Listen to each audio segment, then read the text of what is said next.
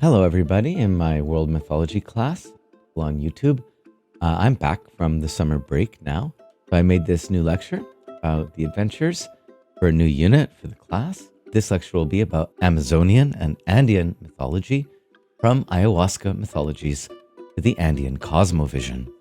This will be a longer two-part lecture, so feel free to use the timestamps to jump around based on your interest.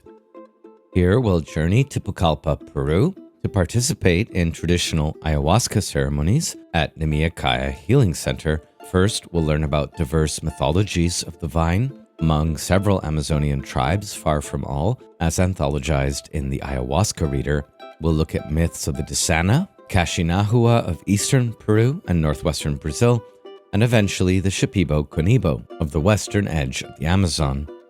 We'll also learn about historical and contemporary cultures that utilize ayahuasca in ceremony, including a bit about rituals, myth, art, and the phenomenology of the ayahuasca experience. In the second part, we'll journey to the Sacred Valley in the Peruvian Andes, the homeland of the Incas, where the majority of the residents still speak their native Quechua. In this part, we'll study Incan history, mythology, visit Machu Picchu, climb Huayna Picchu, and visit locales such as Cusco and Pisac, and we'll learn a bit more about the sacred medicine of that culture zone. That is the San Pedro cactus, or huachuma, which we'll look into to learn a bit more about the Andean Cosmovision. My intention for this video is to make an academically rich but accessible video about ayahuasca, a sacred medicine indigenous to the Amazon but also used internationally today. Ayahuasca is a bitter and powerful decoction traditionally used by many South American indigenous groups and several new religions such as Santo Daime, and it's used for healing and to produce visionary and divinatory experiences. It is brewed by combining and boiling for many hours the bark of the ayahuasca vine, Banisteriopsis caapi, with the leaves of a shrub known as chacruna, Psychotria viridis. Yajé is very similar, but uses different DMT-containing leaves, those of chalaponga. The chacruna, or the chalaponga leaves, contain the psychoactive compound DMT, dimethyltryptamine, which is not orally active. But the ayahuasca contains diverse harmala alkaloids, which are psychoactive in their own right, although more mild, and which also act as MAOI inhibitors that allow the DMT in the leaves to become orally active, not being deactivated by the stomach and entering into the bloodstream of the brain. Ayahuasca analogs called anahuasca can be prepared by combining other plants which contain these compounds, such as Mimosa hostilis and Syrian rue. The word ayahuasca, sometimes used synonymously with Yajé, although they're different, Yajé being more common in northern regions such as Colombia and Ecuador, ayahuasca more common further south, and it has many other names among diverse groups, such as Caapi, Nishi Koban among the Shipibo, Nixi Pai, Daime in the Santo Daime Church, or simply Huasca, and it has a few overlapping etymologies. It is most often derived from the words aya, meaning spirit or soul, corpse, dead body, and huasca, meaning rope or woody vine, a liana, giving it the compound meaning either vine of the soul, or vine of the dead, or vine of the spirits. Almost all indigenous and other groups who work with ayahuasca consider it to be what they call a master plant, a maestro or a maestra, a plant teacher, planta professora, and a holy medicine, a sagrada medicina. It is widely considered as a feminine deity, madre ayahuasca, but in some myths and among some groups it is considered masculine or androgynous or beyond gender. Evidence of the use of ayahuasca among Amerindian populations does not date as far back as evidence for the use of peyote, coca, and tobacco, and so theories as to its antiquity vary widely, as do theories about how it was discovered. A bit later in the lecture, we'll be visiting Nimea Healing Center, where I did an ayahuasca retreat this July. Helpful intro links and videos also include Ayahuasca, Vine of the Soul, and if you have a Gaia subscription, Ayahuasca Awakenings, or The Song That Calls You Home. For Shipibo culture specifically, we'll be looking at woven songs of the Amazon. Music and the Icaros, or sacred songs sung in ayahuasca ceremonies being important here, we'll also give you some playlists. I'm going to give a really brief history of ayahuasca now, but for a more extended timeline, you can check out this link here, which is really well done. So here's a very brief cultural history of ayahuasca in the West. In the 1850s, Richard Spruce botanically identified and partook in a small quantity of ayahuasca, but mostly observed the ingestion of capi among the Tucano Indians of Valpais.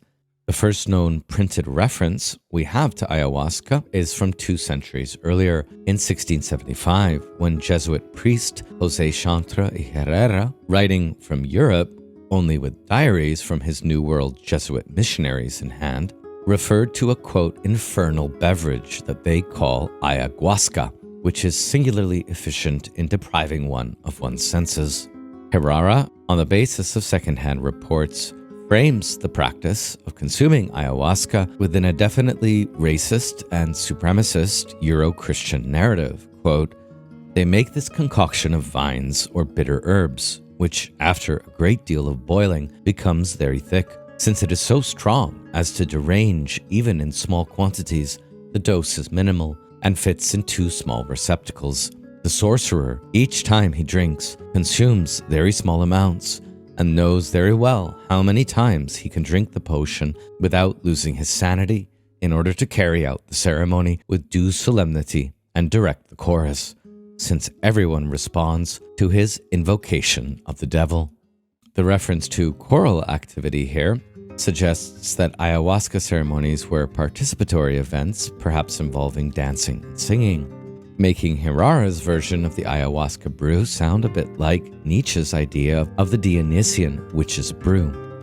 While known about in some circles in the early 20th century, it wasn't until the late 1950s and early 1960s that Beat Generation authors William Burroughs and Allen Ginsberg went out in search of and found the mysterious Yajé, and then popularized it in the Western literary imagination.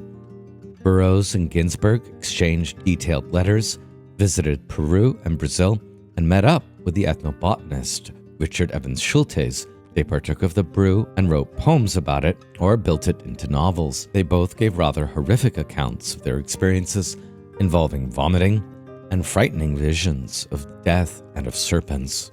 By the early 1970s, ethnobotanist and philosopher duo, the brothers Dennis and Terence McKenna, who you've probably heard about, also went in search of the brew, but at first they found only psilocybin mushrooms, which they consumed in alarmingly copious quantities. They did find ayahuasca eventually, and both ended up leaving an indelible mark on the ayahuasca culture that emerged both within the scientific literature and in popular culture.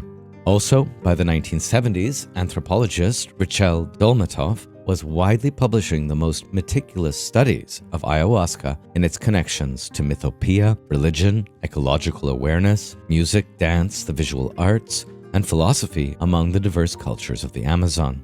A little earlier, Michael Harner's well-known discovery and popularizing of the way of the shaman has its origin in his pioneering research among the Shuar and Conibo of Ecuador and Peru. By the 1980s, the academic rigor was amping up a bit as Michael Tausig was doing genre-blending work on ayahuasca and colonialism. Since then, cross-disciplinary ayahuasca literature has become a veritable cottage industry in academia. Still good places to start, but a little dated now, are Ralph Metzner's edited anthologies, but the text we'll be using here for most of our readings about ayahuasca myth and culture come from the second edition of the Ayahuasca Reader, edited by Luna and White. More popular and widely read books on ayahuasca were kicked off by Jeremy Narby's The Cosmic Serpent, DNA and the Origins of Knowledge in the late 90s. And more recently, he's released a very helpful primer, Plant Teachers, Ayahuasca, Tobacco, and the Pursuit of Knowledge, in collaboration with an ayahuasquero, tabaquero. For a fun, novel-like adventure read, I would recommend California's own Robert Tyndall, an English professor in junior colleges in the region, who's written widely on topics to do with sacred plant medicine. And this was his first book, The Jaguar That Roams the Mind, and it's really a lot of fun. I highly recommend it. Other than the ayahuasca readers, two of the most major publishing events in the history of the ayahuasca literature are, first of all, Ayahuasca Visions. You can find in the module an interview with Luna about his pioneering work with the visionary painter Pablo Maringo. And alongside reading materials this week, I'll supplement with some insights from Benny Shannon's book, The Antipodes of the Mind, charting the phenomenology of the ayahuasca experience. Probably the longest and most rigorous study of the ayahuasca experience from the point of view of cognitive psychology. If your interest is more anthropological and academic, this volume on the left, Ayahuasca Shamanism, is a good one to pick up. If you're more interested in how ayahuasca relates to healing modalities and Western medicine, Rachel Harris's Listening to Ayahuasca, New Hope for Depression, Addiction, PTSD, and Anxiety is the place to go. And if your interest is ayahuasca and global culture, where it is now and where it might be going, the book to pick up is Pinchbeck and Rockland's When Plants Dream, Ayahuasca, Amazonian Shamanism, and the Global Psychedelic Renaissance.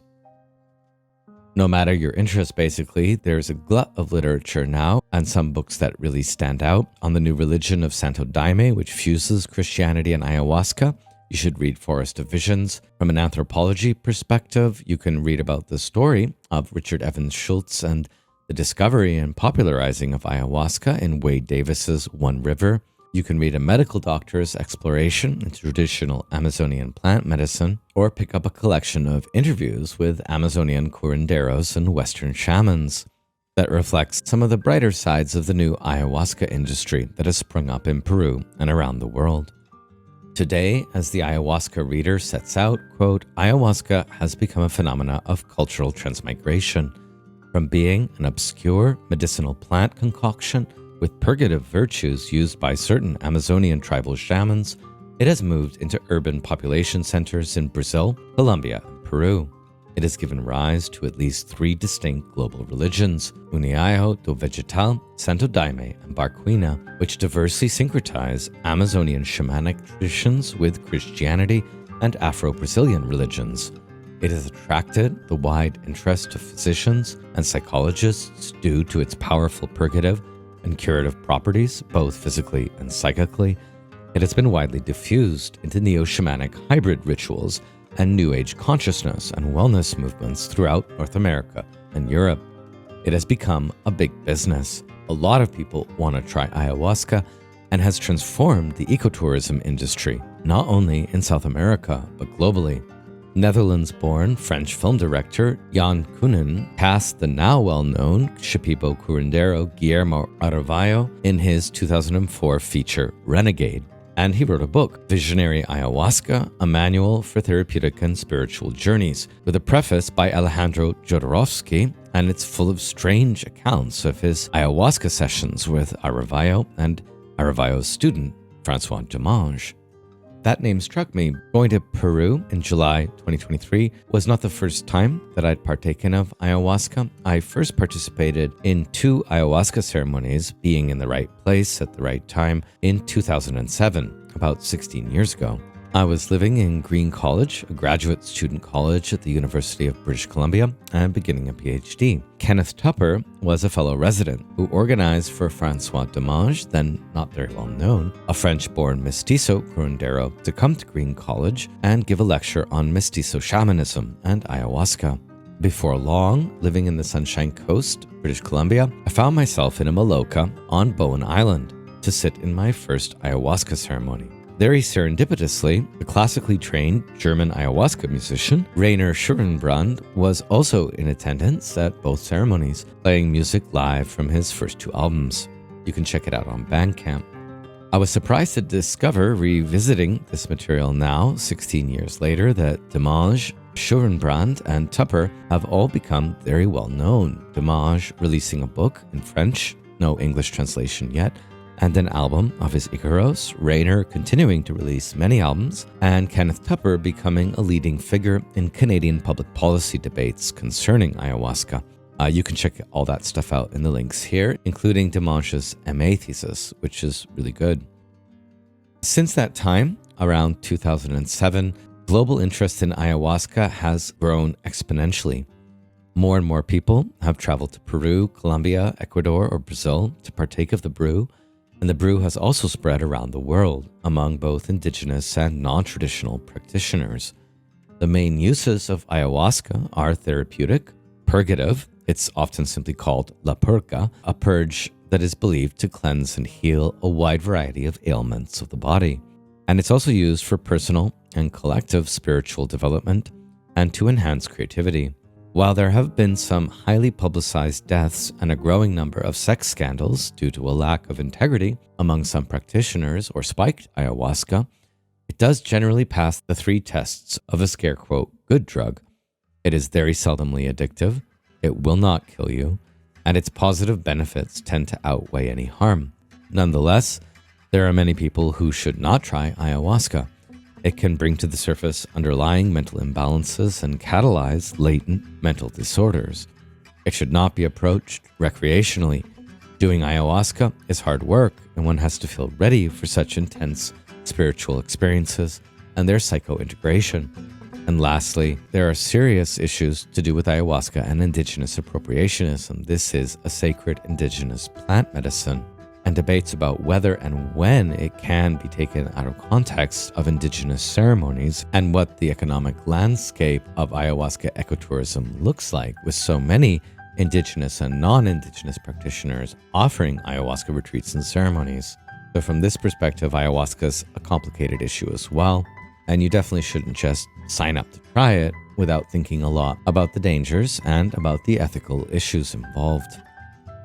As the ayahuasca reader defines its function, it may be considered a sacred medicine, a vehicle to an inner healer or higher self, or as a means to experience ego dissolution and symbolic death. It is also known as a cognition enhancer, a tool for artistic, scientific, or technical inspiration, and as a means to experience beauty and social integration. For Luna and White, any attempt to understand Amerindian cosmology, spirituality, and artistic manifestations must include a knowledge of shamanism, in addition to the central importance given to the ritual use of psychotropic plants, including tobacco and coca, perhaps the oldest of all the psychoactive plants of the Americas, dating from at least 6000 BCE. They go on, the states of consciousness elicited by such plants surely would have contributed to animistic ideas among members of Amerindian societies, by means of which intelligence is extended to plants, animals, and the whole of nature, as well as to an understanding of the role of humans as guardians of the natural world. Shamanism, they go on, which has sparked increasing interest since the 1960s, implies epistemological processes that, in their most radical form, include knowledge through identification or even cognitive transformation into the object of interest.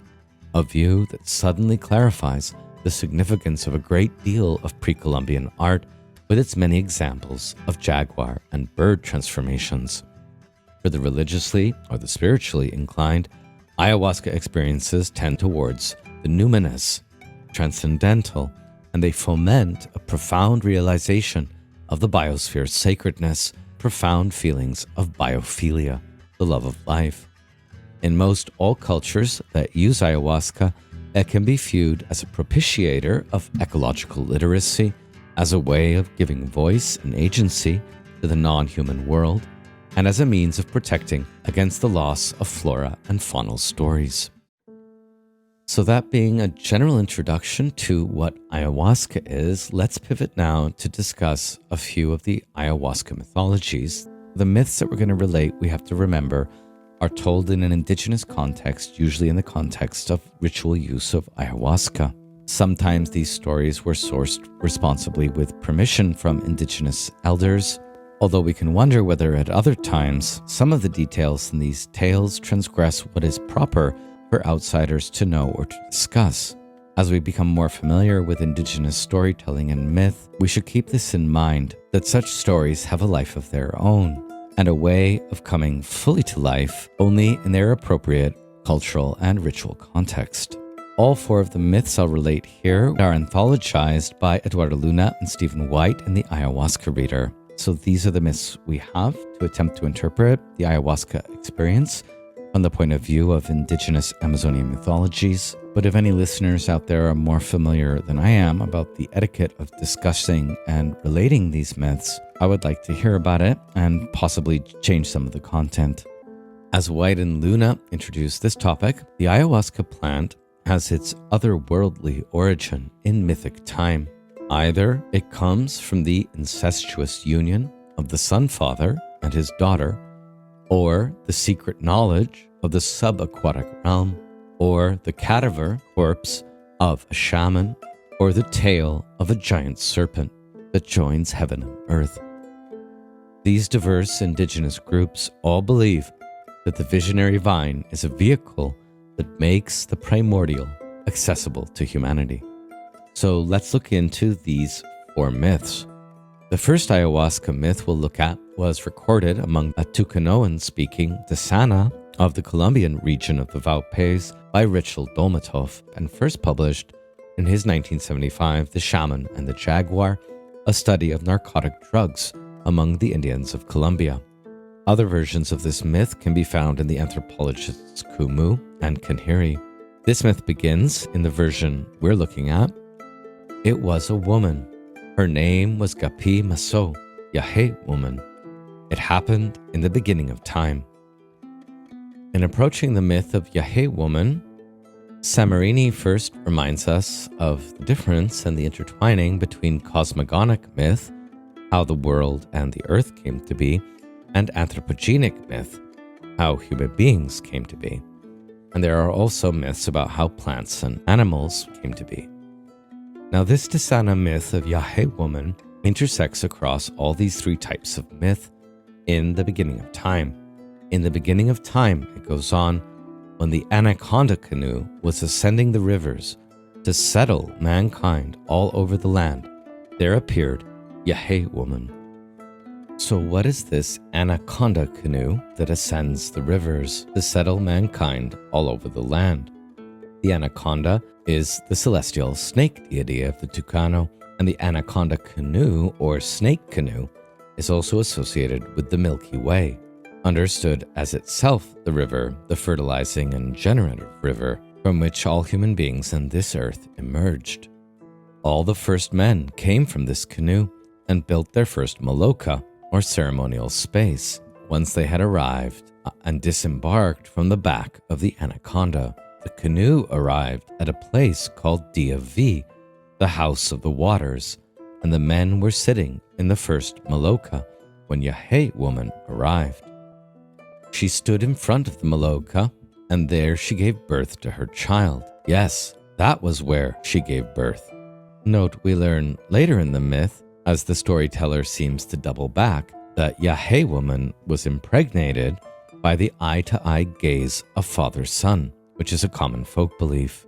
A woman looking directly into the sun might get pregnant from the sun. And so in this version, what appears to be the first woman, also created by father-son, gives birth not inside the maloka, the domain of men, but outside it, at the threshold of the first ceremonial space where ayahuasca is consumed. After giving birth, Yajé woman took a tuca plant and cleaned herself and the child. The leaves were shiny, red, brilliant red, and so was the umbilical cord. It was a long umbilical cord. She is the mother of the Yajé vine. The vine, the umbilical cord, and the anaconda all being connected here. Inside the maloka, men were sitting, the ancestors of all Tucano groups. The Desana were there, and the Tucano proper, and the Piratapuya, and the Uanano. They were all there. They had come to receive the Yajé vine. To each, the Yajé vine was to be given, and they had to be gathered to receive it. You can see some old pictures of Desana or Tucano ceremonial here on the right. Then the woman walked towards the maloka, where the men were sitting. She entered through the door with the child in her arms. When the men saw the woman with her child, they became benumbed and bewildered. It was as if they were drowning as they watched the woman and her child. She walked to the center of the maloka, and standing there, she asked, "Who is the father of this child?" The men were sitting, and they felt nauseated and benumbed. They could not think anymore. Monkeys, tapirs, and squirrels were there too, and they were also nauseated and benumbed, and began eating their own tails, exclaiming things like, "I am in a bad way. I am eating my tail. What is going on? I shall go mad eating my tail. Poor me." This very strange image of even the animals being enmaddened by the presence of Yajé woman and eating their own tail reminds us of the Ouroboros image, the serpent that's eating its own tail. Or of Wilhelm Reich's Orgone model of psychology. What is needed is to unfurl the Ouroboros, but I digress. Again, Yajé woman stands at the center of the Maloka and asks, "Who is the father of this child?" The baby itself is usually male, but in some myths it's androgynous and is emanating a great yellow light, and a maddening silence descends on the Maloka. There was a man sitting in a corner and saliva was dripping from his mouth. He rose and seizing the child's right leg, he said, "I am his father." "No," said another man, "I am his father." "No," said the others, "We are the children's fathers." And then all the men turned upon the child and tore it to pieces. They tore off the umbilical cord and the fingers and the arms and the legs. They tore the child to bits. Each one took apart the part that corresponds to him, to his people, and ever since each group of men has had its own kind of Yajé. So what's going on in this extremely uncanny tale? As Samarini explains, in some versions of this tale, the men were waiting in the Maloka, but in others, they are seeking or awaiting a gift the Sun Father has promised to send them, a visionary drink or brew. At the time, they did not seem to anticipate the arrival of the first woman, created by Father Sun as a gift, and we can compare here the myth of Pandora. The men were drinking only kashiri and other alcoholic intoxicants, while waiting for this gift that Father Sun had promised. Why do the men and all the animals go crazy when Yajé woman enters the center of the Maloka? Samarini has also written an interesting book on animals and psychedelics here, which may help us to understand these details of the animals' reactions to Yajé woman. Why does she demand to know the paternity of the Yajé vine? Note that while the vine here is usually a boy, Yajé woman is the mother of the vine, many plants having mother or father spirits behind them, responsible for them as their children. Why do all the inebriated men respond that they are the father and proceed to dismember the child? And why is the gift of the first woman synonymous with the gift of Yajé? And lastly, what does it mean that the mother of the vine is the first woman, but the vine itself is the first son, a vine boy or the Yajé liana? So in trying to answer these questions, Samarini points out how this myth fits the shamanic pattern of a vegetative fertility myth involving altered states, death, and rebirth. The mythologum in this myth is that of tearing apart, the Greek sparagmos, and this reminds us also of the Greek and specifically Orphic myth of the god Dionysus, wherein a child is torn apart, cannibalized by Titan gods or ancestral deities who are struck with lightning, human beings being created from the soot. Comparisons of Yajé ritual and myth with Dionysian ritual and myth in Western cultures again present themselves, but we won't go too far into that here.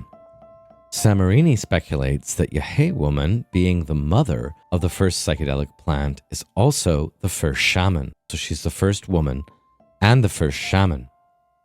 As Samarini puts it, the first shaman was not a man, it was a female, a woman. He goes on, this brings us directly to something very important, the role played by women in birth, in creation, or in the discovery of hallucinogenic plants. I often see in all the myths of intoxicating plants that there are women who are creators or discoverers of intoxicating plants. And indeed, we find similar myths in global indigenous myths in regards to the origins of coca, kava, chicha, iboga, and San Pedro, where it is a woman or the first woman who is transformed into the psychedelic plant, or who births the plants through her vagina or discovers them, and often the first women are shamans in myth. For more on this fascinating topic, check out Barbara Tedlock's The Woman in the Shaman's Body. Lastly, Samarini answers the question of why. why is the gift of Yajé woman and father's son, the liana vine, necessary for the men in the Maloka? And he answers, Father's son gives us the Yajé to humanize mankind. It wasn't enough to create men. Men had to be humanized. Even today, Yajé humanizes us. That is the goal, the purpose of the being of this plant. Not just ayahuasca, but all sacred plants. Sacred plants humanize us. And he notes the connection here between humanization and the feminine. For while we might see many male animal figures like jaguars and anacondas and sorcerer or warrior culture in ayahuasca myth, if you look more closely into the visionary background, you find a basis of ayahuasca that is nurturing and feminine. The myth, in fact, interprets itself, as Rachel Dolmatov records. Desana Paye, or shaman or medicine man, himself discusses why the Sun Father should have created Yajé, what his intentions were when he gave this drug to mankind. Quote, mankind needed a means of communication. It was for this reason that the Sun Father was searching for Yajé. He gave the color to the people. He gave them the yellow light. He gave them Yajé. And by giving them Yajé, he gave them their life. He gave them the rules by which they should live. And once they had Yajé, they had found their fields, their conversations. Now they had Yajé, and so many other things besides with which to reciprocate. Conversations, songs, food, and also evil things. Now they had found their place, even if it was in the midst of troubles and errors. Sitting there in the house of the waters, they had found their way of life. Note for now how to sit with Yajé in this mythical self-interpretation is to sit with complexity, which Vanessa Machado de Elvira defines as learning to sit with all of the good, the bad, the broken, and the messed up. The good here being conversations, song, and food, the bad being evil things, and the messed up being that we are always in the midst of troubles and errors. Nonetheless, by the house of the waters, through Yajé, there is found a way of life. Yajé, in this conclusion, is a master teacher and the means of communication through the yellow light between human beings and the sun and the earth and everything in this world. For the second myth, Dolmatov records in another book in 1971, Amazonian Cosmos, the sexual and religious symbolism of the Tucano Indians. This is the creation myth, and it's a bit more explicitly cosmogonic rather than anthropogenic, and like many sun and moon or divine twin myths, in which one of the brothers suffers a diminishment due to an evil action, it appears to encode the basis of an Amazonian political theology. It begins, in the beginning there was the sun and the moon. They were twin brothers. At first, they lived alone, but then the sun had a daughter, and he lived with her as if she were his wife. We're not going to go too far here into the incest motif in mythology, which is ubiquitous, but we can wonder, since it's unmentioned here, whether the daughter that the sun has, who becomes his wife, is in fact Yajé woman, here unmentioned in our source. In any case, the moon brother did not have a wife and became jealous. He tried to make love to the wife of the sun, but the sun heard about it. There was a dance up in the sky in the house of the sun, and when the moon brother came to dance, the sun took from him as a punishment the large feather crown he wore that was like the crown of the sun. This implying that at that time, because he had his crown like the sun crown, that the moon was just as bright. He left the moon brother with a small feather crown and a pair of copper earrings, in a way making the moon responsible for the world of women. From that time on, the sun and the moon have been separate, and they are always far apart in the sky, as a result of the punishment that the moon brother received for his wrongdoing. Now let's interpret this myth, which initially reminds us of Genesis 1:16. God then made two great lights, the greater light to rule the day, and the lesser light to rule the night. As the medieval rabbinic commentator Rashi explains, this Hebraic myth, quote, they were created, the sun and the moon, of equal size, but that of the moon was diminished because she complained and said, It is impossible for two kings to make use of one crown. Here we have very similar thoughts, in traditions most likely completely separated. Look up at the sky and you see the sun is the sovereign of the sky, and the moon has sovereignty over the night, but it seems to be a lesser kind of sovereignty. Sovereignty here being represented by the crown, and the diminishment of the moon and separation into the realm of night being explained due to rivalry and misdeeds. In contrast, the sun's creation is perfect and stable, and thus sets the model for the coming human community.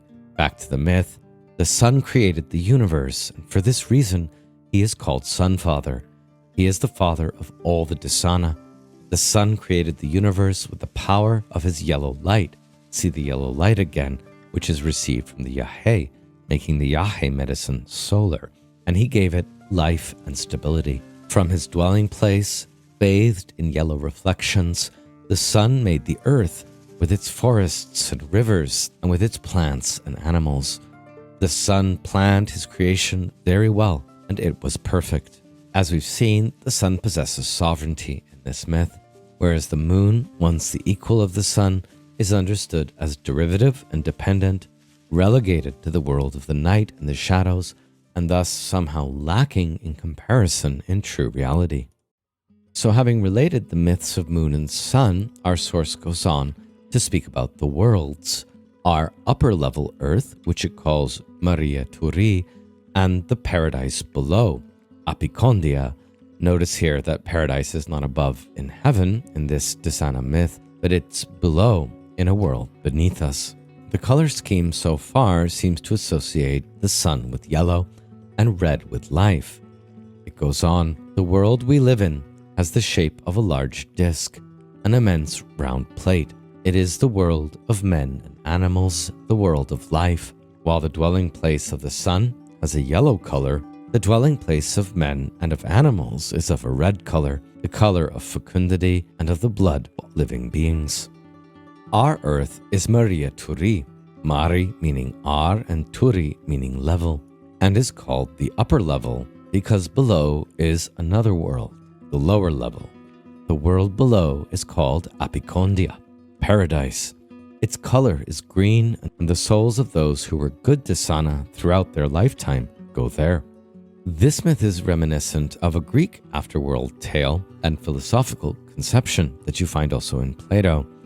There the idea is that the soul is a stranger on the earth, and that this world we're inhabiting now is like an underworld, Hades, whereas the true Hades, the true underworld, is concealed in another dimension of reality beneath our feet, and there it is a greening paradise of fertility or fecundity, often called the Elysian fields, which the purified souls go to when they die. Within Apicondia, this paradise, there are also sunrises and sunsets, but truer ones, a myth we also find in Hesiod's description of Tartarus in the Theogony, and which again parallels Plato's myth of the cave.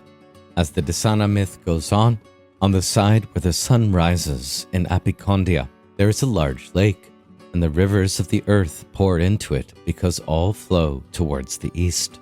Thus, Apicondia is connected to our earth by the waters of the rivers. On the side where the sun sets in Apicondia lies the dark region. This is the region of night and is an evil place. Again, the afterworld geography of the Desana parallels central texts in Western esotericism. Plato, in the Phaedo and elsewhere, speaks of a network of rivers which make up the fabric of true reality, and the locales of dawning and revelation that gather like rivers into the great lake or meadow of memory in the east, opposed to the regions of dusking and concealment in the west. Similar conceptions can also be found at the outset of the Mayan Popol Vuh, where the authors speak of Evaxibal and Securibal, the place of dawning and the place of dusking. It makes sense that mythical consciousness would conceive the East as a domain of memory, the dawning sun, and the West as a region of dusking and concealment. Regarding the fabric of true reality and the network of rivers on this earth moving towards the place of dawning, or evanescing into the night, the myth next speaks of the Earth as an end cosmic cobweb or quilt work of the universe, leading back to the Milky Way as the hub of the spiritual world. Quote, "Seen from below, Apicondia, our Earth, looks like a large cobweb. It is transparent, and the sun shines through it. The threads of this web are like the rules that men should live by, and they are guided by these threads, seeking to live well, and the sun sees them." This passage reminds of the ancient Indian Vedic notion of Indra's web and of the loom of the goddess Necessity, cosmic Ananke, again in Plato's myth of air, where the fates weave the cosmic quilt work, weaving the threads of destiny into everything that lives. Above our Earth, the sun created the Milky Way. The Milky Way emerges as a large foaming current from Apicondia and runs from east to west, the opposite direction of the rivers on this Earth, which move towards the east, the dawning light. Strong winds rush through the Milky Way, and it is blue in color. It is the intermediate region between the yellow power of the sun and the red color of the Earth. For this reason, it is a dangerous region because it is there that people establish contact with the invisible world and with the spirits. Having described a cosmogonic geography, the myth next pivots to the creation of the tribes. The sun, again, created the animals and the plants. To each one, he assigned the place he should live. He made all of the animals at once, except the fish and the snakes. These he made afterwards. Also, together with the animals, the sun made the spirits and the demons of the forest and the waters. The sun created all of this when he had the yellow intent, when he caused the power of his yellow light to penetrate in order to form the world from it.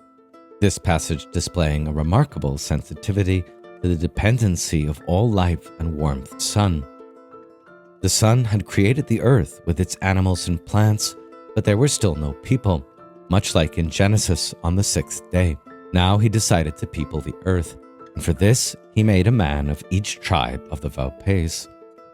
He was a man, a creator of the people, whom the sun sent to people the earth. Pamori Masé was in Apicondia, and he set forth from there in a large canoe. So men emerged from Apicondia to people the earth. It was a live canoe, in reality a large snake that swam on the bottom of the river. This snake canoe was called Pamori Kasiru, and its skin was painted yellow, and it had stripes with black diamonds. It was a very long journey, and the snake canoe was going up the river because Pamori Masé was going to establish mankind at the headwaters.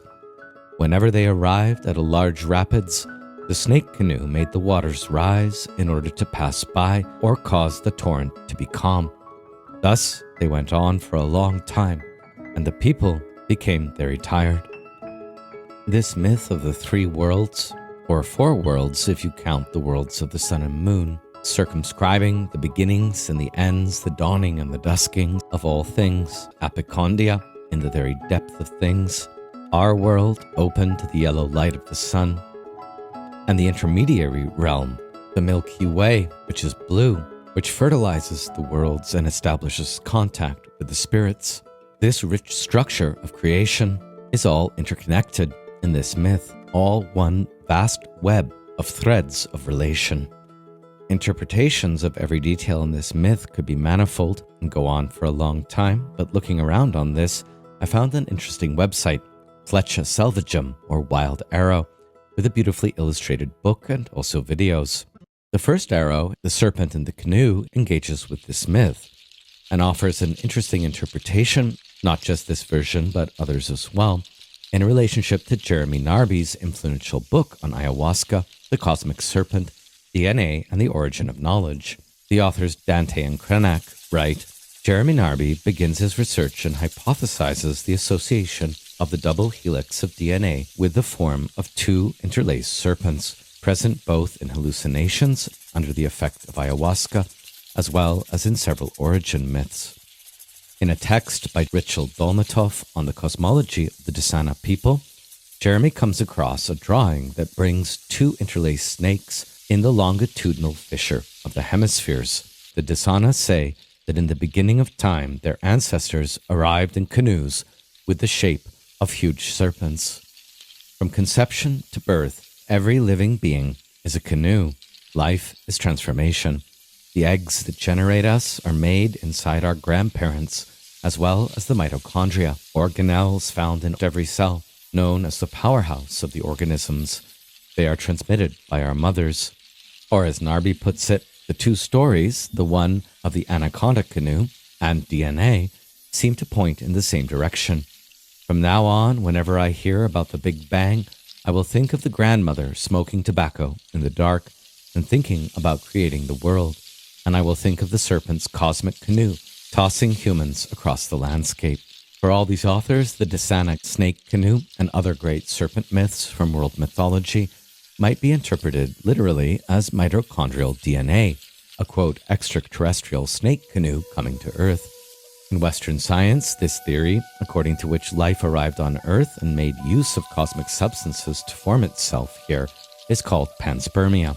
On this narrative, after a long time aboard the snake canoe, fish people landed and transformed into the peoples and clans that inhabit the Earth. A cosmic serpent is what brought life to Earth. It was a transport of information, instructions for the crossing itself, and the transformations to come along the way.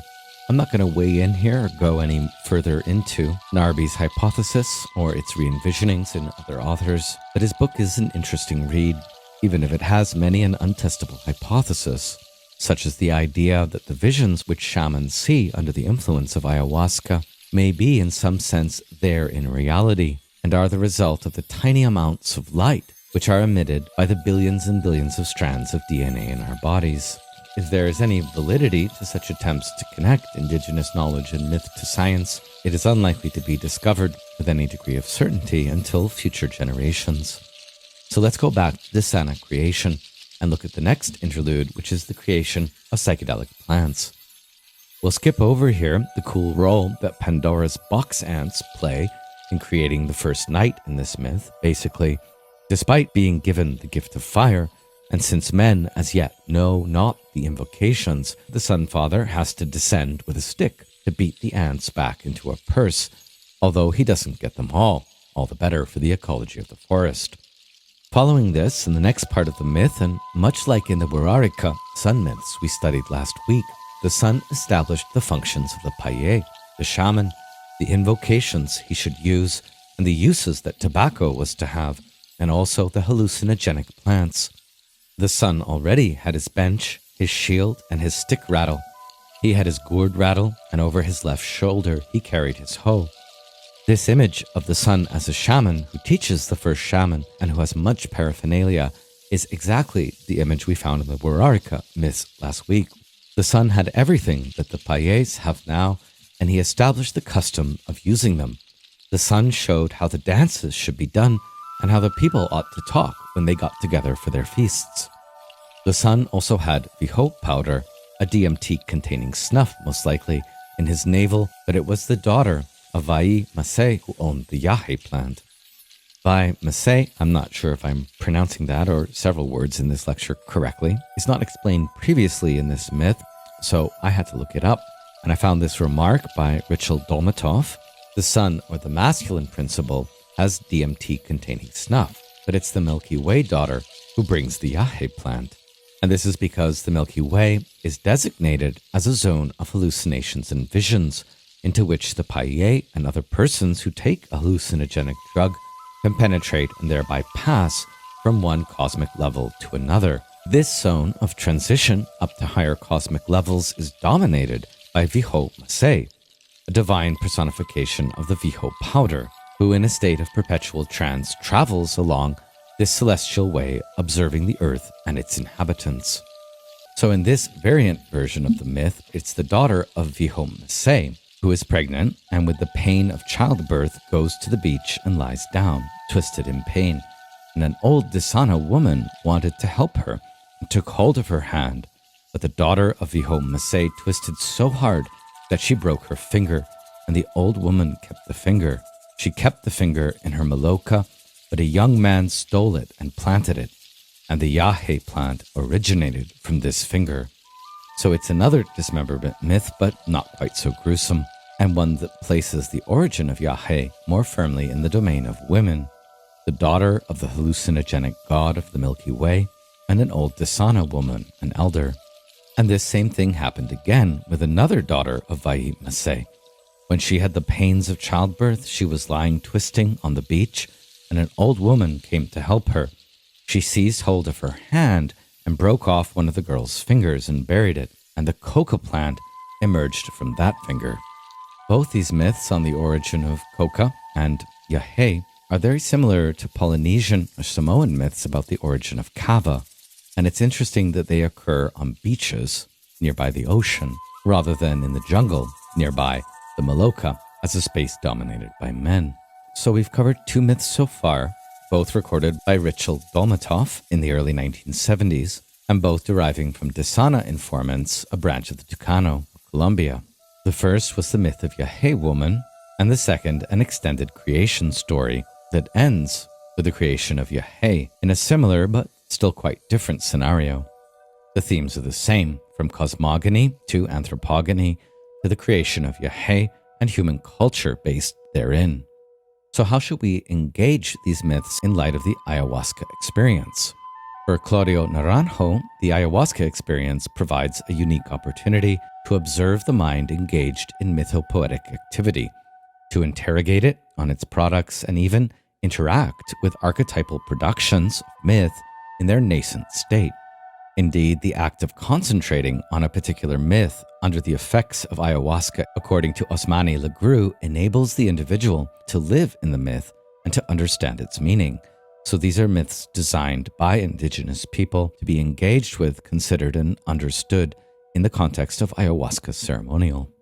Now, this is especially true for 2 ayahuasca myths we're going to look into now, which were recorded by Legru from the Cashinahua tribes of northwestern Brazil. They call ayahuasca or Yajé Nixi Pai, and they are especially famed for their vaster than usual botanical knowledge among the peoples of the Amazon. The first Nixi Pai myth of the Cashinahua tribe we'll look at here is a myth concerning the separation of heaven and earth. It's a myth of cosmic ascent that produces a special kind of ayahuasca brew called Zanca Huni, the vine of lightness. This vine enables the people to ascend into the sky, following the example and the path traced for them by the sky people when they decided to go and live far away from the earth. So let's now look at the myth of Zanca Huni, the vine of lightness, as told by the informant Milton Maya in the village of Nova Alianca at the Purus River in 1995. It begins, "Well, this is the way our ancestors did it. They wanted to ascend into the sky, the whole village at the same time, taking their house and their gardens with them. So they decided to drink Zanca Huni, the vine of lightness. They went to get the vine and they beat it into pieces to boil it. After the vine had been cooking, they took it from the fire to let it cool down. Then, when the Zanca Huni was cold, they drank the brew. They also sprinkled the brew all along the edges of their gardens to ensure that the whole piece of land would levitate with them in their ascension. They finished it all and knew that the vine drunkenness had begun to manifest itself when their bodies started to tremble. With the first signs of the arrival of the brew's effect, they sent someone off to inform the other village. 'Go and tell them, run. Take the main path and come back quickly,' the people told him. 'Go and let them know that we took the vine of lightness. Tell them we are already seeing those things you see when it is beginning to arrive. Tell them the effect of the brew has started already. Quickly, run, go quickly,' they told him. The messenger went, but he did not notify anyone. He hid himself instead at the edges of the village to try to make love to the women, perhaps because the women were not included in the Maloka in this ceremony of ascension. Hidden, he called out, 'Come here, beautiful woman, come.' Meanwhile, where is he? The people asked, back at the Maloka. 'When are they going to arrive?' The other village. 'The earth is already trembling. What if they do not come? Maybe they're not coming, so let's ascend. We're already going up.' A great racket of sacred sounds like liftoff noises is heard throughout the region, but the messenger keeps trying to seduce the wives who are left behind in the village. Kin from nearby villages come to the messenger and ask, "Why are our kin making all this purin noise? What is happening?" "Nothing is happening," the messenger answered. "They took the vine of lightness and are already seeing those things you see when it is beginning to arrive. Tell our kin so that they can come with us," they said. And so I came. They're already making a lot of noise. They're going. "Why did you come so late?" the village responds. "Why didn't you come immediately?" they asked. "I was just arriving," he answered. "Let's go. They took the vine of lightness. Let's return. They're already ascending. Let's go with them."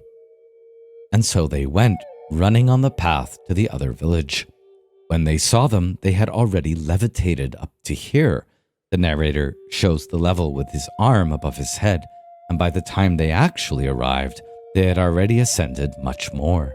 Seeing them, they cried, "Take me with you!" And the narrator reaches out his arms. "I sent a man to inform you. Why didn't you come immediately?" they replied from the levitating platform. "Take me with you, take me with you, don't leave me behind," he, the messenger, cried. "Come on, then," they said, but the platform was too high. The messenger could not touch the edge with his hand anymore, and so they went higher and higher, shouting "Sáez, Sáez," and trumpeting the purin, and blowing on the armadillo's tail, tix, tix. Ascending like this, they left the earth. This is as far as my words go. In this quite comical myth, not only the Maloka, but an entire village enclosed by a sacred boundary of ayahuasca sprinkles literally levitates like a flying saucer and departs, gardens and all, to a celestial homeland. The previous myths studied also underline ayahuasca's celestial and solar origins. It is a plant given by the Sun Father, and this myth highlights ayahuasca's transcendent destination. Legru, who's provided these myths, then comments, "This myth is a clear statement on the mediating nature of the ayahuasca brew. Ayahuasca is a means of transport and of transformation, a means of reconnecting with the invisible layers of the cosmos, as well as a way of making present the world and stories told in myth through imaginary experience. If you want to learn about the world of the ancestors, Osmani, who is from the village of Mooma, told Legru, you have to remember a myth like this before you drink the brew. If you concentrate well on the story and its beings will appear to you in vision, and you will understand the meaning this story has for your own life and experience. You will feel the story. You will live it." In other words, the full significance of the three myths related so far, we really can't get to the bottom of without the context of a traditional ayahuasca ceremony to guide us. The last myth I'll recount here, before we talk about the Western phenomenology of the ayahuasca experience, is a myth about the origin of Nixi pie, also told by Milton Maya with the help of Maria Domingo. This myth features a hunter who observes an anaconda arise from a lake, an anaconda who turns into an extremely beautiful woman, her whole body covered in exquisitely elaborate genepap design. The woman makes love to a tapir, a creature similar to a pig or a boar. "What a beautiful woman," the indigenous man observing says to himself. "I want this woman. Tomorrow, I will do the same as the tapir did." Having witnessed this, the hunter becomes unsatisfied with life at home with his wife and returns to see the beautiful woman anaconda the next day after a sleepless night of yearning. When she appeared, he embraced her with force, trying to lay her down, but she resisted. Suddenly, she became a snake, an anaconda echidna, we could say, coiling her body around his, almost suffocating him, and she asks, "What are you doing here?" And the man, in a panic, replied, "Well, I was here yesterday, and I saw the tapir making love with you. I wanted to do the same." "You see," she said, "we are like this as well, the anaconda. If you really want to make love with me, we will have to talk first." "Sure," replied the man, relieved, and the snake loosened her grip and became a woman again. "Do you have a family?" she asked.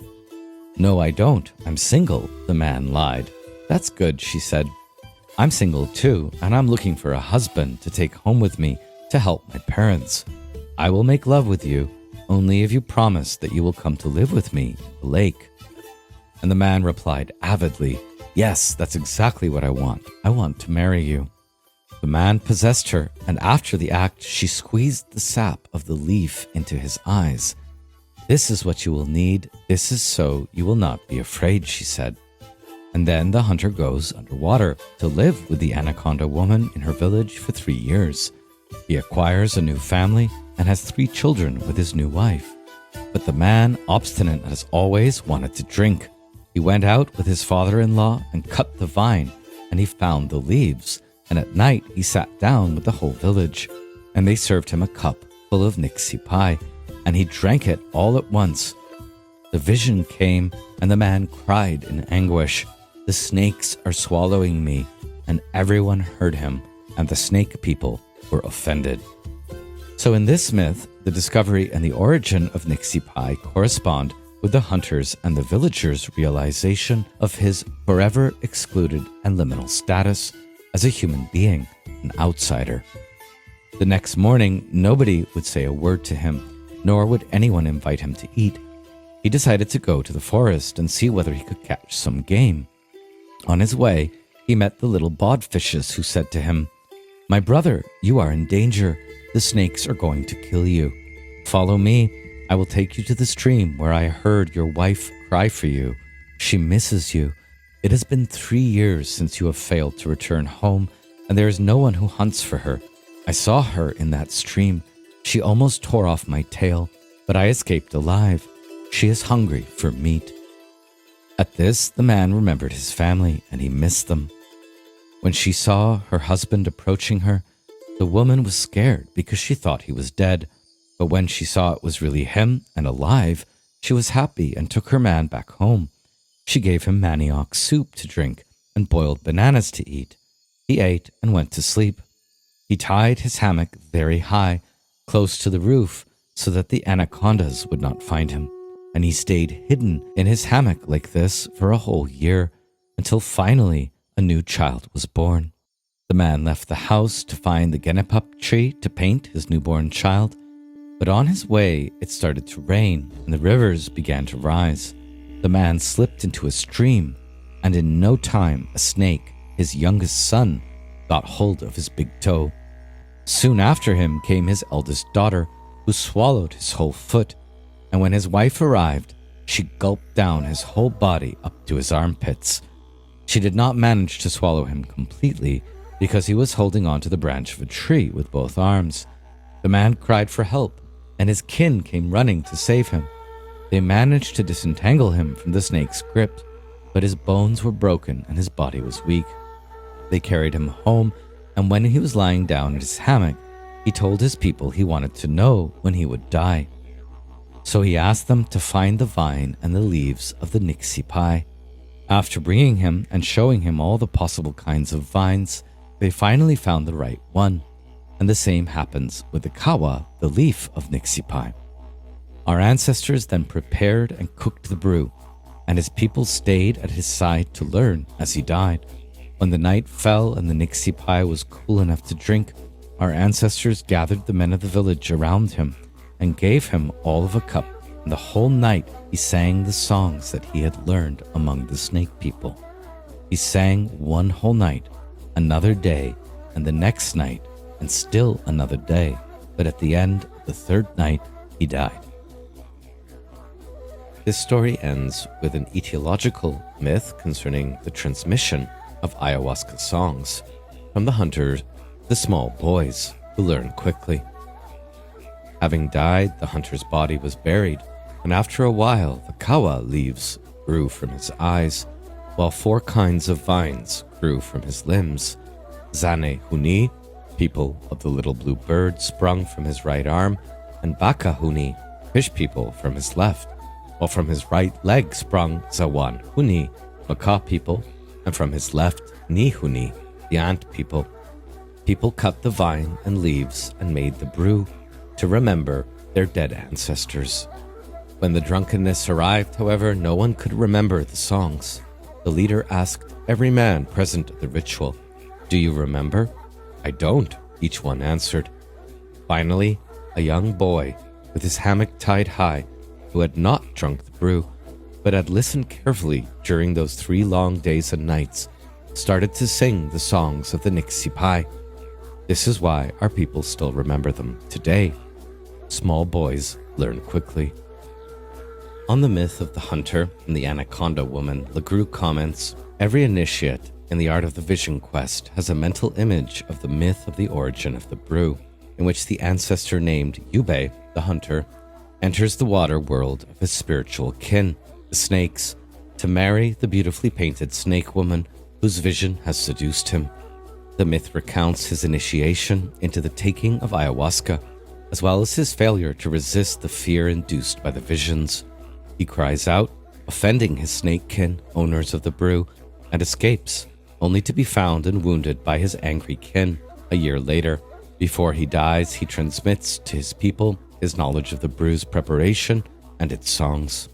The initiate, while thinking of this myth and under the brew's influence, will live the same primordial conflict of affinity and strangeness in a world where he does not know the rules and habits, an adventure which gives knowledge and power, but involves the symbolic death of being caught and broken in the anaconda's grip.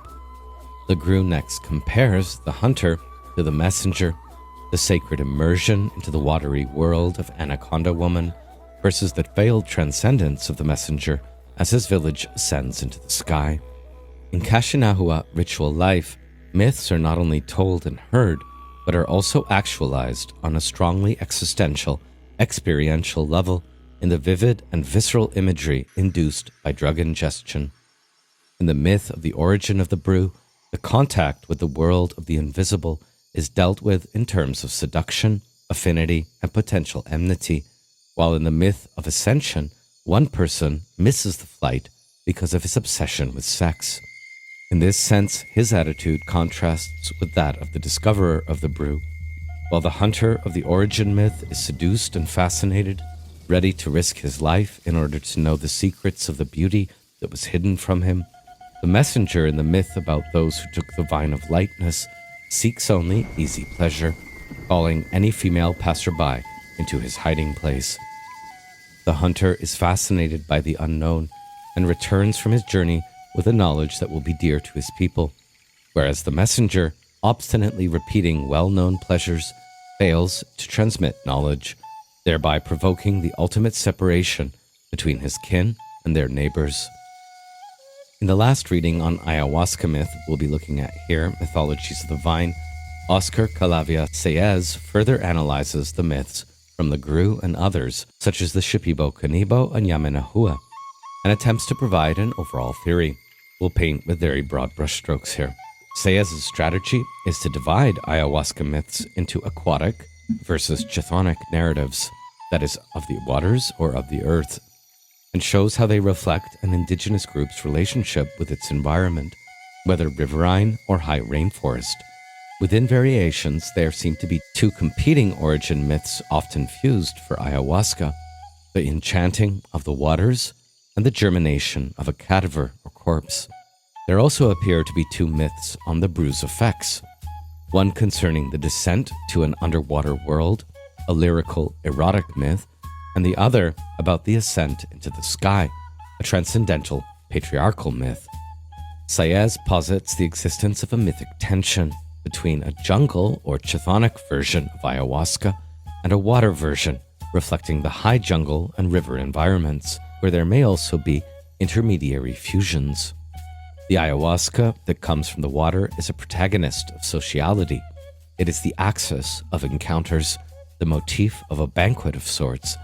It is also the result of marriage, along with difficult experiences such as uneasiness, fear, contamination, nightmares, the scorn and the susceptibility of the brothers and the sisters-in-law. In short, all this uxorolocal sadness leading to a painful outcome, an appropriate vision for a group that is so concerned about the alliance of marriage with its potentials and its dangers as a basis for social life. The ayahuasca that lifts one into the sky, on the other hand, deals with the theme of separation. For the Yamanahua, the sky is an ethically purified habitat in which the diverse family branches live separated, and incest is the norm. It is in the Yawanahua version that ayahuasca is closest to becoming a complete cosmological axis. The magical power that proceeds from the bottom of the water makes the land fertile as plants that are born from the body of the first human to die, and also facilitates the ascent into the sky.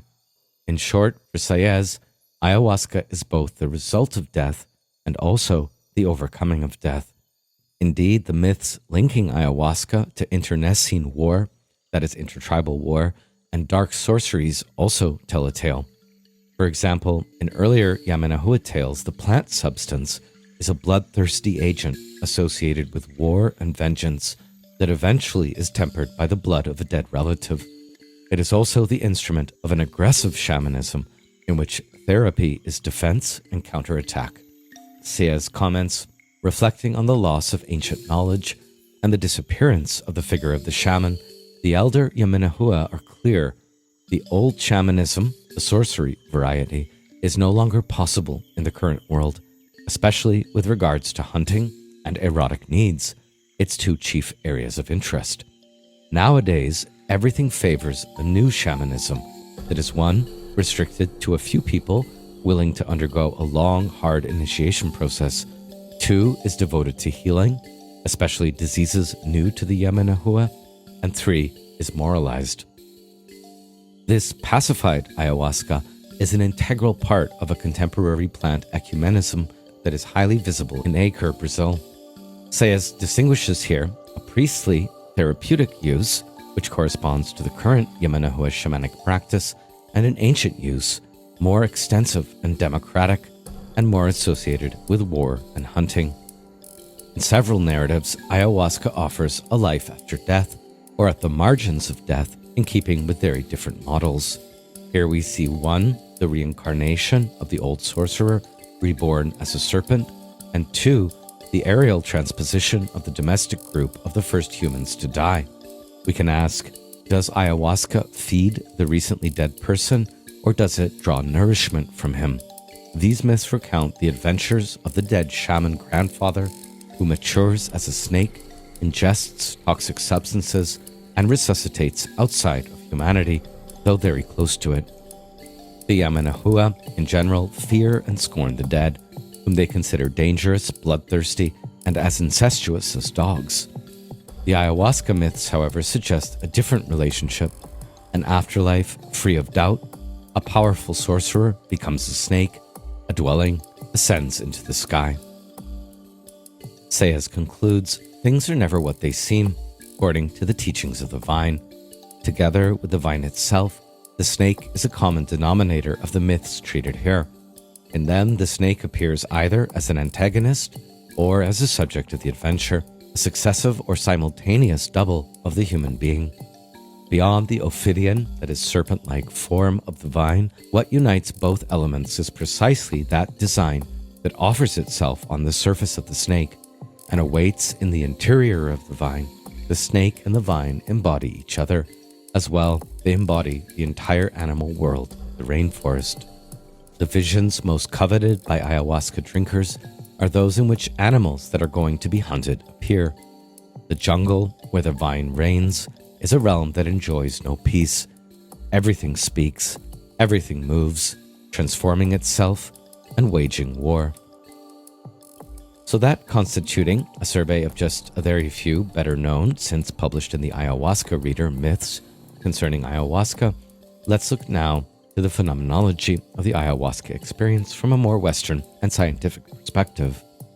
Ever since my first two ceremonies back in 2007 with the mestizo shaman Francois Damage and the musician Rainer, I had intended to read Shanon's Antipodes of the Mind, but didn't get around to it. The Israeli psychologist Benny Shanon is best known for his systematic study of the phenomenology of ayahuasca, and has more recently been stirring up controversy among biblical scholars for his claims, now alongside Rick Strassman, that the Hebrew prophets may have smoked DMT-containing shrubs, the famous burning bush of Moses. This book is dense, often repetitive, and comes from a cognitive psychology perspective. Some sections are definitely more readable and interesting than others. Nonetheless, it remains the single best overall account of the phenomenology of the ayahuasca experience to date. You can check out an interesting YouTube talk by Shanon here. Since no one chapter of Shanon's study worked in isolation for this unit, I assigned instead Luis Eduardo Luna's Shannon-influenced article, Some Observations on the Phenomenology of the Ayahuasca Experience, to close out the academic coverage before we go to Nimea. But a brief overview of the Shannon can help introduce a topic that Luna indeed begins from Shannon when he quotes, as epigraph to his article, "A speculation I had, and which I heard from several other people, is that ayahuasca is the ultimate source of knowledge and the presentation of all wisdom. That, in fact, it is the tree of knowledge." In the epigraph to Shannon's own book, he expands on this a bit with a tale recounted to the author by an ice cream vendor in the Peruvian Amazon. The ice cream vendor said to him once, "God wanted to hide his secrets in a secure place. Would I put them on the moon?" he reflected. But then, one day, human beings could get there, and it could be that those who would arrive there would not be worthy of the secret knowledge. Or perhaps I should hide them in the depth of the ocean. God entertained another possibility. But again, for the same reasons, he dismissed it. Then the solution occurred to him.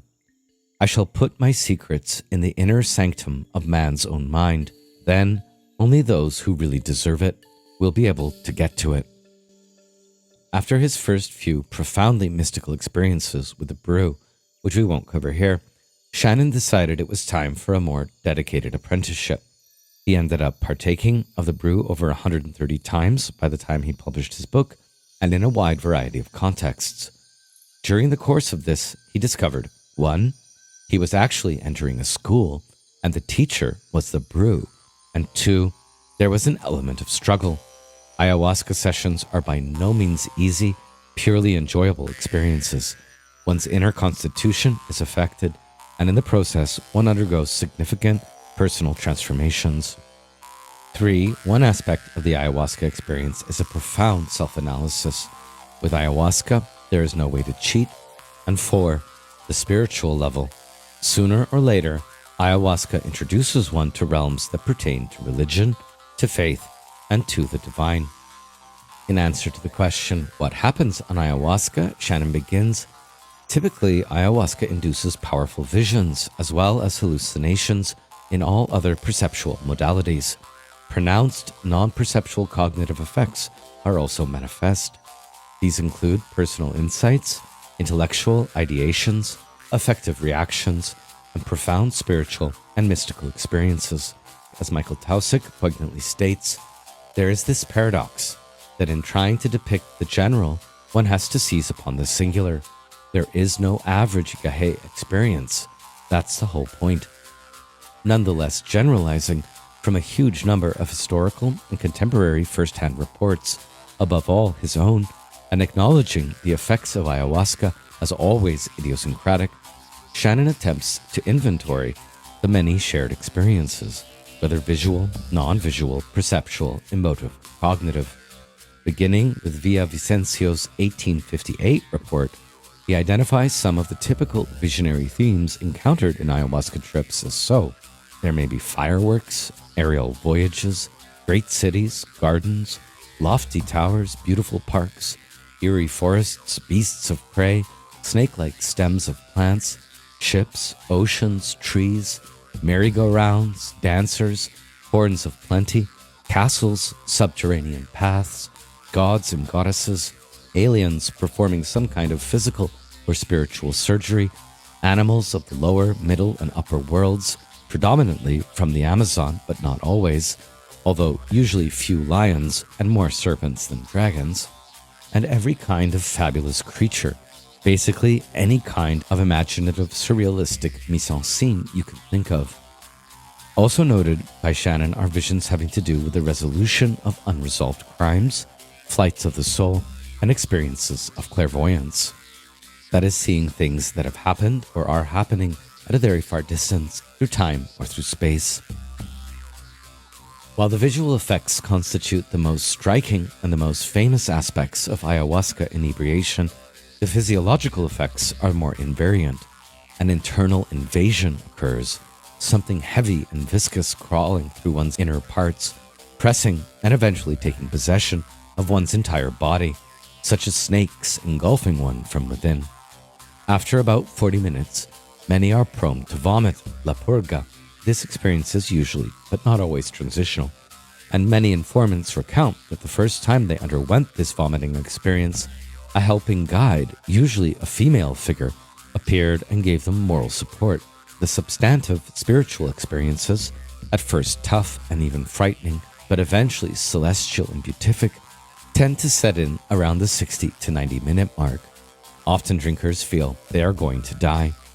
Difficulties in motor control and coordination are very common, although on occasion proprioceptive and physical and mental performance faculties are greatly enhanced, and a mysterious genius seems to take control, for example, in dancing, singing, or playing a musical instrument. After about an hour and a half, the drinker usually begins to come to terms with the experience and even to enjoy it in moments of exhilaration and great wonder. The last phase of ayahuasca inebriation is usually mellower and is often accompanied by sentiments of serenity, extreme peace of mind, and bliss. Generally, during this period, people also feel great love for their fellow men and women and deep affinity to nature and to all existence. These feelings may remain with one for a while, even after the intoxication proper has ended. The total experience usually lasts 4 to 6 hours, with varying degrees of after effects. As to the descriptive features of the ayahuasca experience, those being the temporal phases, first, Shanon points to beautification. People usually feel that there is an all-encompassing harmony in everything that appears before their eyes or with their eyes closed. Beautification can also, on occasion, involve intense experiences of ugliness. Next, meaningfulness. Under ayahuasca inebriation, things seem to be ingrained with meaning, scintillating with the stuff. Everything much more meaningful than an ordinary waking consciousness. Third, enchantment. With ayahuasca, things tend to appear as if under the effect of an all-encompassing spell. A common feeling is that one has entered a realm that is all magic. Or a powerful energy. Under the intoxication, it seems that a tremendous force permeates and animates everything around. Next, sanctity. As perceived in ayahuasca, the world is shrouded in sanctity. What many traditional mystics have referred to as the mysterium tremendum, Walter Friedrich Otto's term, reality is apprehended as awesome and terrific. It is not uncommon to see people spontaneously utter words of thanks and blessing. Sixth, there is eroticization, often repressed in the context of ayahuasca dietas and shared retreats, but it nevertheless occurs. As Shanon puts it, the body of a person to whom I am attracted is seen by me in a radically different way from the way in which another person who is not thus attracted sees it. Drinkers may detect a sensuous, even sexual flavor. They may feel that the world is an object for deeply meaningful intercourse. This last feature often works against the strict dieta prohibitions against sexuality in the ayahuasca context, but just as often it leads to the branches of trees that are soliciting caresses and love, a great union with Mother Earth, or a feeling of oceanic eroticism, such as when the Tucano Indians of Colombia regard the ayahuasca inebriation as a kind of cosmic coitus. Last, ayahuasca intoxication reveals the world in all of its primordiality. As Shanon puts this, I was seeing the world as it was on the first days of creation, fresh as a piece of pottery just being taken out of the kiln. As to the types of visual perceptions or visual hallucinations that occur on ayahuasca, there may be seeing as well as seeing in, known as pareidolia. Visual hallucinations can occur both with open and closed eyes. There are metamorphoses of light and of fuzziness, and Shanon describes bursts, puffs, and splashes. There are repetitive, non-figurative elements, such as colorful elements, arranged in concentric circles, mango-shaped items, or ordered along a large arc, and star-like forms. Geometric designs and patterns emerge that are often kaleidoscopic, as well as primitive, figurative, or symbolic elements undergoing rapid change. Designs might merge with figurative and non-figurative patterns. There are instantaneous and serial images which also undergo more rapid or sometimes slower transformations. And as to inner visions, there might be snapshots, glimpses, or fully fledged as well as grand scenes playing out before one's inner imagining, even up until the point of an immersion in a kind of virtual reality. And this is why many native communities today call ayahuasca the television of the Amazon, in which they watch the visions of light. There are also sometimes visionary or synesthetic alterations to non-visual perceptions. There's hearing as and full-fledged auditory hallucinations, as well as the music of the spheres or the music of silence. There are tactile hallucinations, feeling as well as olfactory and gustatory changes and enhancements, such as tasting as well as changes to proprioception and motor coordination. Shanon points out, quite interestingly, I think, that with increased experience of the brew, one learns a certain degree of control or mastery of one's visions and undergoes a sequence of visionary progressions, and this can happen both in the context of an individual ayahuasca inebriation and over the course of one's relationship to many sessions. These are visionary progressions from the non-figurative and towards the figurative increased meaning, from instability to stability, from locality or personal experiences towards global themes, from vagaries and poverties of experience towards potential richness, as well as from visions of more limited to those of more extended scope. There's also a transition, the more you partake of the brew in the right context and setting, away from seeing ayahuasca experience in terms of irreality towards deepening it as a new form of sensed reality. And there's a movement towards deeper levels of psychological significance, as well as a progression towards spiritual impact. As to the narrative structures that usually tend to subtend and guide the ayahuasca experience, including intent, attention, and how those play out, inner dialogues within the experience, Shanon notes there are various levels of interaction between the I, ego, and the experience unfolding, always considered as separate things. There is the stance of the drinker and the dynamic interaction with the experience. And this can range from almost no interaction and passive forms of interaction with the experience, such as seeing from a distance and simple immersion, roaming about, or scenes of passage, to more active interaction and even a measure of control in the aspects of receiving, progression, voyages, and even flying. Very often, there are narrative dialogues with spirits, the dead, and especially one-on-one dialogues with Mother Ayahuasca.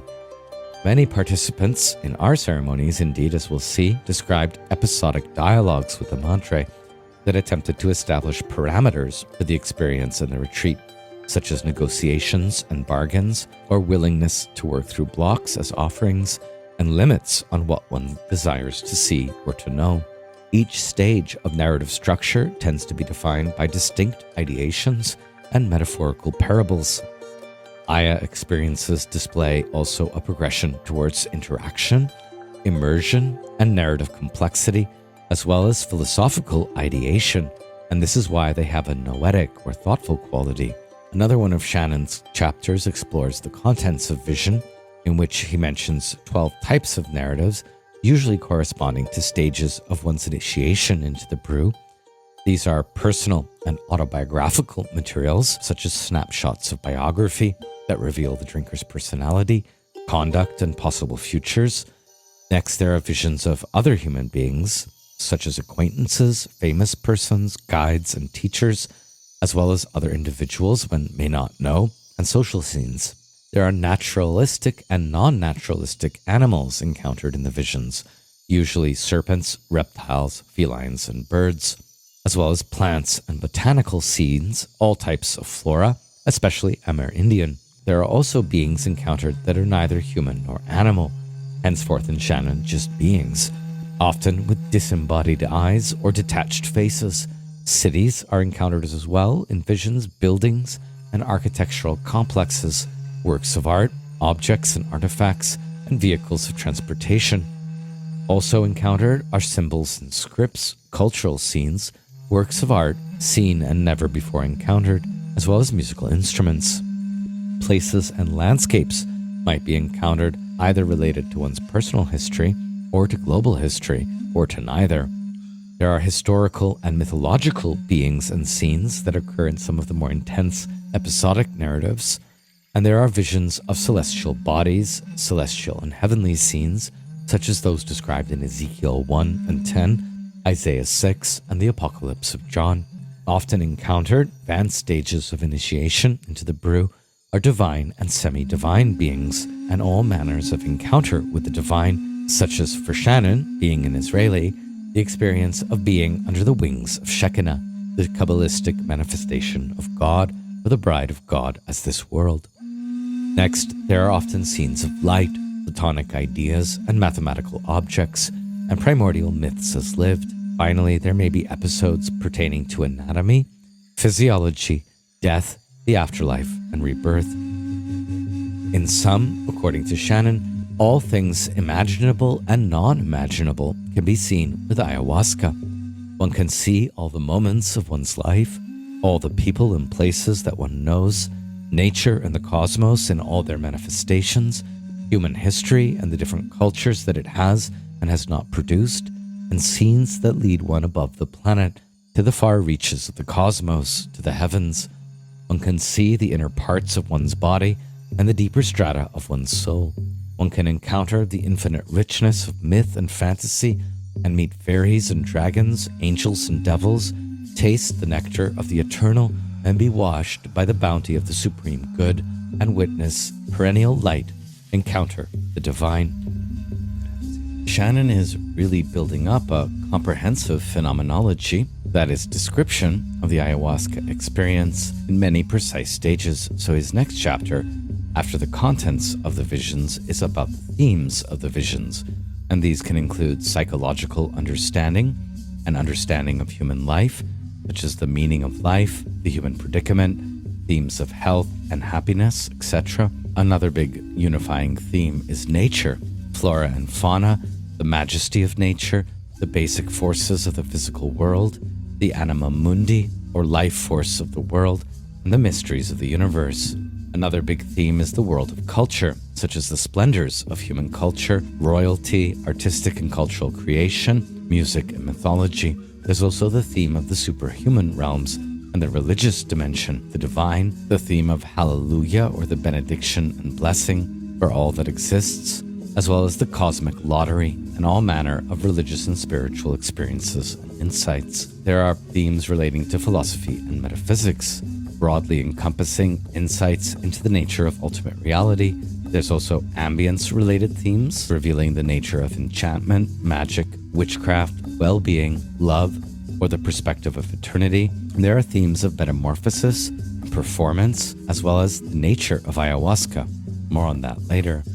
As to the philosophical implications of the ayahuasca experience and the phenomenology that Shanon is gradually building up, he generalizes that the philosophical worldview induced by the ayahuasca experience might be characterized as idealistic monism with pantheistic overtones. That is, the world is made out of one substance, an ideal or mental substance, and that nature is God, or that God is nature and something more. He identifies this overarching philosophical worldview induced by ayahuasca as a more non-naturalistic version of Spinozism, that is, from the philosopher Baruch Spinoza. In other words, for Shanon, ayahuasca induces experiential metaphysics in relation to most every major philosophical issue, and it tends to lead to views similar to those entertained in classical Hindu philosophy, as well as by Plato, the Platonist Plotinus, and Hegel, or Huxley's perennial philosophy, or to views similar to Dante, Schelling, Nietzsche, Heidegger, and to William James or Carl Jung, or to the Gaia hypothesis of Lovelock in a more spiritual mode, or to other strands of spiritual ecology, as well as strands of global esotericism, as well as magical traditions, and it also tends towards the doctrines of panpsychism, that every discrete entity in nature is in some sense sentient, usually plus some form of panentheism. God is in the world and everything in nature is divine. And on all these Western philosophies with which the ayahuasca experience coheres, of course, the indigenous and shamanic traditions that primarily work with ayahuasca have a lot to inform us and to shift our understanding. So Shanon goes on to analyze in detail, from a cognitive psychology perspective, changes to the phenomenology of consciousness during ayahuasca inebriation, as well as the phenomenology of transformation, time, meaning, and light, before he closes the book with an attempt to create an overall theoretical framework. This would be too much to get into here, so let's turn now to Luis Eduardo Luna's Some Observations of the Phenomenology of the Ayahuasca Experience. Luna begins with an extensive autobiography, an appropriate gesture for such an accomplished international academic with an interesting life story, deeply tapped into the emerging global ayahuasca culture. In his youth, Luna was close friends with Terence McKenna since 1971, and he is the co-author, arguably, of the two most helpful and widely read books on the subject. The first with Pablo Amaringo, who he met in Pucallpa in 1985, Ayahuasca Visions, and the second, The Ayahuasca Reader, which we're working with now, alongside other books. Luna's YouTube talks are informative and image-rich. See this one from the Philosophy of Psychedelics Exeter Research Group. Today, Luna is director of the Ayahuasca Research Center in Florianopolis on the island of Santa Catarina in southern Brazil, where interested parties can submit applications to attend seminars or go on writing retreats. The advisory board of Ayahuasca is a literal who's who in the ayahuasca world. These and other new rising stars in the field give regular talks there and seminars. You can check it out in this link. So on the issue of recurring motifs in the phenomenology of the ayahuasca experience, Luna takes some issue with one set of claims in Benny Shanon that, quote, people never see the same vision twice. No one has ever reported a case that counters this generalization. To refute this, he quotes Langdon on the Sanoa. The Yajé experience is not one of individual random visions or free association of the unconscious while under the drug's influence. It is rather an ordering of the induced visions into culturally meaningful symbols and experiences, thus gaining increasing control over the visions and events occurring. In Sanoa's society, the shaman may take the whole group through his songs to specific places within their cosmological universe, meet specific spirits, and so on. For Luna, this means that if similar experiences were never to recur, the construction of idiosyncratic worlds, such as those documented in the paintings of Pablo Amaringo, would not be possible. Similarly, it would be impossible to maintain and perpetuate specific bodies of doctrines and beliefs, as in the case of the Brazilian religious organizations such as Santo Daime that use ayahuasca as a sacrament. In my case, there have been many experiences with such similar content that I could easily describe them as my own idiosyncratic world. Luna confirms many of the recurring motifs in Shanon, not so much jaguars for him, but definitely serpents, extraordinary geometrical patterns, magnificent cities, alien writing hovering in front of me, or on architectural features, gardens and forests with fantastic flora and fauna, and beings of many kind, often therianthropes, that is, animal-human hybrids. But Luna also stresses, more than Shanon, the influence of cultural context, observing the dieta, set and setting, life phase, and the instructions of the vegetalista, and all this has an effect on the types of motifs which recur.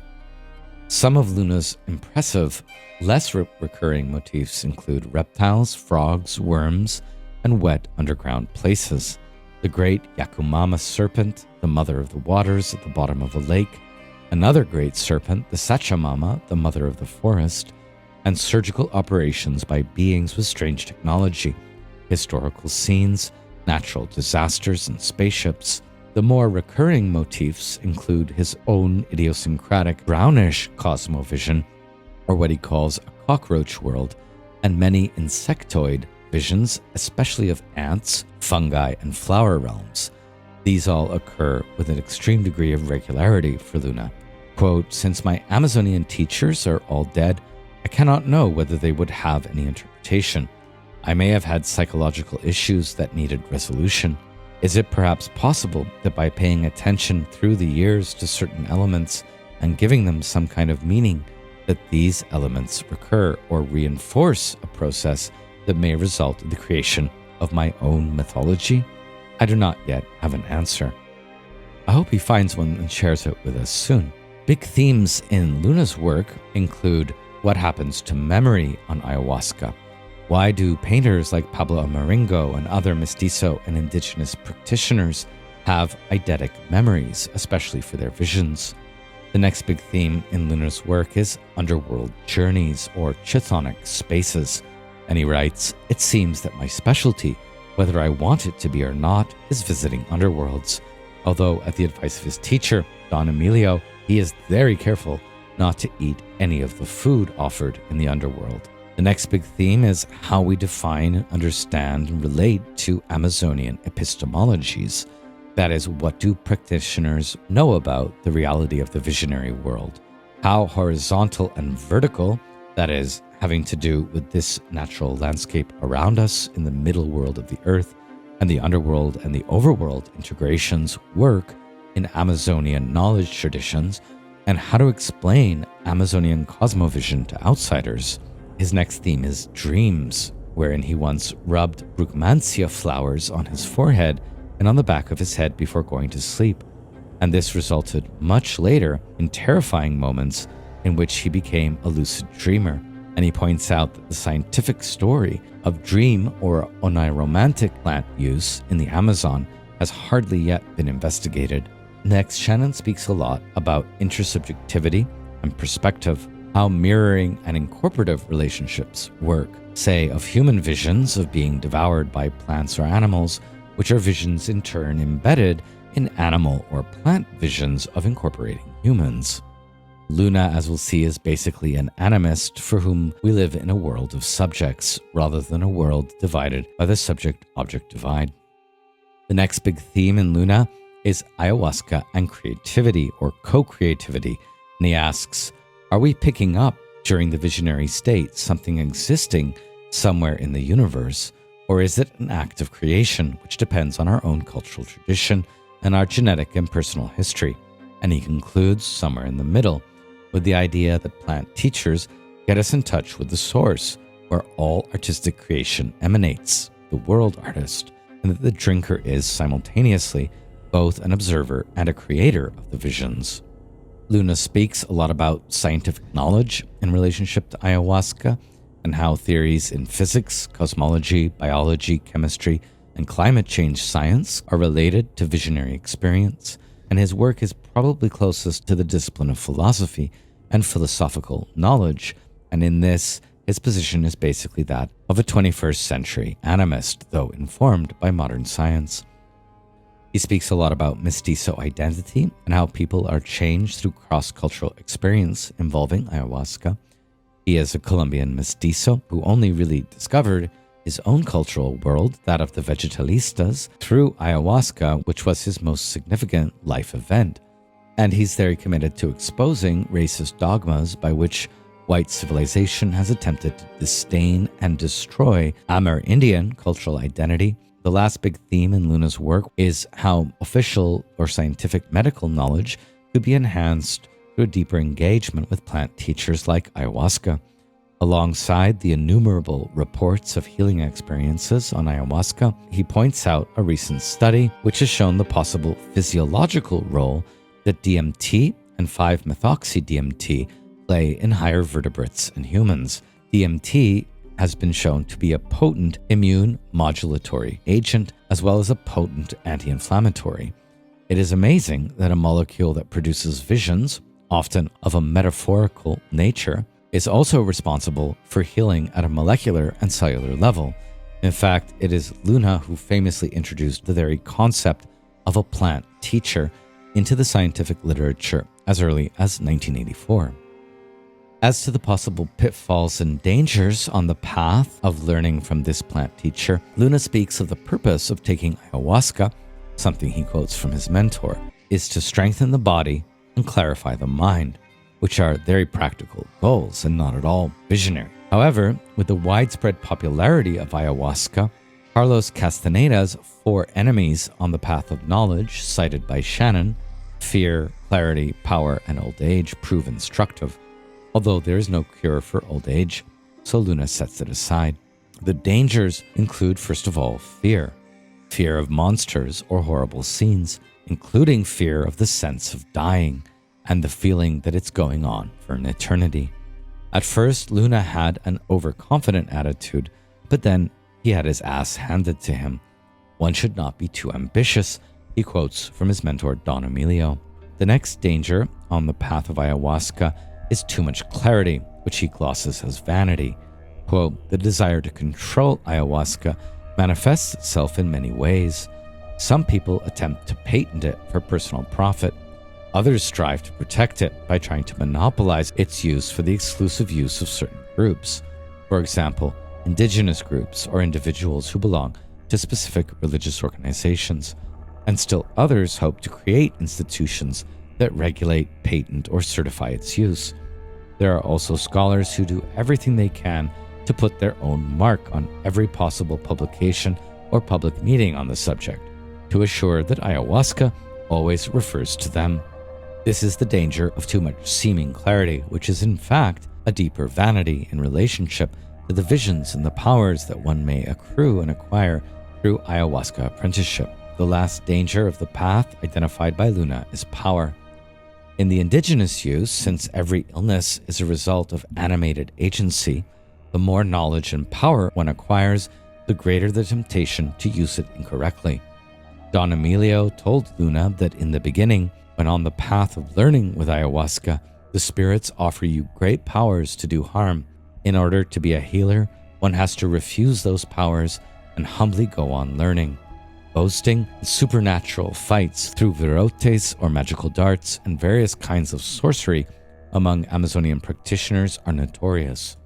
So these dangers then applied to global ayahuasca leads Luna to the observation that during the last 15 to 20 years, in the so-called ayahuasca tourism industry, a pejorative term that does not reflect the intentions of most of those who go to the Amazon in search of ayahuasca, there have been unfortunate reports of sexual and other kinds of abuse, some probably based on facts and others perhaps the product of gossip disseminated by competing shamans or ayahuasca retreat centers. The greatest dangers of ayahuasca do not concern potential adverse physiological problems, which are few and can be avoided through proper information, nor even psychological problems, which in most cases can be controlled through proper set and setting, though of course anyone with serious psychotic issues should abstain from ayahuasca. The real problem has to do with ego inflation, to which no one is impervious. This may take the form of messianic delusions and abuse of various kinds, such as taking advantage of the vulnerable situation in which inexperienced people may find themselves, either due to their fear, their ingenuousness, or their gratitude towards the person who facilitated their experiences with ayahuasca. Sexual seduction and direct monetary transactions between leaders of rituals and participants should be an absolute taboo in the proximity of the sacred plants, since the risk of inequality between the participants is far too great. Any abuses need to be exposed in a responsible manner in order to protect those who are less informed.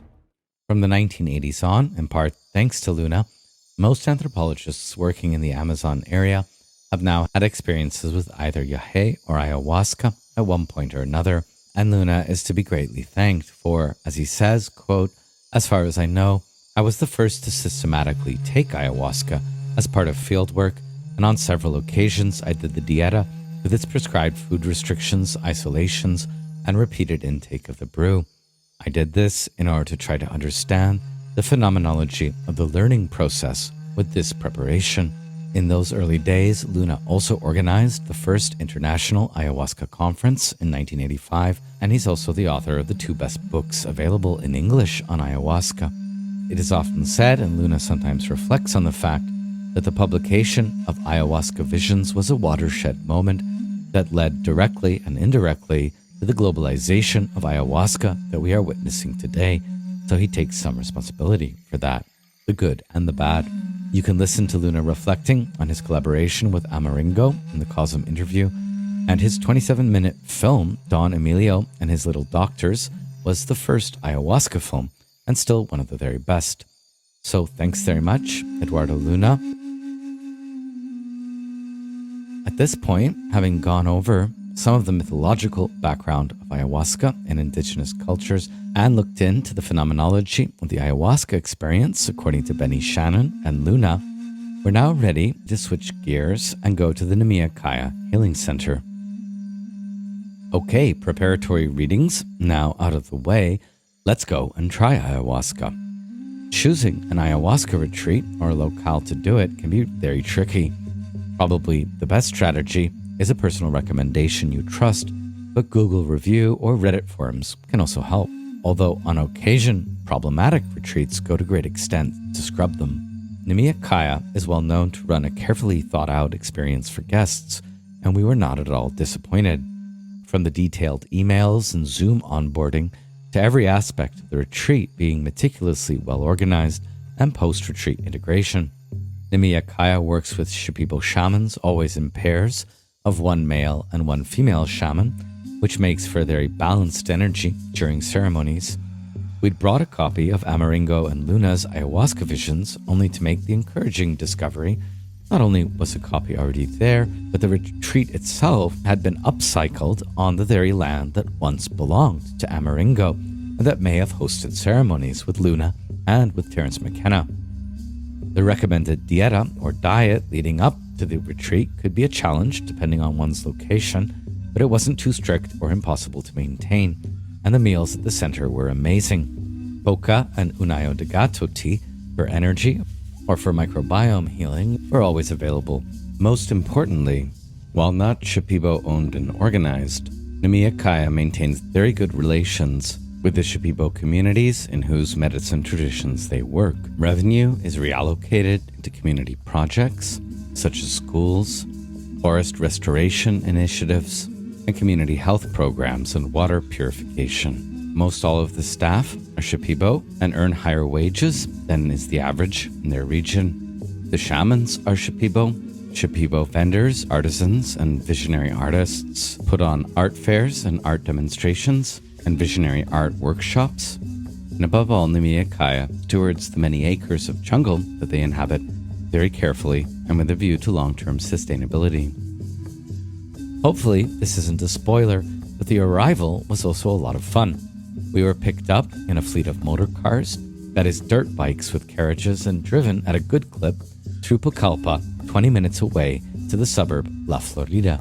This was followed by walking the proverbial plank, a long, thin, and isolated wooden bridge into the center. La Florida is a developing suburb of Pucallpa, and the sizable acreage of Nimea was the only jungle remaining that we could see from the water tower.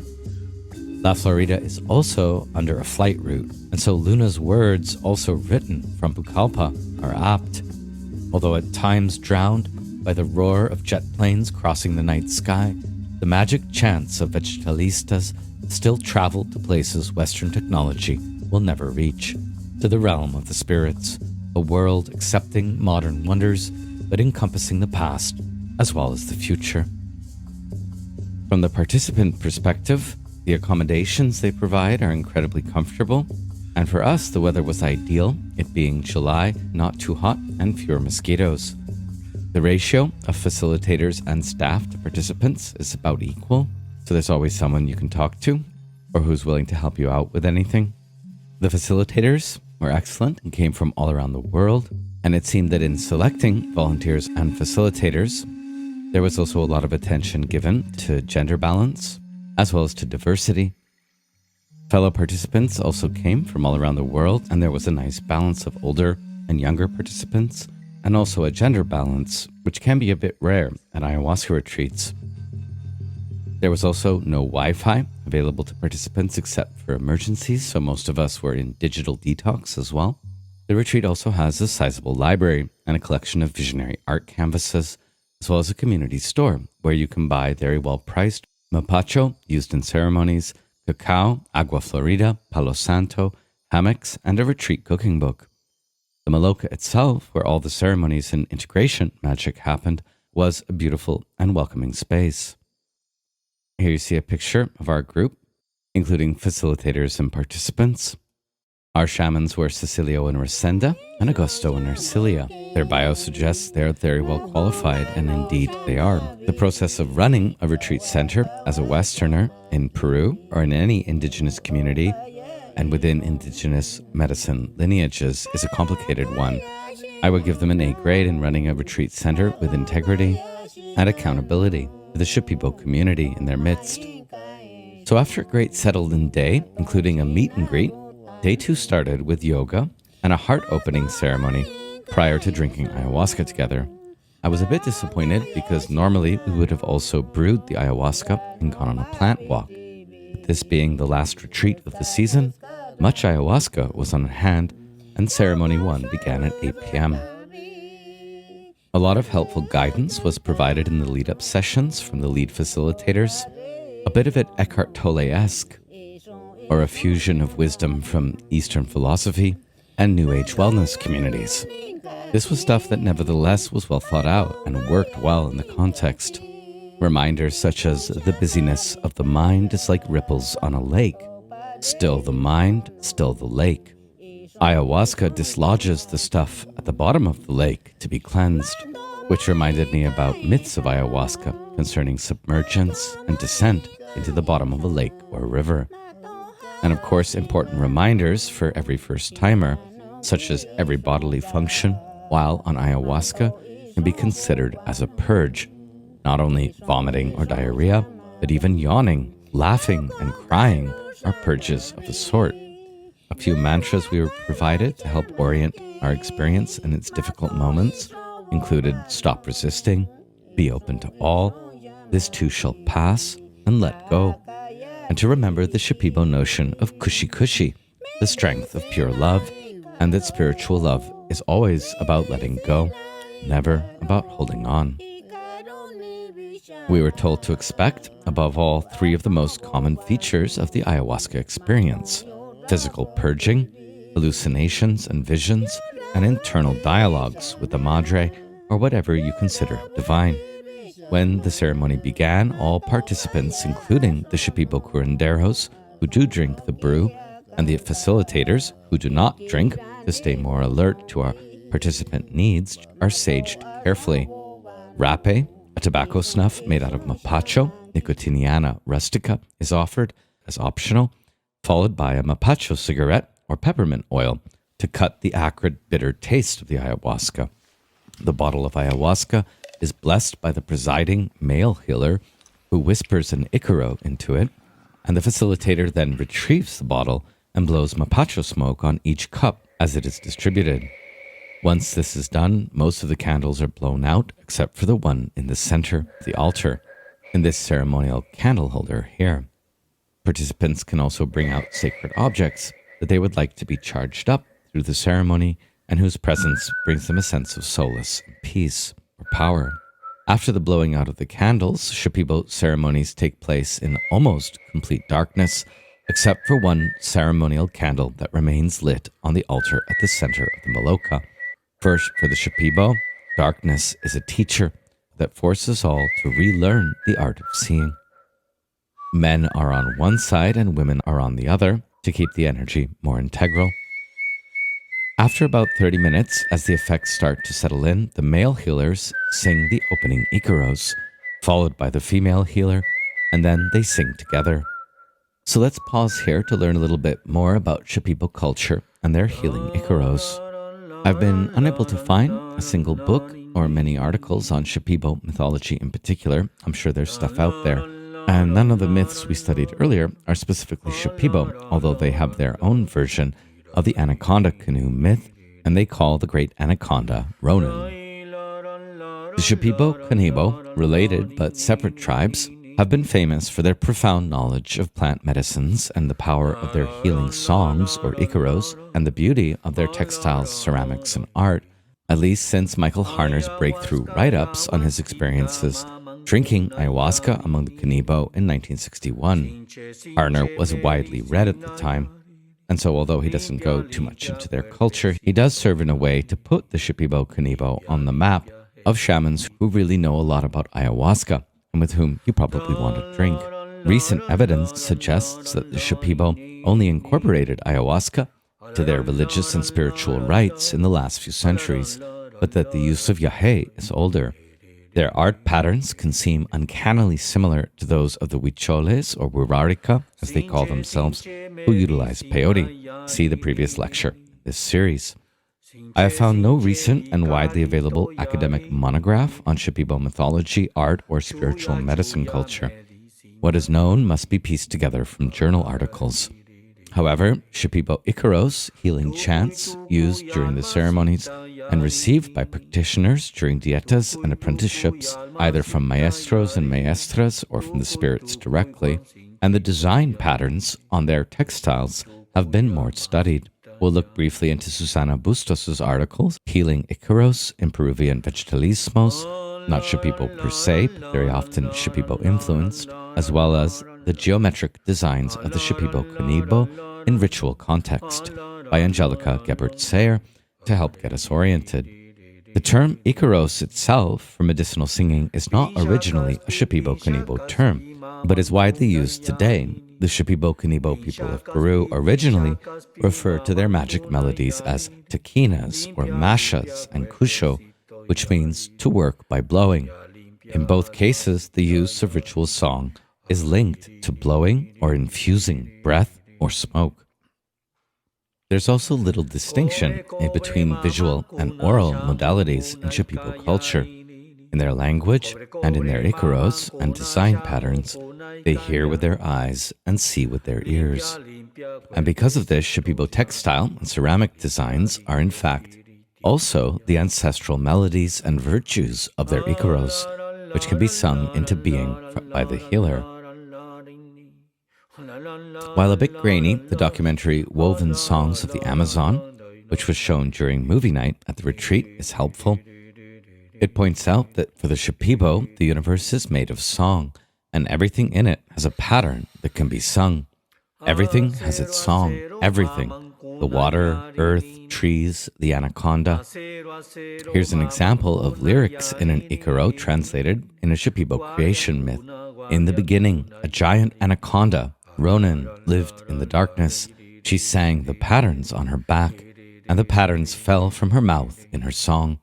The patterns joined together and took form, creating the universe and the people, the Shipibo. And their Icaros can also be very lyrical and lilting, such as, "Listen to this beautiful song I am singing to you. I sing for every woman to be lovely and desirable like a beautiful bird. I am singing with the power of a flock of graceful, happy birds. I am singing with joy. I am singing with a smile. I am singing this song into your bodies. I am planting the seeds of this powerful song into your hearts."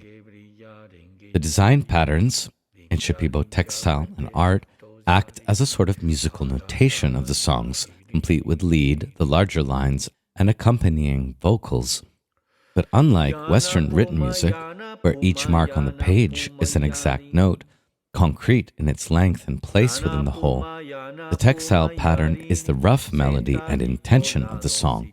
The path of the spirit that the song follows comes from the design, and the words are more spontaneous and created in the moment.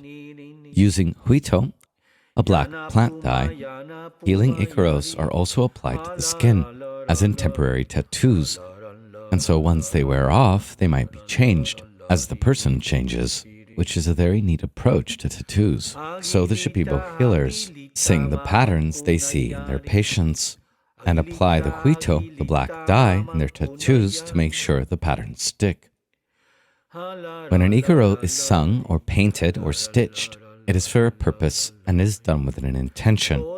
It may be for the protection of family or house or prosperity, joy and abundance, but one of the main functions of Icaros is for healing, physical healing, emotional healing, and the healing of the mind and the spirit of a person.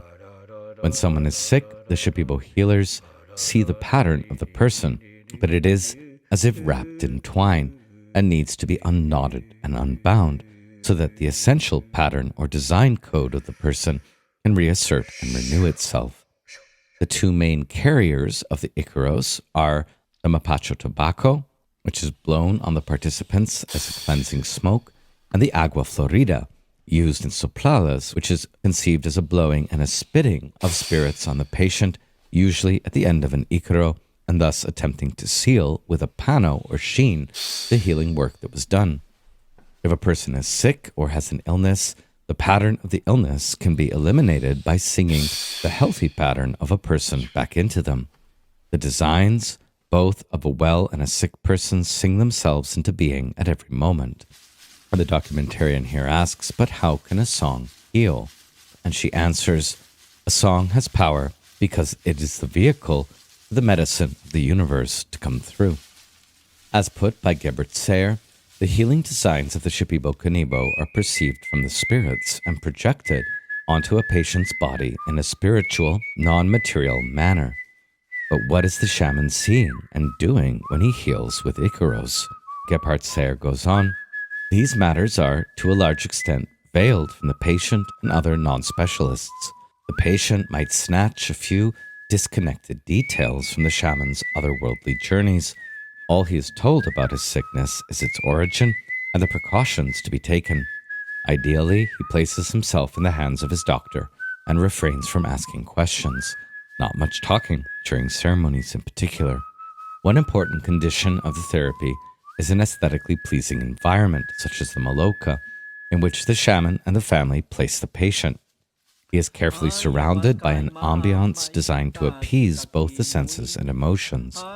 Visible and invisible geometric designs, melodious singing, and the fragrance from herbs and tobacco smoke pervade the atmosphere, and ritual purity characterizes his food and each person with whom he has contact. The patient is never left alone in his mosquito tent during the critical time of his illness.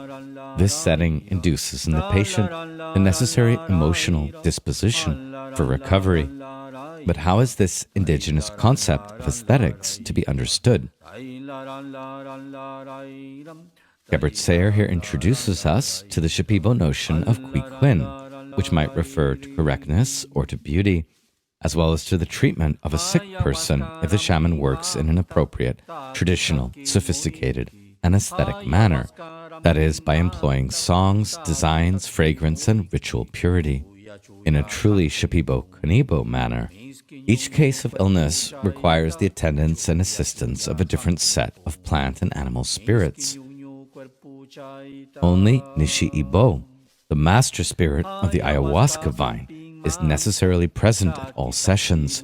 Nishi projects the luminescent geometric configurations before the shaman's eyes, shortly before he visits the session personally.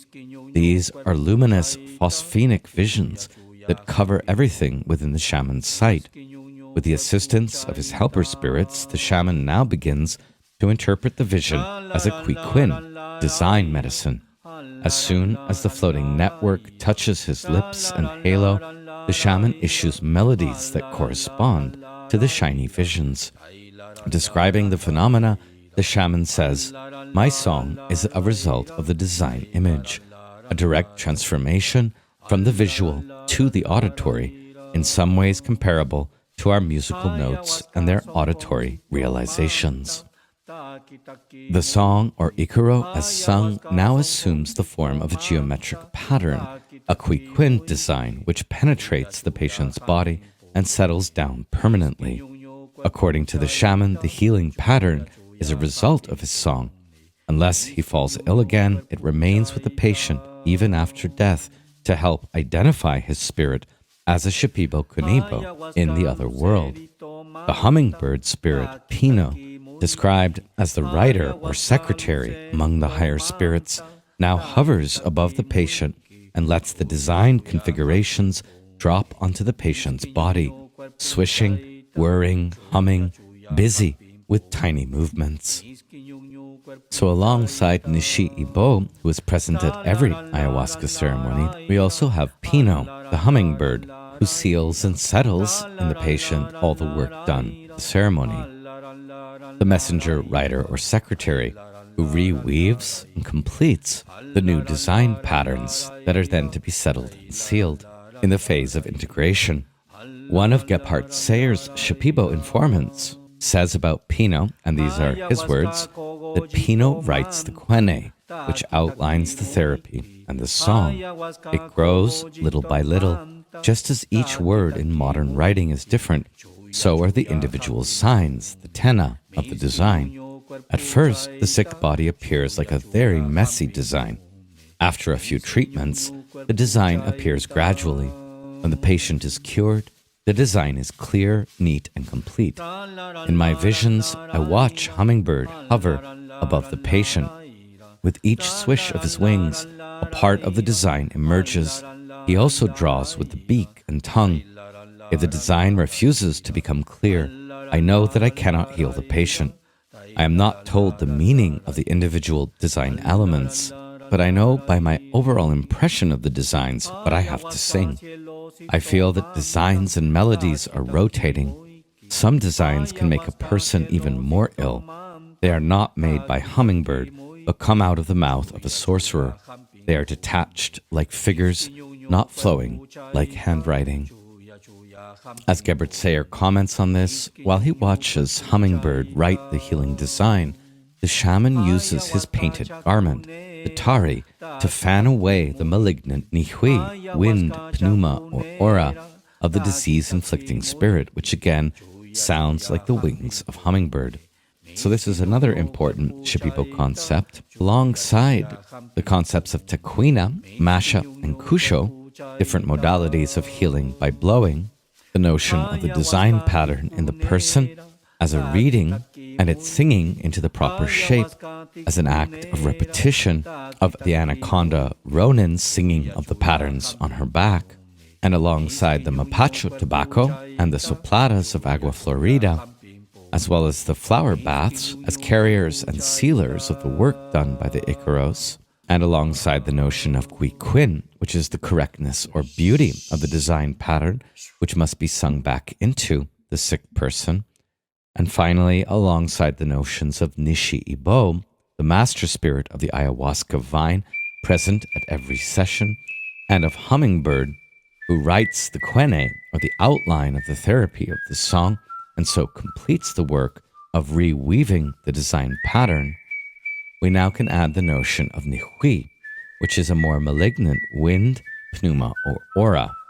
As Gebert Sayer goes on, Nihue, which might come from the song of a bad shaman or brujo, hampers the formation of the healing design, a design including many zigzags. A specific case might be swollen liver, high fever, or hemorrhaging diarrhea.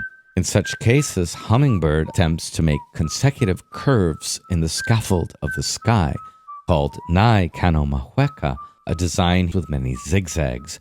Before the hummingbird is able to apply the healing design, however, the shaman, with the help of his fragrant herbal bundle, brushes away the mess, the moe, on the patient's body. Spots and shadows are traces of Nihue, indicating that the healing process is not yet complete. So the number of treatments required to complete a healing design depends on the tenacity with which the disease-inflicting spirit is able to contaminate the design. Generally, a shaman needs 3 to 5 treatments of approximately 5 hours each, during which the spirit incessantly tries to stain or smudge the gradually emerging design with its evil countersongs and harmful aura. When on a disease-inflicting tour, these spirits may also attempt to open the tightly sealed vessels of designed song medicine stored in the cloud villages of the tree spirits and protected by guardian spirits, to let the shama, masked potency of the medicines, which are actually songs, escape and vanish. The shaman counters such attacks with an intensification of singing and helper spirit interventions. So we also have here the concepts of Nihue, the malignant wind, which brings shadows, the moe, the mess, which must be pushed away to bring forth the healing pattern, and the shama, which is the masked potency of the medicine and all the Icaros, which are in a kind of battle with the illness from their position in the cloud villages of the tree spirits. Reading the Gebert Sayer, I was reminded that we can't expect too much from a 9-day ayahuasca retreat with many other participants. The idea of 3 to 5 individual ceremonies, just with the shamans working on one's design pattern the whole time, might be more effective, or ceremonies in much smaller groups. What we would be receiving at Nimea was more of a supportive and safe container. The taste, the kinds of healing that ayahuasca and Shipibo medicine work have to offer, possibly for more intensive immersions later on. Gebert Sayer goes on, in certain cases, the shaman will climb the tower or the tree that connects him to the cloud villages to procure personally the medicines, songs, and herbal recommendations, or he will descend into the water to free an abducted soul from the soul prison of the cosmic anaconda at the aquatic edge of the world. The experience of being imprisoned and squeezed almost to death by the cosmic anaconda was actually one reported by several participants at Nimea. If the patient's destiny is to die, a condition the shaman is able to read from the unsuccessful body design, he will tell the patient after the first few sessions that he is unable to cure the disease. If the treatment is successful, the healing pattern is covered by a protective finish, the panna. For this purpose, the entire body of the patient is covered with songs. Although the panna acts as a protective shield, it is easily destroyed, for instance through breaking the diet, and the old disease may appear again. Many diseases are Nihue afflictions and are cured with the spiritual body designs. They may be defined as a loss of the anima, rainbow stroke, shock, hypnotic spirit magnetism, and so on, and attributed to an inimical shaman or an animal, plant, or other spirit. The next article, not assigned this week, but also in the Ayahuasca Reader, that I found helpful in preparing for the ceremonies, was Healing Icaros in Peruvian Vegetalismos by Susana Bustos.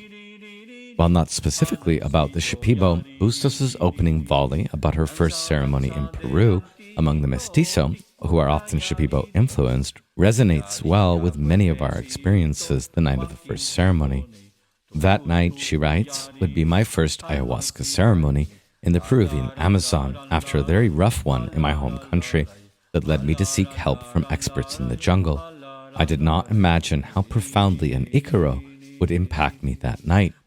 About an hour in, the ayahuasquera, female ayahuasca practitioner, called me forward for an individual Icarada, an individualized Icara, a procedure I had seen others going through before me. Crawled from my seat to where I heard her voice coming from, struggling to coordinate my movements and orient myself in the dark. As I knelt in front of her, with my head down, she burst into soft, penetrating singing, calling in Spanish the heart to open up. In that very instant, without a trace of thought, my entire life felt revealed. My heart met and seen, intimately understood, unconditionally, impartially. Tears like rivers I couldn't feel until I felt them, accompanied my melting heart as it opened and softened and was soothed and relieved from the decades of holding weight. How could she have known what I needed? That night was a turning point in my life. The impact of that experience led me into the study of different vegetalismo practices and their therapeutic potential on personal healing processes. All these different practices involve the use of song. You can check out Bustos' Entheonation interview here, her website with offerings, as well as her doctoral dissertation, The Healing Power of Icaros, a phenomenological study of the ayahuasca experience. Also helpful from the Bustos, we read, the client's experience of these songs is often distinct under the different treatment modalities, yet it tends to reach its peak in terms of intensity, scope, nuances, and depth under ayahuasca's effects. Overall, the singing during the nighttime ayahuasca rituals influences the quality, structuring, and continuity of the state of mareación, which is the Spanish term for ayahuasca inebriation, but also denoting the crescendos of energy into peaks of the experience.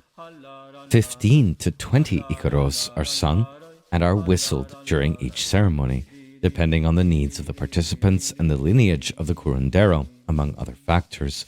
For the ayahuasqueros, the Icaros are meant to set up the energetic spiritual container for the work to protect, defend, and seal, to increase and decrease the state of mareación, to cleanse and heal, to lighten up the mood of participants, and to bring the work to a closure. Also, silent pauses, where the healer and clients are absorbed in their visions, may play a grounding role in the experience or exacerbate the effects of the brew. So with that background on the design patterns and healing Icaros of the Shipibo in mind, let's go back to Ceremony 1. After the opening rounds of Icaros, Don Cecilio and Donna Rosenda began to work their way slowly around the room, giving Icaradas and sopladas to each individual. Rules of the ceremony were observed. Each participant should go inwards as much as possible. No talking to or disturbing the process of other participants. Conversations with facilitators should also be kept to a minimum, unless there was a great need of help. Visits outside to see the night stars and commune with the jungle and nature are okay if you have the ability to get there, which many didn't. Any noises you make should be kept to a minimum, except in the case of purges, in which case you should try not to worry about disturbing other guests.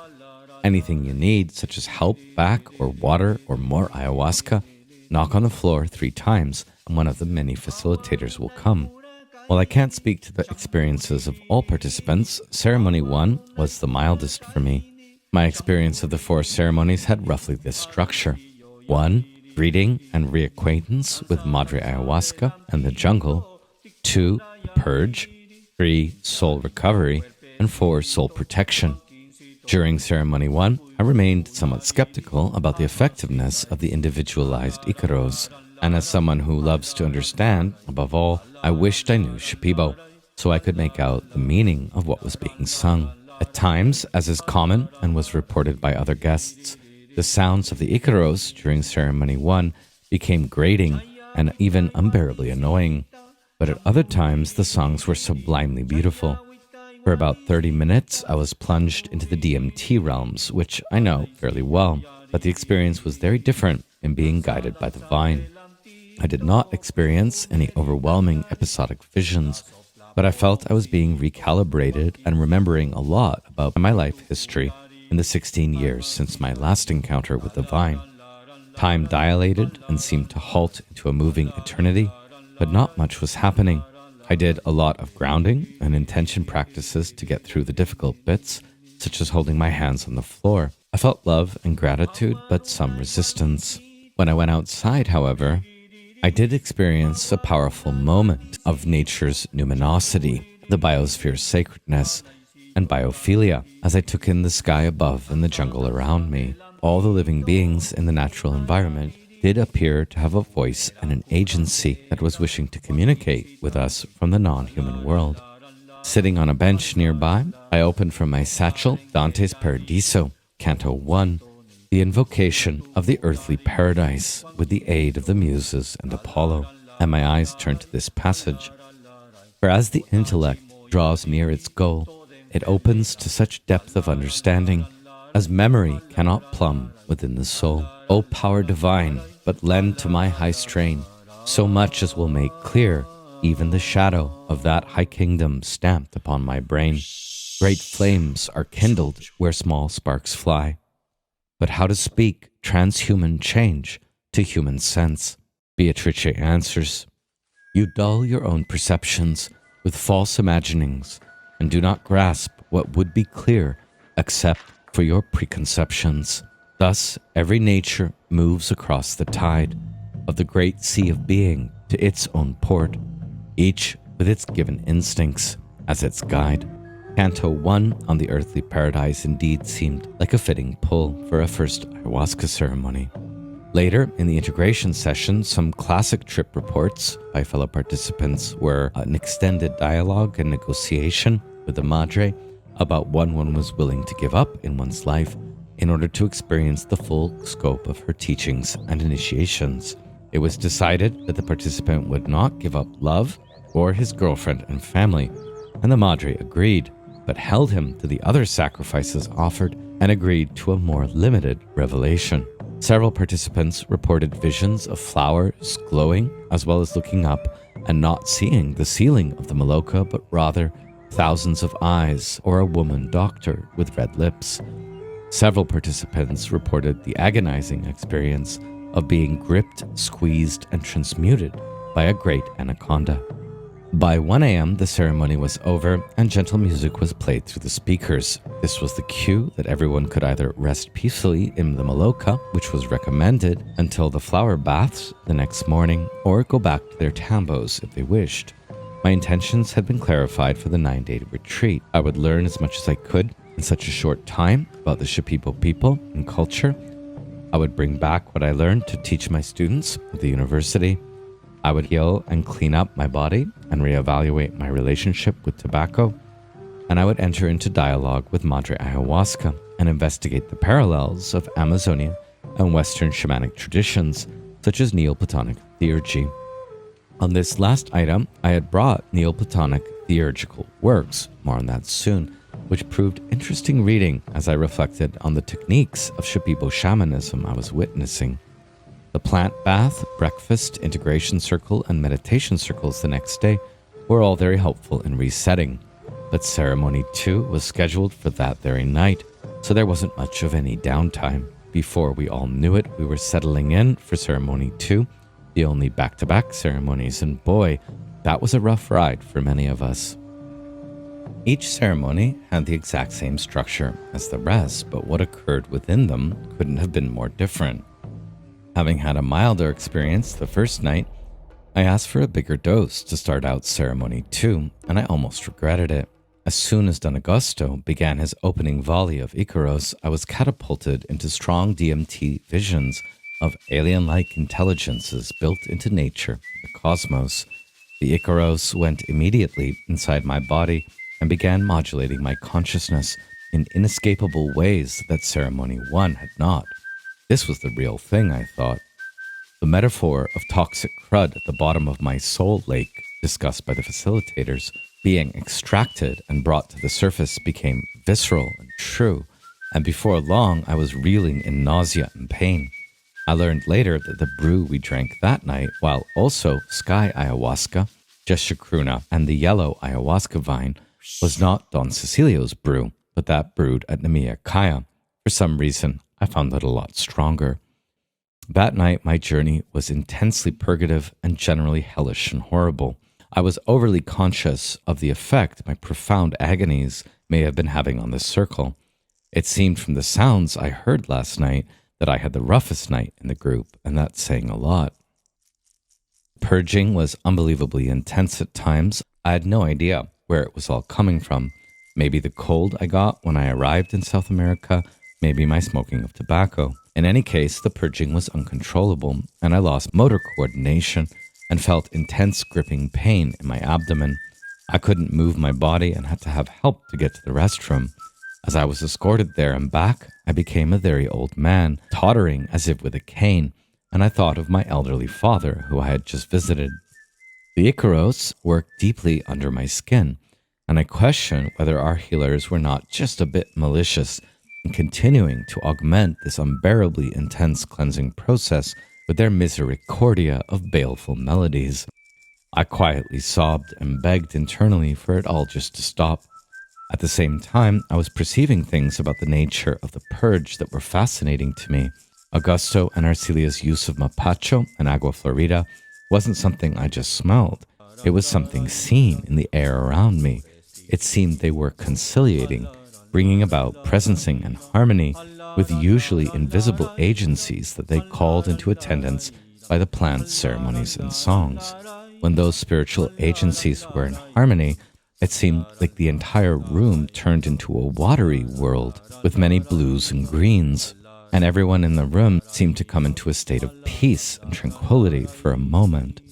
Cleansing process of ayahuasca gripped another participant in pain. This harmony of mythically the house of the waters seemed to vanish or evanesce all of a sudden and had to be rebuilt, like rebuilding the design pattern of an Icaros when a messy Nihue from one of the participants had smudged the beauty of the spirit world that was emerging. What incredibly hard work for the shamans, I thought, and an ongoing process that has no real end. The shamanic techniques being used were able to work with and create spiritual ecologies for the temporary indwelling of elemental beings from hidden dimensions of consciousness. no sooner had balance in the ecology of the room been established, however, than the whole thing was smudged with darkness and shadow, and the process of pain and cleansing began anew. I was deeply impressed, awestruck, but also miserable. When is this purging going to end? I couldn't believe how long it went on for, almost the whole ceremony, and for at least an hour I believed I was dying and had to ask a facilitator to make sure I wasn't. Throughout, I was having too many visions to remember, like a life review. The visions became more distinct and memorable only in the third and fourth ceremonies. Much of the visionary landscape of ceremony 2 felt overwhelming since it concerned matters of end cosmic structure, but only long habituation to shamanic states and a long apprenticeship would make clear. Despite the horror, why had I come to drink this grueling, disgusting, soul-crushing brew? I had ongoing inklings of well-being and solace. I was doing the work. All this stuff was being let go of, let out, and now it could be left behind. I will feel better and lighter and stronger after this. I also felt very grateful to the healers and facilitators for holding space, while participants reverted to the almost shameful state of squalling infants, puking on themselves in fetid diapers, or so it seemed to me. Somehow, it all made sense. I thought I was trapped at one point in an eternal loop of horror, but as promised by facilitators, the difficulties wore off, the fever and the pain broke, the tears dried up, and the purging ended. I realized I wasn't nearly as soiled as I thought, and I was even able to get a good night's sleep. The next morning, I went to the flower baths to ask Augusto and Arcilia what they had seen in me and what their sense of my prognosis was. I respected them after that ceremony because of the effect their Icaros had had on me and how kind they were to me in giving an individualized blessing in the midst of my dark night of the soul. I had heard that their answers to questions might seem simple in ordinary language, but that doesn't mean that they weren't seeing things that they were addressing in their healing songs. Now I knew what that meant. Donna Arcelia told me that my problem was that I'd picked up a lot of bad energy, mala energia. But not to worry, they both said sympathetically. It all came out. Every bit. You were really cleansed, and now you have a new beginning, a new body, and a new life. It all sounded too good to be true, but I wanted to believe it. Most of ceremony 2 for me was about revisiting past traumas, but it was revisiting with a twist in that it felt very much like old wounds were being reopened in order to be resutured. Now, post-surgery, I was raw, but felt like many a wound now had the chance to heal properly. During the integration ceremony, everyone gave their moving testimony. The one I remember was from Ken, who was an older participant whose daughter's life had been positively transformed by ayahuasca. His ride through ceremony 2 sounded pretty rough, but his philosophical clarity in describing it hit home. I'd been there, not just last night in an ameliorative way, but on previous dark nights of the soul.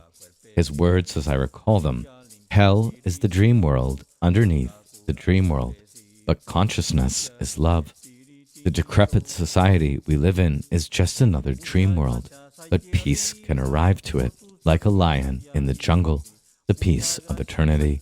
I saw this peace, but then the loop reasserted itself, the eternal recurrence of hell. Ken was asked by the presiding spirits, maybe Shipibo, if he wanted to remember, and then he had this sinking feeling of déjà vu.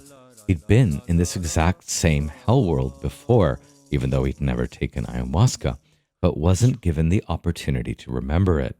Now he was there again, but this time also remembering it. What will he do with that? Is the remembrance of the eternal recurrence of hell for the better or for the worse in the life of the soul in modernity? He decided to remember, because with remembering, he might stand a chance to also learn what life is all about. Much as I had found myself walking as a very old man, Ken, an older man than myself, had found himself crawling like a baby.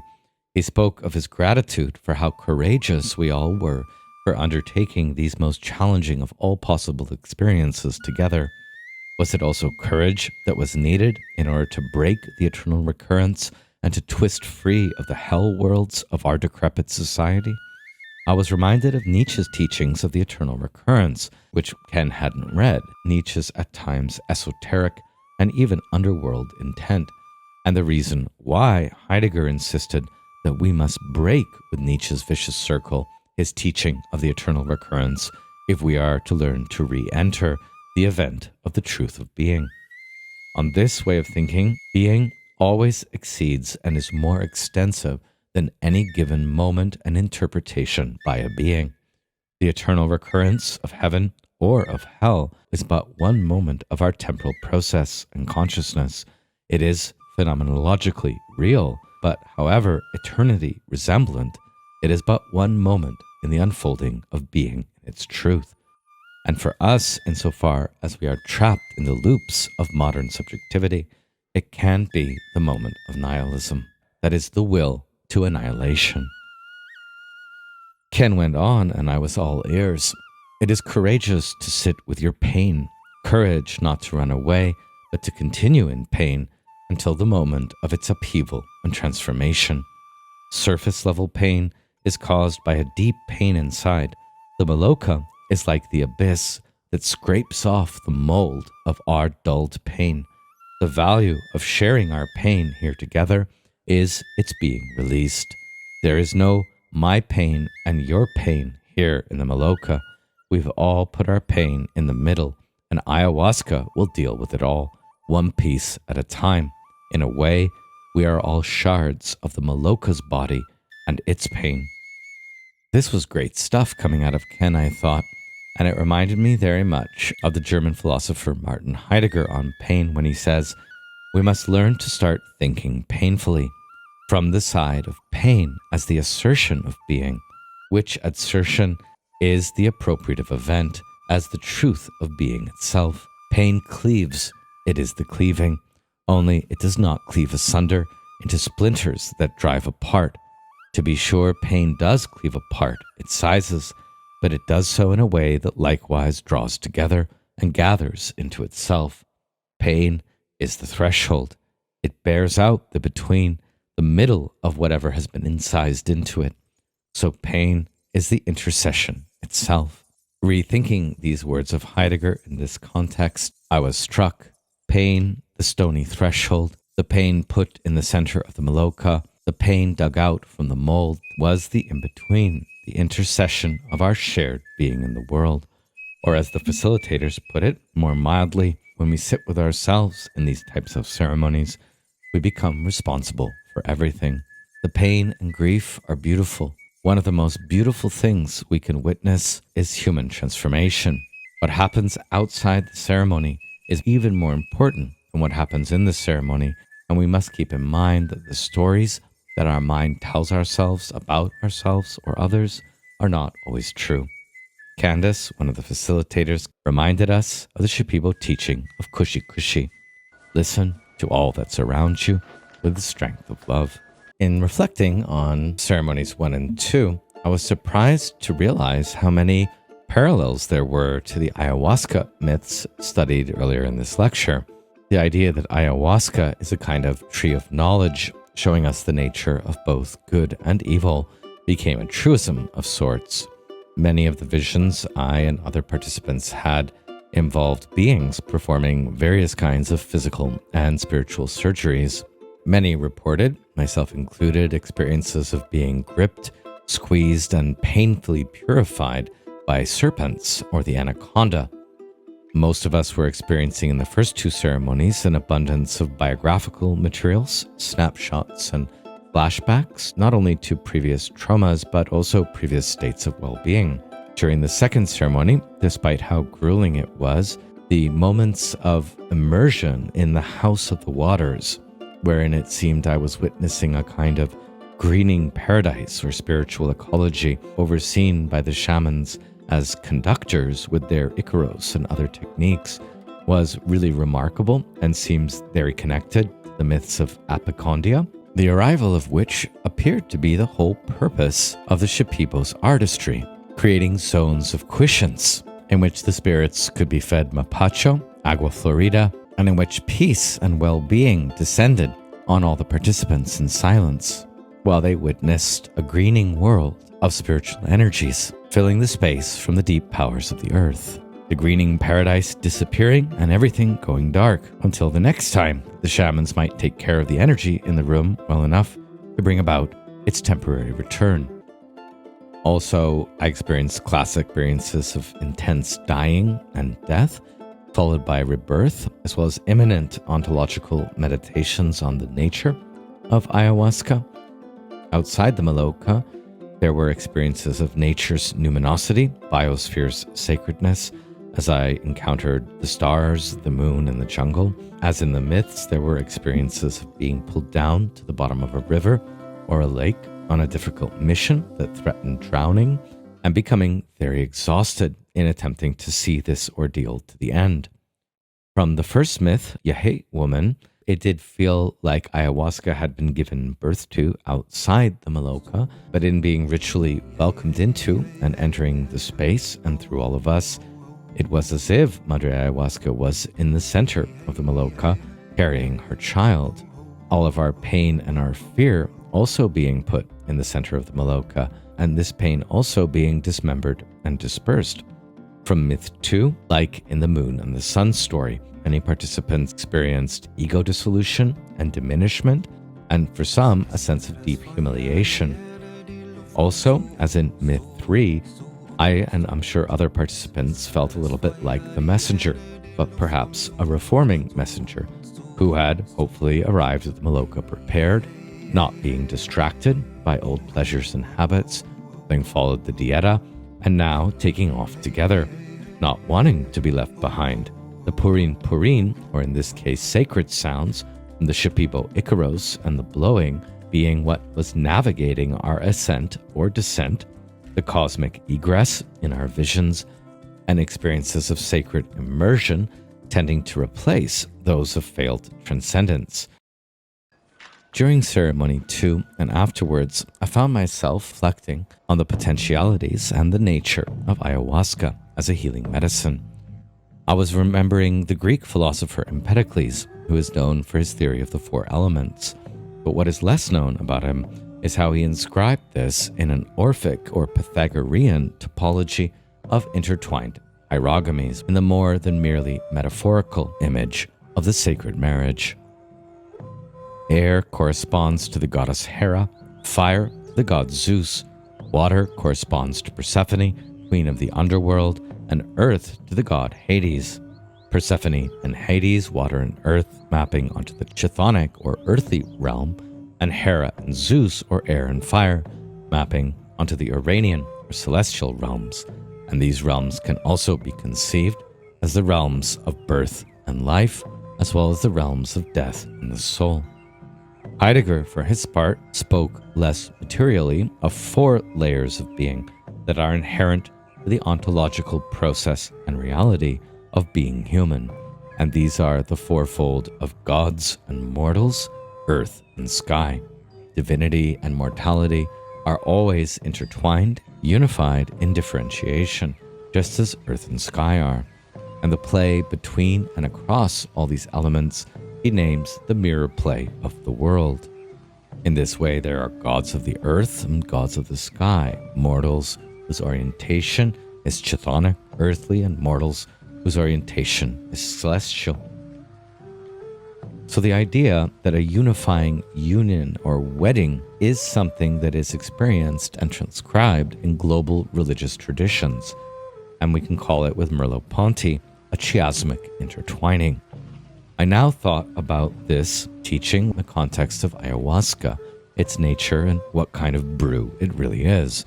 It occurred to me that the phenomenology of ayahuasca suggests that it is less a simple mixture, on the one hand, of a more chthonic or earthly Capi liana vine with its harmaline-rich MAOI inhibitors, and on the other, the more cosmic or Iranian chacruna leaves, the leaves of Psychotria viridis, that brings on the visionary dimension.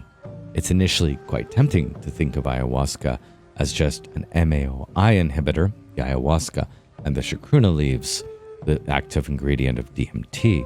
But when we think of it that way, we're not leaving much of any role for the vine itself in the topology of consciousness it produces. So matters were actually more complex. Although a mixture of two plants, the combined effect is not a mere disinhibition of one plant by another, nor is it a unity of effects, but rather an entourage of co-potentiating effects. I thought about how both plants, the bark and the leaves, each have a diversity of active ingredients, with some of those active ingredients having effects on consciousness that are more chthonic, that is earthly, lunar, or Dionysian, and others that are more Uranian, which could say cosmic, solar, or Apollonian. The entourage effects are complex because many states of consciousness are intertwining in the human brain and body, producing an accentuation of psychic liminality and many states of transition betwixt and between. More basically, I found myself thinking of the spirituality of the vine itself, the capi, as touching more upon chthonic, earthly, horizontal, that is, moving like an anaconda through all middle worlds, and intuitive, harmalines having been dubbed telepathines in the literature. And so on this model, the vine, chthonic, horizontal, and intuitive, is just slightly more of the lower and the middle worlds of the shamanic tree, or anima mundi. The vine wends itself through every crevice and area of a being, while the spirituality of the leaves were a bit more in touch with celestial, vertical, and imaginative components, so just a little bit more to do with the middle and the upper worlds, which illuminate and make the soul receptive to visions. The ayahuasca vine, or what I understood of it distinctly, seemed more related to phenomena of birth and of transformation, while the chacrona leaves may be bringing in more a phenomenology of death and of being. The end is also the beginning, and in bringing to visionary awareness the death and the ends of things through visionary consciousness, the effects of the DMT, everything reverts again to the being of birth and the process of temporal transforming. So together, the two plants, each of them a multiplicity, combined with the water in which they're brewed, and the Icaros and the soplatas with which they are propitiated, the air, the breath, the smoke, and the scents from the agua florida and the mapacho in the ceremonial context, and above all, the human being, creates the impression that the activity of this medicine is very alchemical. That is, like in the theory of the four elements and their intertwining, ayahuasca brings about a unifying as well as a separating of nature's and psyche's elements in a dynamic dance, which is an unfolding of the prima materia. Ayahuasca is an indigenous technology for ontological and psychological exploration and integration, which is why ayahuasca has often been called a psycho-integrator medicine. What it reveals is not only human subjectivity, but intersubjective, panpsychic nature and cosmos we are a part of, which is why our consciousness on ayahuasca tends to move across and to integrate the worlds of human subjectivity as well as the subjective consciousness of plants, animals, and things. It holds together the experiential divides of being divine and being mortal, of being of the earth, chthonic, and of being of the heavens, Uranian, of experiences of descent and ascent, and experiences of birth and of death. Ayahuasca brings about states of imminent ontology. Let's get back to the unfolding of the retreat. The morning after an integration day was the Shipibo art fair, and I appreciated the organizers' foresight in not unleashing 17 ayahuasca raw, afterglazed individuals onto the market the day after the second ceremony. But it was still a bit challenging to keep one's head above water. Now, all of a sudden, equal numbers of Shipibo vendors were showing their amazing art and how skilled they are at closing those sales. This is understandable. For many, it's their livelihood. While not strictly obligatory, anyone could have stayed away from the fair. Once in, it did feel wrong not to buy as much as one could. The economic need was palpable, and in one case, it was manipulative, overcharging, then denying it. Still, most vendors had great vibes and were helpful without being pushy, and were very sweet to talk with. The Shipibo knew that relative to themselves, retreat attendees have a lot of disposable income to spare, so it's important to support them in their work. The art fair was a great experience that greatly enhanced our knowledge of Shipibo material culture, and most of us who could afford it acquired many beautiful and powerful pieces. On the top right here, you see Hilda and her daughter, who I made very close friends with across the retreat. She was doing work around the land, she was doing the laundry, and so I was very pleased to sit with her during the art fair and learn a lot more about her family and her struggles in earning enough money to send her daughter, who was learning English, to business school. Since returning, I've kept in touch with Hilda, and I'm helping her to get in touch with local vendors in Nevada City, to set up an Etsy page, and to start shipping her work to California. These are some of the items I picked up in the fair. Some rape, an aqua florida. On the top right here, you see a tela created by Rosenda, the curandera, which represents pure Icaro to cleanse the body, and is surrounded by sacred ayahuasca flowers and chacruna serpents. This tela here, beneath it, was created by Cecilio, and it represents the heart of ayahuasca as the mother of all plants, and its purpose is to grant protection and energy. In the bottom right here is a tela created by Arcelia, and its Icaro is about opening the mind and freeing the body, and it has a small chacruna flower underneath. This is a Shipibo ceremonial outfit, which I later learned encodes the Icaros for peace, protection, and love. Watching how the shamans worked with spirits in their Icaros, gestures, and a large variety of sacredly resonating noises, including little purges, this all got me thinking about the universality or not of such shamanic techniques for altering consciousness and communicating with spirit worlds. Between ceremony 2 and 3, and after 3, I spent time reading iamblicuses on the mysteries and Madrusic's translations of the surviving Chaldean oracles. I wanted help to understand what the spirit beings encountered in ayahuasca were, how many there were, and of what types. Some of the Platonists from the 2nd to 4th century CE were indeed practitioners of what we might call Western shamanism, which they called Theurgy, godcraft or god-working rituals. This would be a big topic for its own lecture, but I found it helpful, for me at least, in getting a grip to read these materials in the Amazonian context and think about potential parallels. As we learned earlier, in the context of Shipibo culture, only Shipibo, the master spirit of the ayahuasca vine, is necessarily present at all sessions. It occurred to me that being the only spirit present at all ceremonies, the spirit or master of the vine that allows all other spirits, plant, animal, human, or otherwise, to show themselves and be effective. Functionally, this makes Shipibo a spiritual parallel to the role played by the god Hermes in the Hermetica, in Iamblichus, and in Western esoteric traditions. At the outset of Iamblichus on the mysteries, Hermes is evoked as the god who presides over both rational discourse and the priestly or shamanic function over all true knowledge of the gods in theory and in practice, which is to say, he is the god of Theurgy, like Shipibo is the god of shamanism. In the mystical system of Iamblichian Platonism, inherited from infusing Orphism, the Hermetic corpus, Plato, the Greek philosophers, the Egyptians, the Pythagoreans, and the Chaldeans, likely descendants of the Assyrians, the spirit world is populated pluralistically. It is a polytheistic worldview, not entirely separated from animism, since spirits can be immanent to matter, and since spirits have bodies in this system.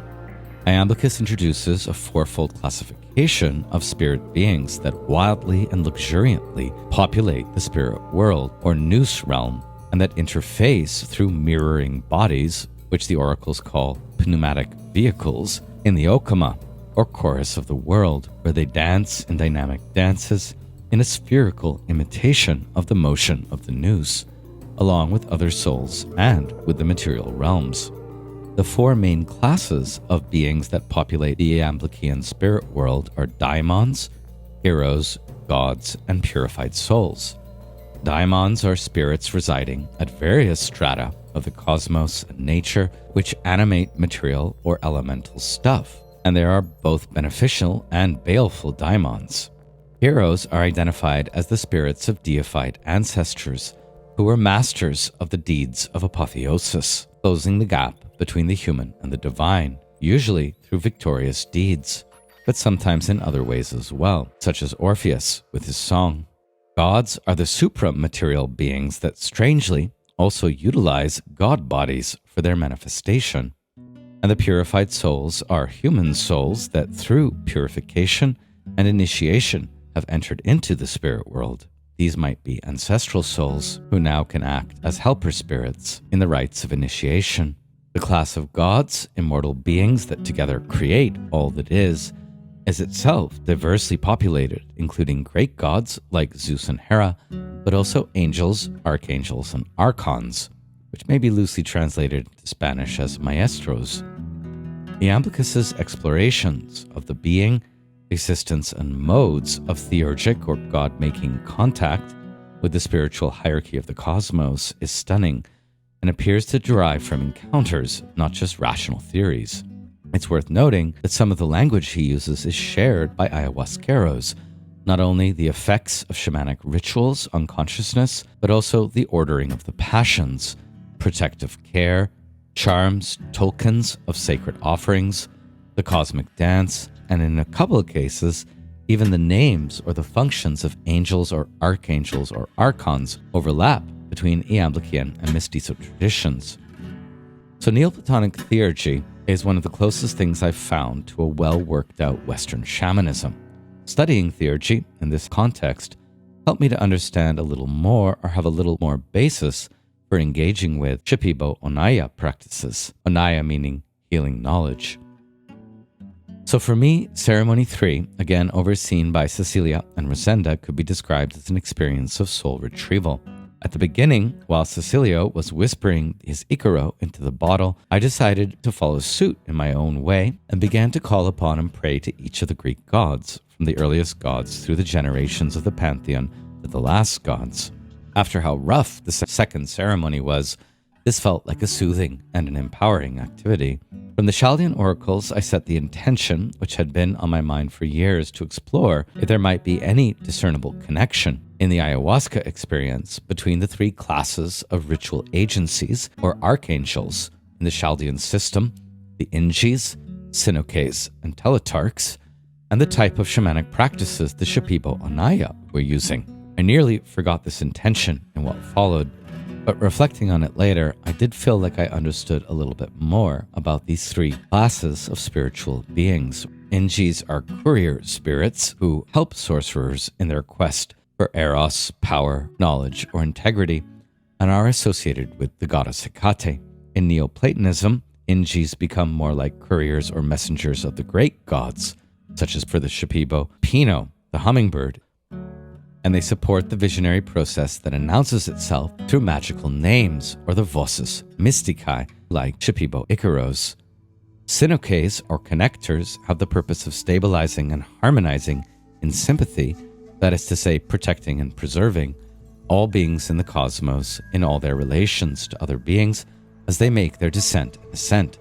The Sinoques are assistants or guardians who are compared to the sun's warming and connective rays.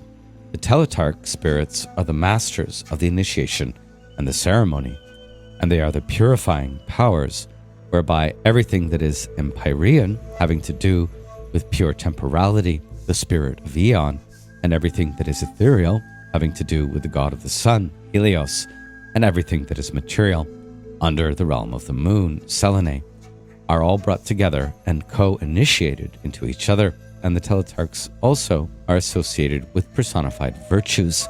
Sometimes the three main Teletarchs are called faith, truth, and love. The definitions I've just given of them as couriers or messengers, kind of like Pino, as connectors of all the ontological realms in warming protective solar rays, a bit like the yellow light in Amazonian myths, and the personified virtues, faith, truth, love, or peace and hope, and as masters of initiation or ceremony representing purifying powers and completed virtues that move across the worlds, All this seemed to be fairly universal, maybe the beginning and opening of a dialogue.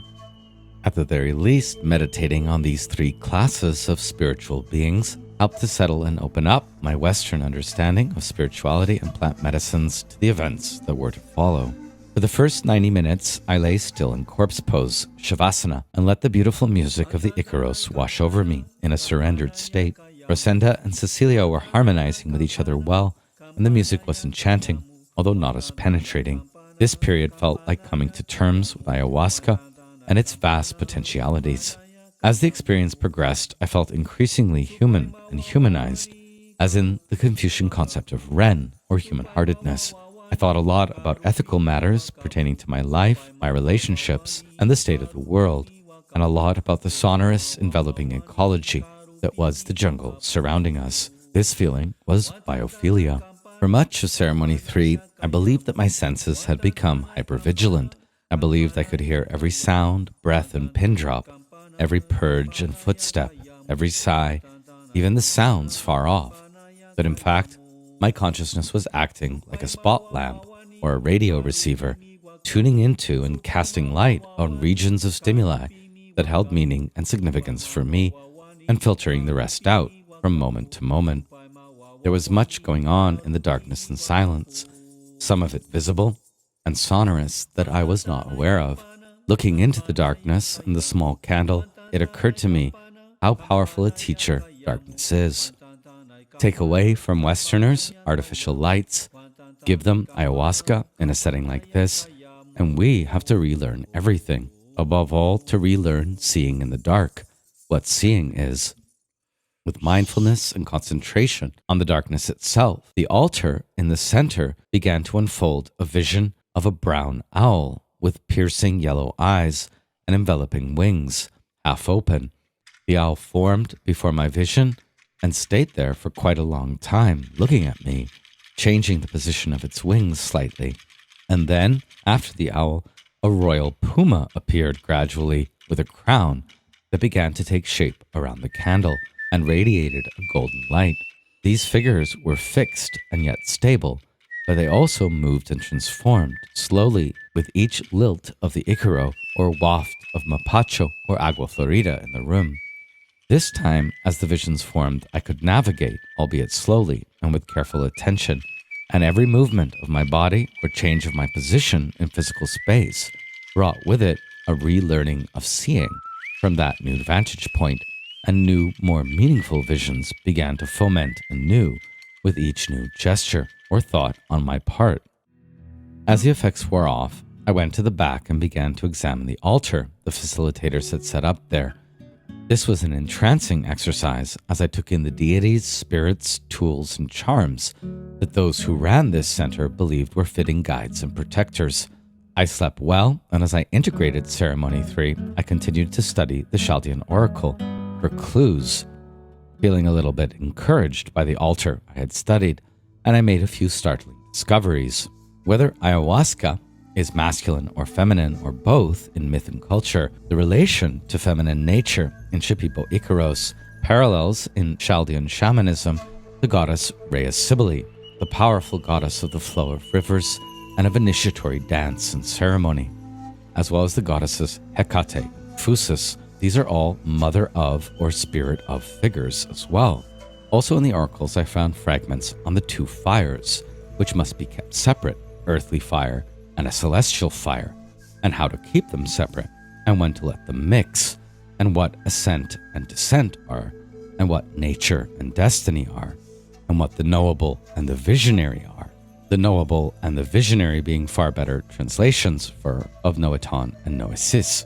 Also, the oracles meditate a great deal on what theurgic or shamanic rites are, and how they relate to alterity and to others, and they even speak in Fragment 107 of what the plant of truth is, and how soul retrieval works by vocis magicae, that is, by sacred singing, perhaps a bit like Icaros, or what, in contrast to true healing, that is, theurgy, divine craft or divine making, what, in contrast to this, sorcery or goetry, brujeria are, and the oracles speak a great deal of what the core designs and values of human beings are, and how to plant these core designs or values and nurture them, and how to cleanse the pollutions brought about by the passions.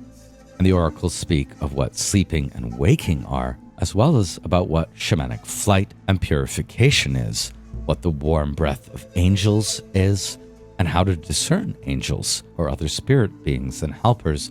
Another major theme of the oracles is what piety and salvation are, and how to care for the body and the soul. All these and other motifs made the question of a dialogue between ayahuasca shamanism and the shamanism of the Chaldean oracles light up for me. During the fourth ceremony, which I'll call the Journey to the Dead, I requested to drink more ayahuasca, and my experience was much like in Ceremony 3, deep surrender to the experience and clearer and more distinct visions forming. Above all, I paid close attention to and was enthralled by the magical passes, a Castaneda term I'll put in scare quotes here for lack of a better one, and the Icaros of the shamans. Augusto kept singing in Shipibo the words Nunca Argentina, which after a while became a bit of a buzzkill for me. I knew rationally this must be a Shipibo word, and I later asked him what he meant, and he said it meant cleaning, which might have something to do with you never clean yourself properly, which is why you need to take ayahuasca. But at the time, I couldn't shake the experience of this word as referring to the country, Argentina, where I had just been to visit my father. And so, more personally, during this ceremony, I had an experience of being dead, and of my father, and of his father, and grandmothers, and other ancestors, all being dead. Rather than fear at decomposing, becoming the animalcula, earth and soil, and flowers, reabsorbing my life and lineage into thick obsidian mist, I felt relief and gratitude. I was able to see past my father's shadow, passing even into his essence, and past my own shadow as other ancestor spirits began to arise from the misty earth. Every time I felt myself sinking further into the land of dead ancestors, I also felt my soul protected, and Augusto's Icaros calling me back into the living present. And with this came an empowering sense of recentering in my true being and mission.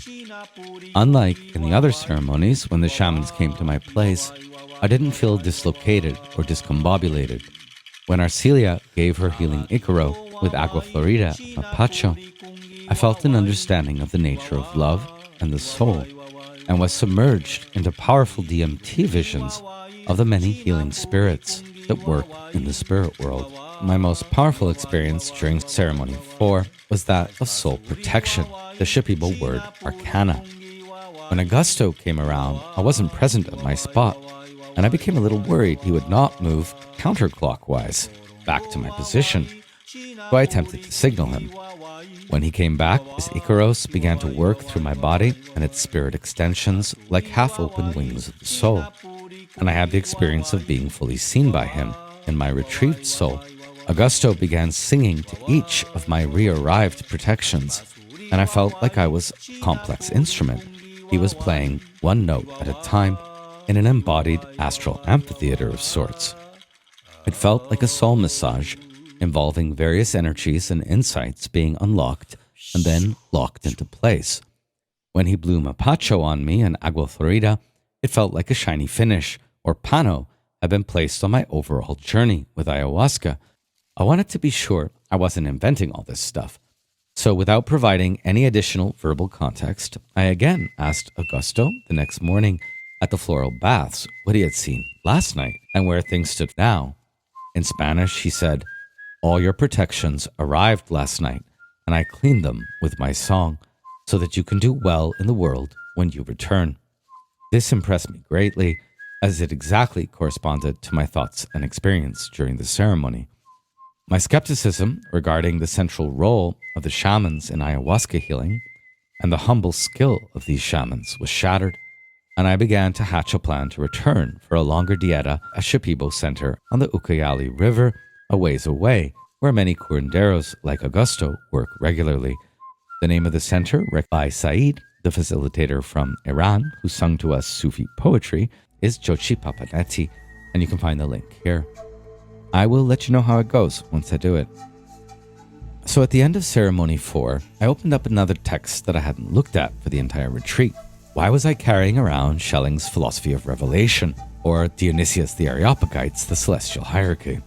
Back in the Tambo, I opened up to Schelling, his later sketch of a philosophy of mythology, and I read this passage, which impressed me greatly, for it seemed to describe the mythological and theogonic process of being in an ayahuasca ceremony. The forces at work in the process were not imagined by the mind, but rather they were the actual theogonic potencies. It was not just the development of the idea of God, but the actual theogonic potencies taking possession of consciousness. For the same world-beginning potencies that are at work in nature are at work here. The connection is not an artificial one, but rather a natural one. Time was consummated with those enormous upheavals of consciousness that accompanied people's mental pictures of the gods, the visions. For so long, mankind was in an ecstatic state. Only then did it pass over into a reflective state. The various peoples entering history represent parallel moments of the theogonic process. The mythologies of all peoples originated from the same causes, potencies, and since each later people takes up the process where an earlier people let off, the mythologies of different peoples look similar. The principle that ought to rest within man as an intensive ability to be, the theogonic ground, can do nothing of its own account, only on account of the will of man. So other than the progressive universal history of comparative mythology somehow intertwining and picking up the story of previous cultures, which might be a little bit Eurocentric or hegemonic in this narrative, the basic idea here is that humanity begins in an ecstatic state, in a working through of the actual theogonic process, which is natural, which may involve plant medicines, and from which visions and experiences of the gods takes place.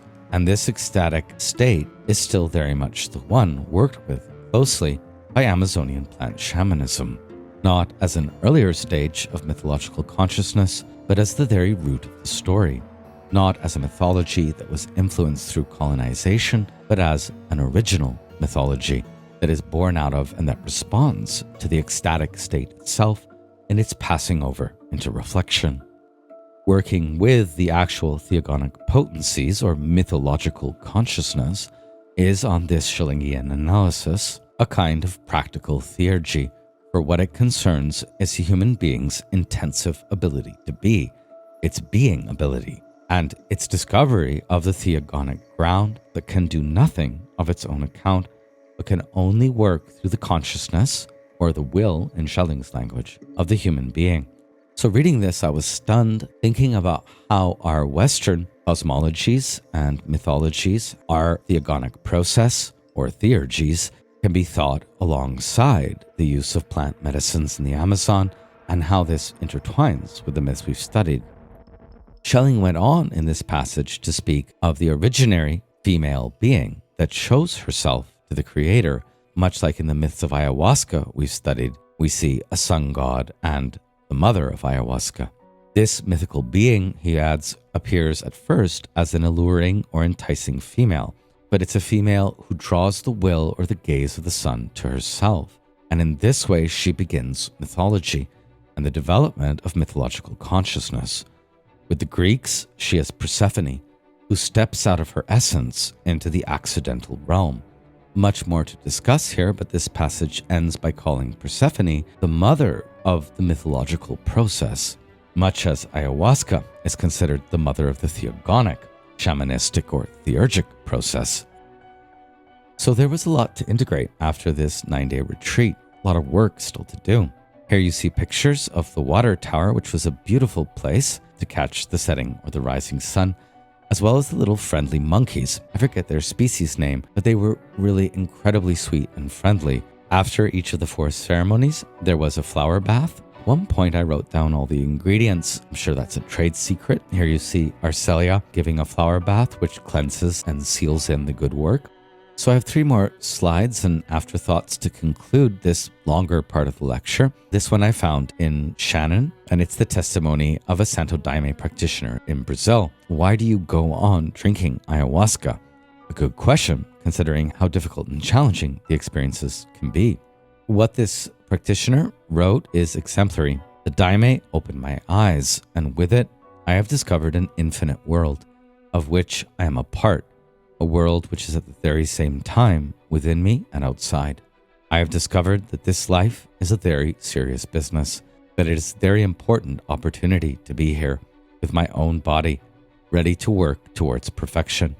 I cannot miss this opportunity. Nobody should, but people are often so oblivious to the spiritual dimensions of their lives. The Daime shows all this to us because it is violent. The process is violent, tempestuous, so you cannot deny such a strength. You are forced to understand and to remember, and you are forced to understand that love is the only way. Of course, everyone can say this phrase and everyone can endorse it. It is obvious, but it is a very different thing to say this phrase and to really understand that if you don't work with love, if you don't respect other people, if you won't respect other people's limits, you shall pay a price for that. And this price can be very, very high. On the other hand, if you live with love, you shall have the heavens. And with Daime, you can see, or at least gain a perception of what the heaven can be, what an état de grâce, a state of grace, can be. Once I have understood the infinite that is in me, I want to go ahead and go deeper and deeper into this infinitude. I want to discover more and more, even knowing that the essential I have already got. Giving this answer, I really understand why I take Daime. In the Daime works, we are at the closest to the essence of our being as we can get. And in this state, we are together with our brothers and sisters. This is beautiful. And a Barkina hymn. I am drinking ayahuasca, not out of curiosity, but in order to change. I am drinking not in order to aggrandize myself, but in order to find the light. Another interesting story, which sums up God's experience with Yajé among the Kofan Indians just south of the Putumayo River, I found in Michael Talsik's book. Yajé is our school, they say. Yajé is our study, and Yajé is conceived as something akin to the origin of knowledge and their society. It was Yajé that taught Indians good and evil, the properties of the animals, medicines, and food plants. When God created the world, he plucked a hair from the crown of his head with his left hand and planted it in the ground for the Indians only. He blessed it with his left hand. The Indians discovered its properties and developed the Yajé rites and the entire shamanic complex. Seeing this, God was incredulous. This is, of course, the colonizing God, remember. He said they were lying. He asked and was given some Yajé brew. God trembled, vomited, defecated, and cried profusely, overcome by the many wonderful things he saw. In the morning, he declared, "It is true what these Indians say. The person who takes this suffers, but that person is distinguished. That is how one learns, through suffering." I'm still working through and will work more with Luna and Amaringo's ayahuasca visions, still digesting this one, but upon my return I finished Shanon's book, the later chapters, and I found some interesting metaphors that sum up the ayahuasca experience, and also the progression or stages of one's work with ayahuasca. Rather than the dancers executing the dance, it appears that the dance carries the dancers. Traditionally, such a state of being has been referred to by the expression, the muses descend upon one. But surely, the muses do not descend upon just anyone, at any moment. They do so only to those who are prepared. What ayahuasca reveals is a mirror of the soul, a time of grace, when we are like dancers or musicians, when the muses descend upon us.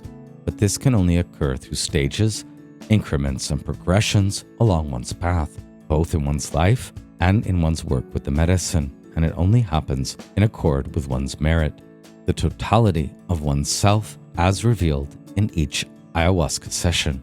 The merit of one's personality encompasses one's entire past, including the cumulative training that one has with ayahuasca itself. Merit and demerit, readiness or purity, versus impurity or unwillingness to change remains a constant factor in what is experienced throughout the phenomenology of the ayahuasca experience.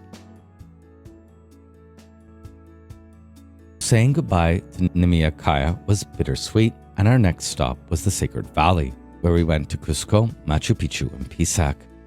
The last few days at Nimea were enjoyable as we relaxed, rejuvenated, got to know the international facilitators, the Shipibo staff, and other participants. Lots of integration advice and resources were given by the facilitators. From some of this material, we learned about Hummingbird Retreat Center in Pisac, where we could work with Paul Temple, an accomplished Huachumero. This was recommended after ayahuasca for reasons we'll discuss soon.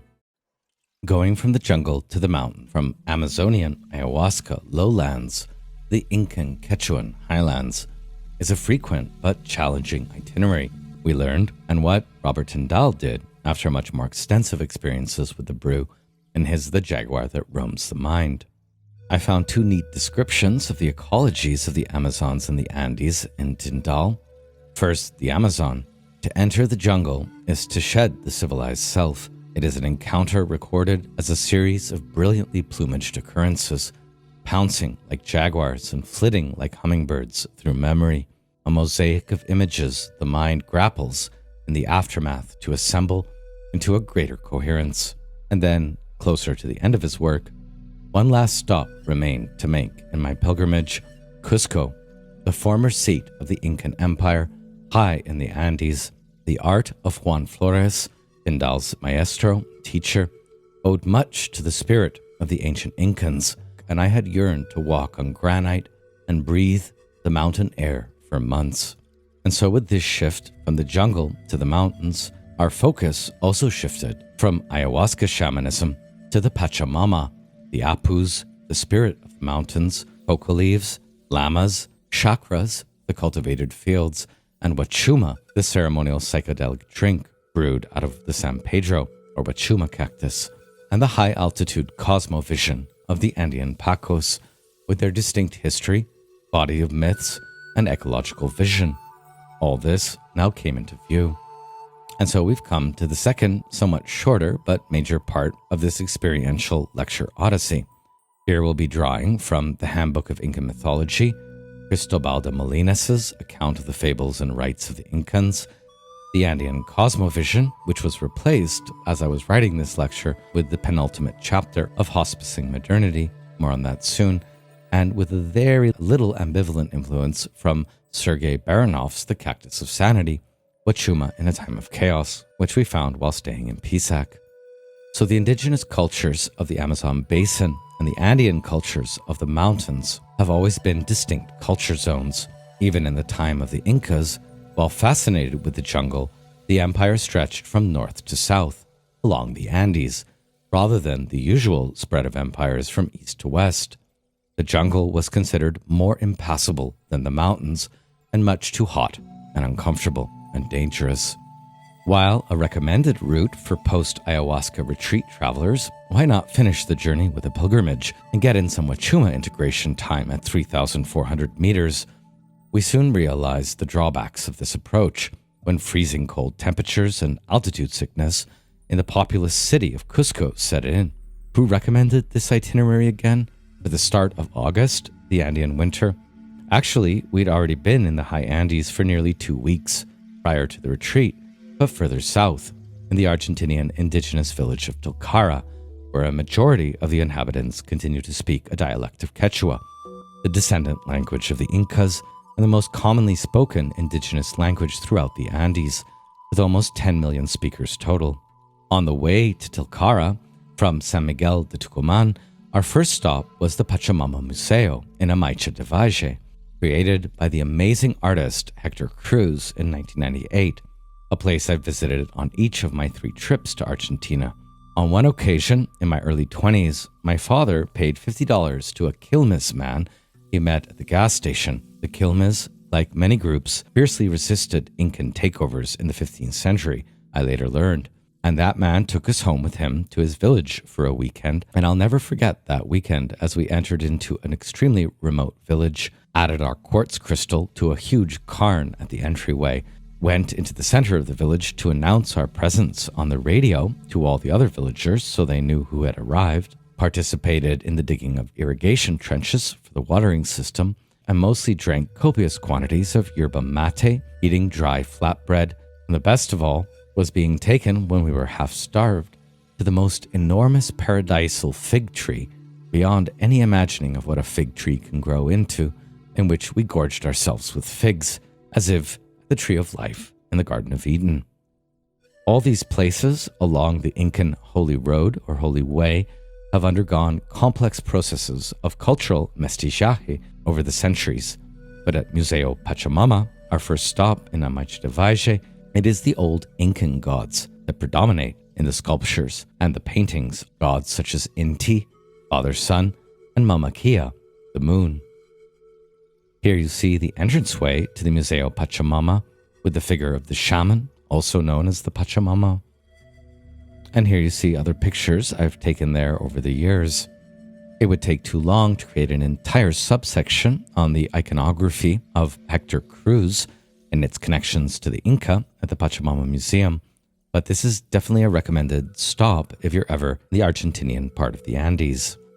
Also at the Pachamama Museum, a whole separate part of the museum is dedicated to the cultural archaeological history of human beings in the region, and it has many excellent exhibits regarding their musical instruments, way of life.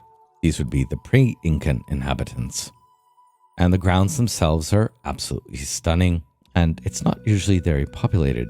Some of the paintings depict images of indigenous women praying before indigenized crosses or going on a journey to communicate with the spirits of the land, the ancestors.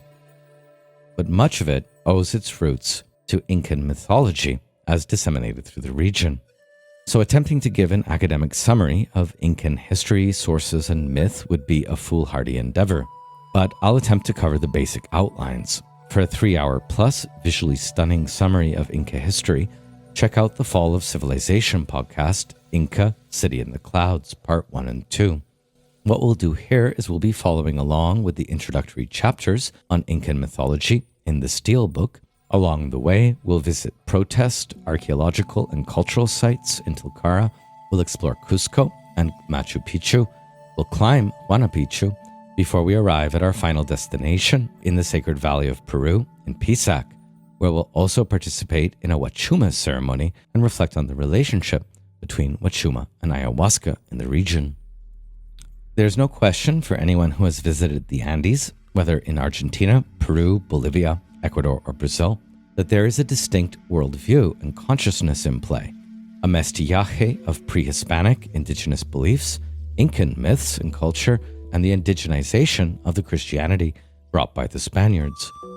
Nearly everywhere one goes in the high Andes, one hears the Quechua words Pachamama, the conscious being of the earth, as well as Taitai Inti, the sun god, Mama Kia, the moon, Mama Tuti, the dark void that embraces all, the Apus, personified majestic mountains, each with their own myths to tell, chakras, no, not the Indian chakra system, but cultivated fields, Aini, the core Andean value of reciprocity and balance between and across all things, Salka, the wild essence or undomesticated energy of a living being, Huacas, sacred shrines, originally the home of mummified ancestors, not to mention the legendary name Pachacuti, the most celebrated of Incan kings, whose name means literally a change or a turn of space or of time, an epochal shift, such as an earthquake or catastrophe. Throughout the Andes, one hears about, sees, meets, and interacts with Pacos, who are Andean mystics or shamans, experts in the offering of despachos, which are complex ritual offerings to the Pachamama, and one sees for sale in every marketplace coca leaves, quinoa, and chicha, a fermented corn beer made out of pre-masticated corn, and thus, yes, spit. Yerba mate, more in the southern Andes, colorful textiles of every shape and size and purpose, and a much wider variety of heirloom core and manioc than you've ever seen before. And of course, there are plenty of llamas and alpacas everywhere as well. The condor, the puma, and the serpent have also become universal symbols of Andean culture, widely understood as the most representative animals of the anima mundi that consists of and traverses lower, middle, and upper worlds, the serpent of wisdom, the puma of force, and the condor of freedom. There is a pervasive sense throughout the Andes that life, thought, and belief in the Andes is different. Simpler, calmer, more beautiful, peaceful, and loving. A life more rooted in nature and in communities of nature and of society, and a life more open to the cosmos, that is, to the ever-changing sky above. Everything in nature and reality in this cosmovision is sacred, an intelligent, living being, a person, animism, and rather than the Western subject-object split and domineering objectification, what we find in the Andes, as in the Ayahuasca cosmovision, is that everything is a subject. On the Andean notion of Salka, the wild essence or undomesticated energy of a living thing, in one of Gordon's better chapters, he relates a story. There are people who live in the high Andes who are very Salka. You can see its light in their eyes. You can see the serenity on their faces. You can feel it inside you when they interact with you with warmth and shyness. On one of my trips to Peru, we traveled to a very Salka village high in the Andes. To get there, we had to drive for 6 hours on a dirt road from Cusco, and then get on horses and travel for 2 days through the mountains, going over 2 17,000-foot passes. The village itself was at 15,000 feet. Here, Gordon encountered a little girl who was also very Salka. Complimenting her with an open heart, they settled down together to watch the day begin to unfold in complete Salka together. That's very sweet. On the other side of Salka, for Gordon, is Hucha, heavy or discordant, chaotic energy. Thankfully, Hucha can be released to be recycled, composted, as it were, by using the touching Pachamama meditation and other meditations so that we can better cultivate Aini, reciprocity. Across the Andean Cosmovision, although differently understood, there are 3 centers of the human being, as well as 3 worlds. The Lankai is the physical body and its works, the Munai, the heart and its loving connection, the Yachai, the ability to think, the seat of consciousness. These 3 parts of the human being are all equally important. They are all nurtured and fed by the Pachamama and involved in Aini, reciprocity with her and all living beings.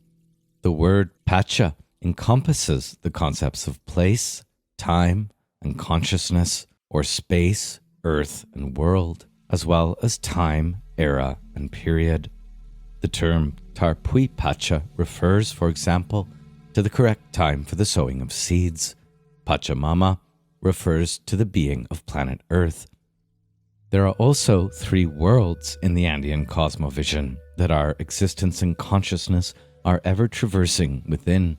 First, there is the Uju or Uku Pacha, the lower or interior world, where the Pacarinas or spirit helpers of the Pachamama live, and these are accessible in springs, cracks, caves, and in general, all the beings in Uka Pacha are beings of time past, the time of the ancestors.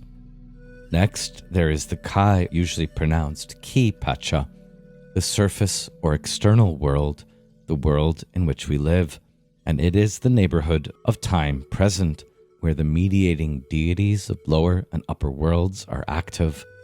Third, there is the Janak or Hanak Pacha, the upper or celestial world, the realm of the Apus, the mountains, as well as the sky and the stars, all the way up to Mama Tuti, the cosmic void and spiritual principle of all living things.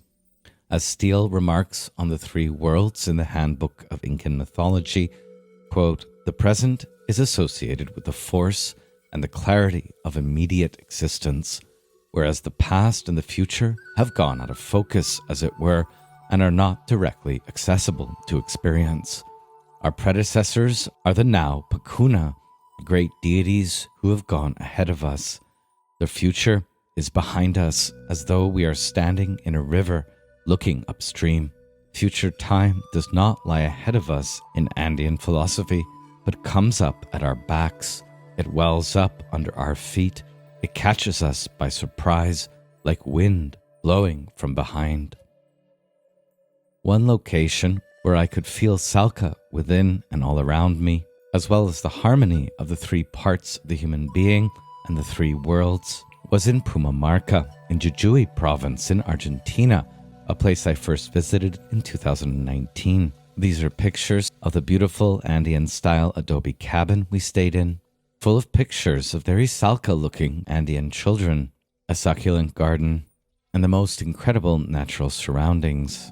Just 1 kilometer walk from the smaller town of Pumamarca. This time in 2023, our family trip was scheduled instead to go to the nearby and more populous village of Tilcara, which, as the subtitle to the welcome sign says, Patrimonio de la Humanidad, patrimony or inheritance of humanity.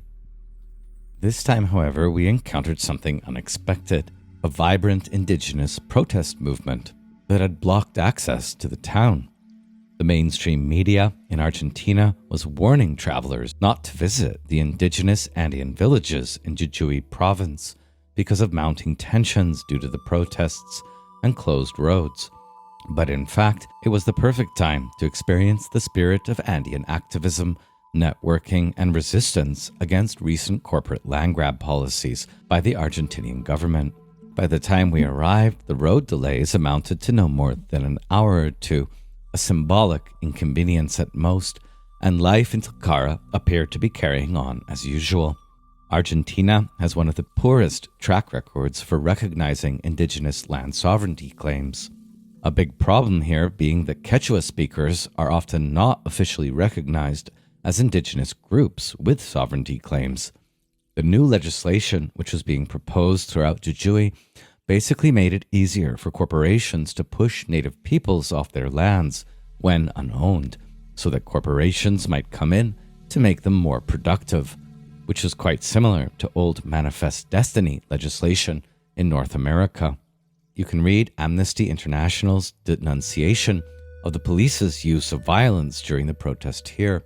In response to these events, villages across Jujuy province that had been only loosely networked now work together to establish 24/7 roadblocks entering and leaving indigenous territories. Such roadblocks hurt the Tucumán government's economic interests in the region, but they also put a damper on the local tourist economy, their biggest industry, an unfortunate but necessary side effect and collateral damage. The indigenous people of Jujuy were uniting and mobilizing to send a clear message to the Argentine government and the world. This is our land, and you are guests here. We decide who can enter and when. The spiritual activism at the well-coordinated roadblocks was inspiring. The community was rallying to control all points of entry and exit, and offering a lot of their time and energy to this powerful display of solidarity and resistance. On Fridays and Saturdays, they organized late-night political speeches with music performances at roadblock dance parties. The Andean spirit and musical talent of the bands that played was out of this world, and it made us wish very much we were staying for the upcoming Pachamama Music Festival nearby and starting on August 1st. Here you can see a video I took of the dances at the roadblock.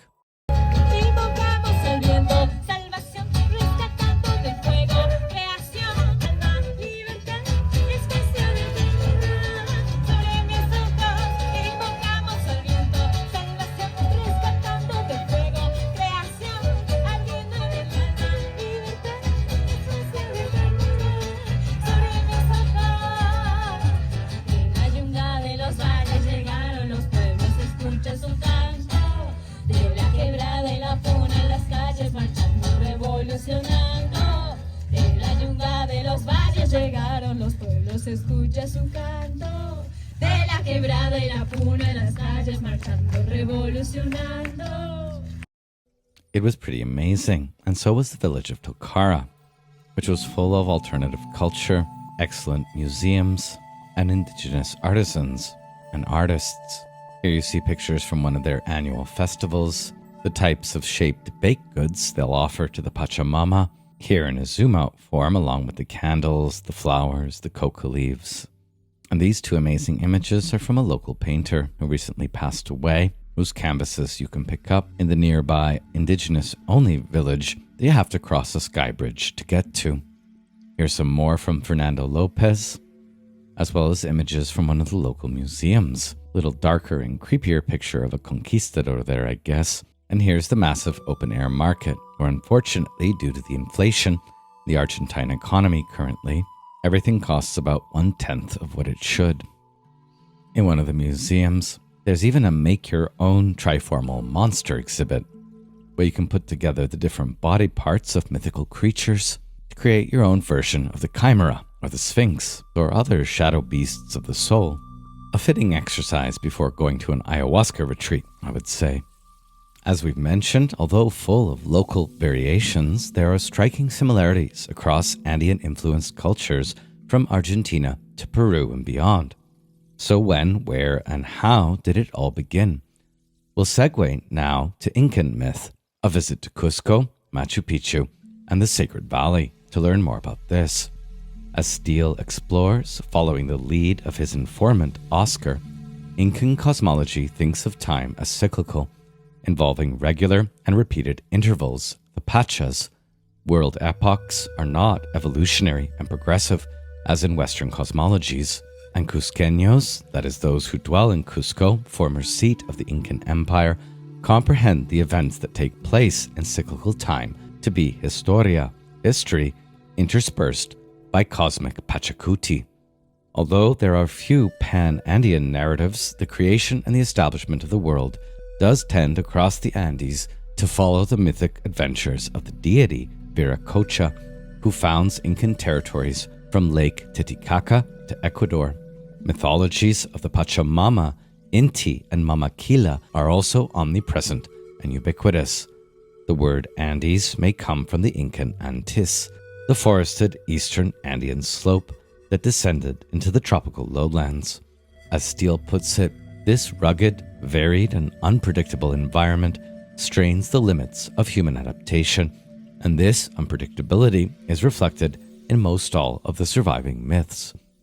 Most impressively, alongside stonemasonry, the Incans developed and inherited complex agro-pastoral technologies, especially their iconic terraces and irrigation systems, which allowed them to grow abundant crops even in the highest altitudes, above 3,300 meters and even above 4,000 meters. The Yunca zone, from 700 to 2,200 meters, is suitable for cultivating coca, chili peppers, and avocados, while the higher elevations are suitable for maize, potatoes, and quinoa. The Incan word for a village connected by kinship ties, or the micro-ethnic group, and the group largely defined in terms of the natural environment they cultivate, is Ailu. During their history of conflictual and expansionist policy, Incans inherited or developed upon the technologies and religious practices of many cultures. They may have especially admired and seen as their distant progenitors the Chauvin culture, the Moche, the Nazca, the Wari, and other cultures. Drawing a bit more brief introductory history on the Inca from the Steele assigned this week. Like other Andean peoples, the Incas retained myth histories that explain their origins. In general, the Spanish chroniclers were told that the first Inca, called Manco Capac, had come from the south of Cusco, and that 10 rulers had succeeded him, up to and including the last independent Inca, Huayna Capac. From Cusco, the Incas divided their empires into 4 suyus, or regions, or 4 united parts. Under the last 3 Inca rulers, the architectural layout of Cusco took shape. Today, the imprint of Inca Cusco permeates through the colonial and modern structures.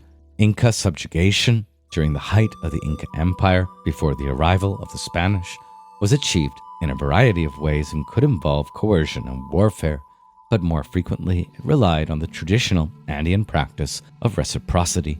The Inca reused and updated pre-existing administrative centers from the Wari and Tiahuanaco cultures, roads and way stations, Their economy relied on a labor tax known as the mita, or turn of service. Massive storehouses called colcas demonstrated the Incas' mastery and surplus of material possessions, and ability to provide staples and goods for dedicated subjects, come what may.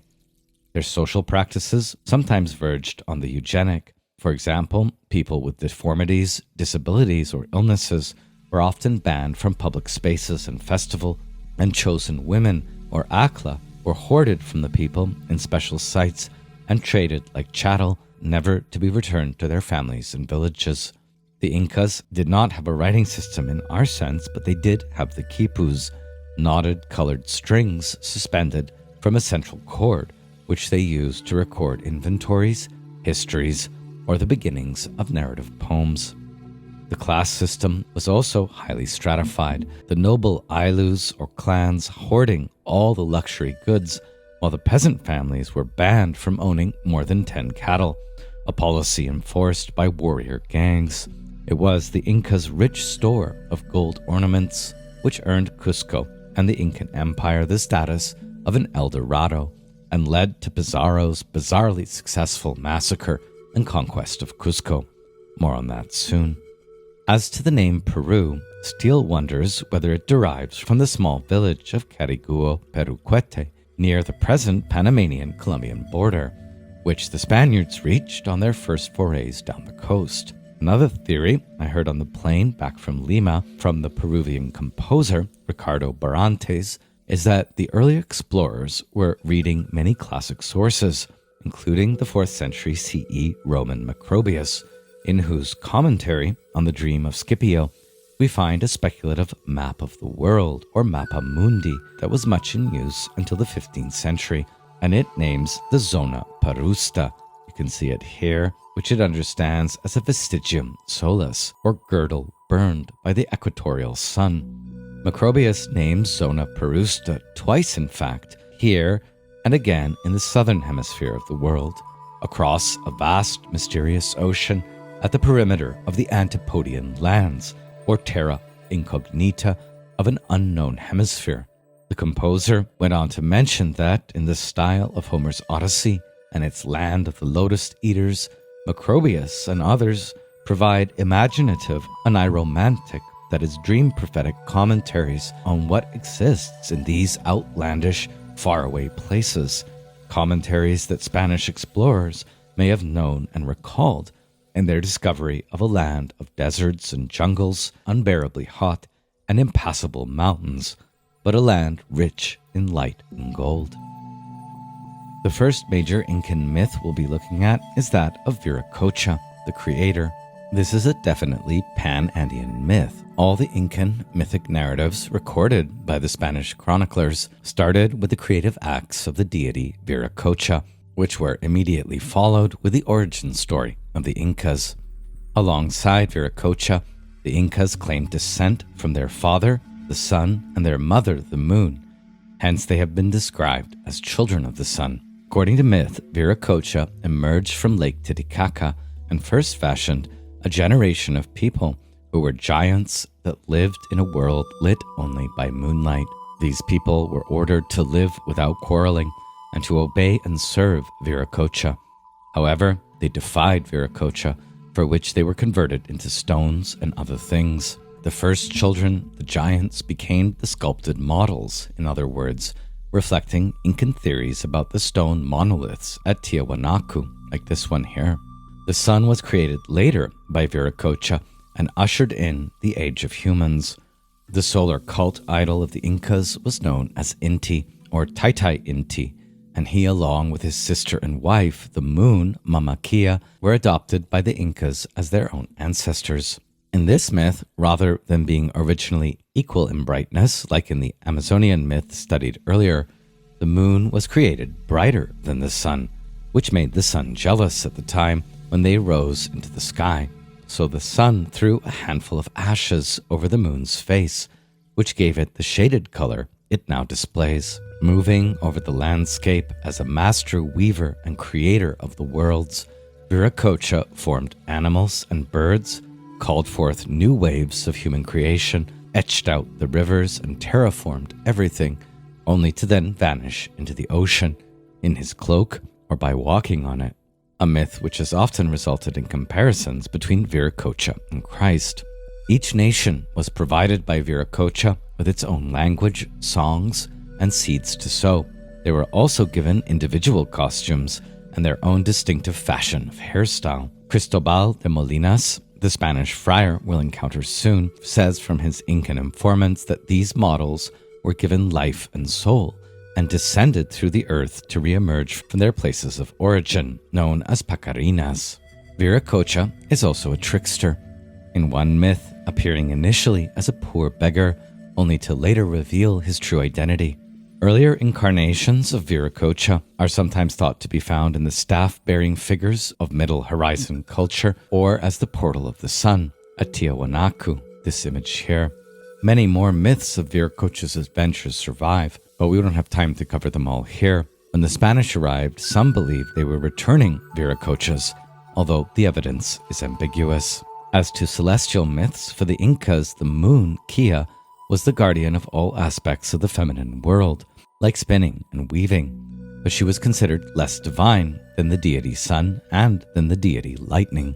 They identified the star Venus as the morning and the evening star, a quite sophisticated feat of astronomical knowledge, really.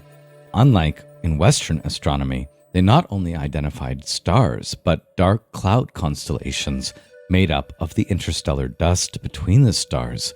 Usually, these dark cloud constellations were animals such as the llama, toad, serpent, or fox. Positions and movements of constellations across the Milky Way determined the moments of planting and harvest, and there was a complex sky lore concerning every aspect of life, including not only the visible, but the invisible constellations.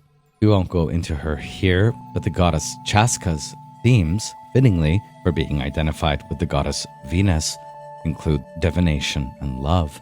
Her symbols are sun, fire, and flowers. This goddess created the dawn and the twilight, which are the gentlest aspects of the sun. Her consort was the sun god himself, Inti, and she uses his light to draw sprouts from the ground and inspire blossoms. Her rapport with Inti and her tender nature make Shaska something like the Incan goddess of love, and according to lore, she communicates to people through the clouds and through the dew. Here you see some examples of the dark constellations named by the Inca.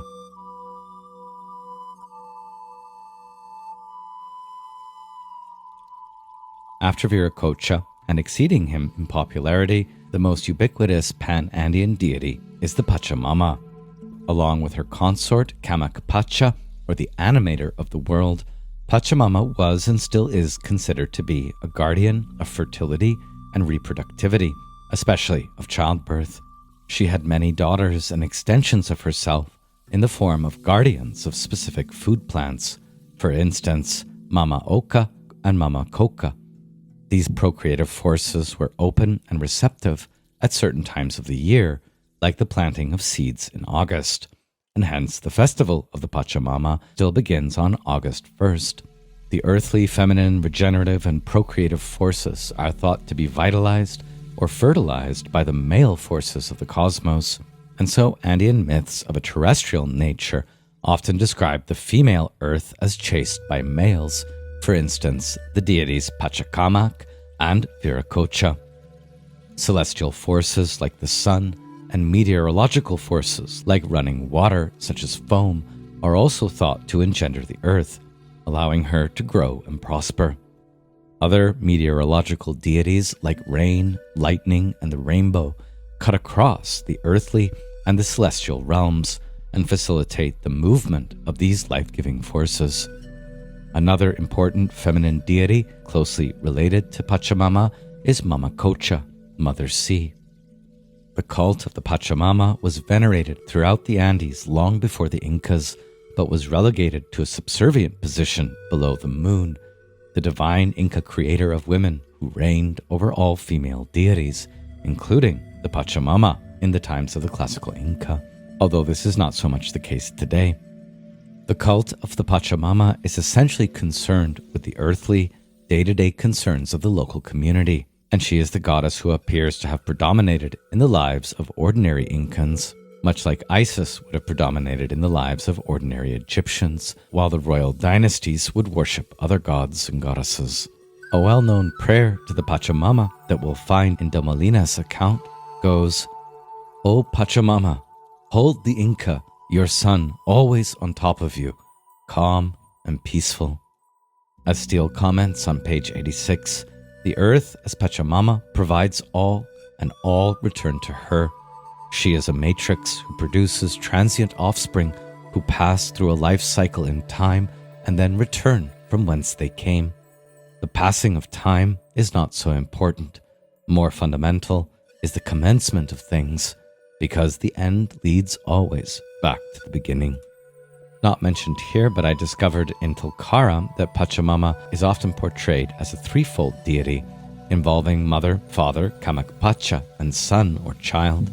And this tradition of depicting Pachamama as threefold is also pan-Andean, this clay sculpture of threefold Pachamama being one I picked up from a wonderful artisan in Tulkara.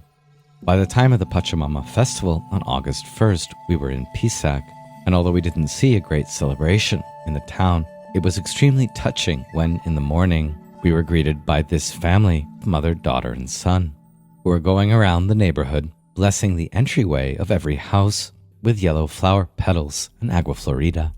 This way, the Pachamama would know that she was invited into every dwelling, it being her festival day. Steele points out 4 main themes in Incan belief system generally. First, there is the duality of the cosmos, light and day, sun and moon, sky and earth, above and below, gold and silver, wild and tame, richness and poverty, cultivated and uncultivated, conquered and conqueror, and solid and liquid are just a few of the mythic dualities. There's also the upper world, the Hanan Pacha, of sun, moon, and stars, versus the lower world, Uka Pacha, or feminine Mother Earth, with its bones of the ancestors, and our middle world, which mediates between these and other dualities, between everything that is above and below. Not only human beings, but also lightning and rainbows, considered as deities, connect the upper to the middle, while caves, springs, and cracks connect the middle world to the lower, and thus mediate and bring about a unifying of opposites. The cosmos is one vast spiritual system of dualities, and the mediating or unifying of dualities in the center. Incan belief also emphasizes the gendered cosmos. The sun is male and the moon is female. Men break the soil while women plant the seeds. Mining, trade, and travel are all male. The third major belief system of the old Incas that still survives today is that of an animate cosmos. In the Andean world, an animating or vital force is assumed to infuse all material things, man-made products like textiles, natural features, and the bones of the dead. In colonial documents, the Andean vivifying essence was known as Kamakwen or Kamak, and sometimes Upani and Amaya, all of them different and nuanced words that describe what we might call energy or chi. The chroniclers translated the word Kamak as maker. Animating essence would have been just as accurate. The fourth main Andean belief system, visible in the old myths and still practiced widely today, is that of reciprocity and circulation. Animating vital force is present in human energy and elements like water, wind, and light. As conduits, water and light channel the flow of energy in a circulatory movement. This is the Quechua principle of Aini as what governs the circulation, a give and take that can be either positive or negative. Positive, for example, when two men work each other's fields, and negative when they exchange insults. As Alan explains Aini, quoted by Steele, reciprocity is like a pump at the heart of Andean life. The constant give and take of Aini and Minka, the form of labor or tax, maintains a flow of energy throughout the Ailu community. This flow extends beyond the human community as well. The obligation to maintain reciprocity extends to domesticated plants and animals, to Pacha, the earth, to the many animated places in the landscape itself, and even to the saints after colonization. Some deities are particularly associated with animated circulating energy, such as the rainbow, represented as a two-headed subterranean serpent dragon known as Amaru, and the lightning known as Tunapa, or Lapa. Still today, those who survive lightning strikes are highly revered among the Caro, thought to be the last surviving direct descendants of the Inca, and these lightning-struck holy men are called Quaqua. Their despachos, or ritual offerings to the Pachamama, are very highly prized. The Incan founding ancestors were known collectively as the Ayar, starting with Manco Capac as part of most any despacho, alongside the deities and Pachamama, demonstrating Aini for the Ayar, all the ancestors, and their huacas, or ritual bone remains, is crucial to the success of any offering. Caro villages tend to be very deep in very high elevations, far away from most accessible regions of the Sacred Valley. But amazingly, when I was visiting my friend Jason Ross, who had set up shop in Pisac working with indigenous artisans, and had that very day hired a local Caro Paco to do a despacho in thanks for the success of the shop. I could barely believe my ears when I heard that this is one of the Caros who had been struck by lightning, and so was particularly sacred, not just once, but 3 times, the highest grade of initiation into Caro mysticism. The despachos are offerings of the Caro. Here you can see bells, flowers, sweet wine, fabrics, cookies, and other offerings, which may be either burned or buried in the context of the despacho to feed the Pachamama and demonstrate our gratitude and reciprocity.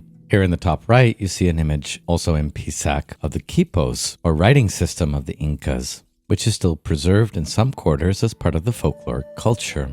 So after Pizarro's capture and execution of Atahualpa, again, see the Fall of Civilization podcast on YouTube for the complete story here.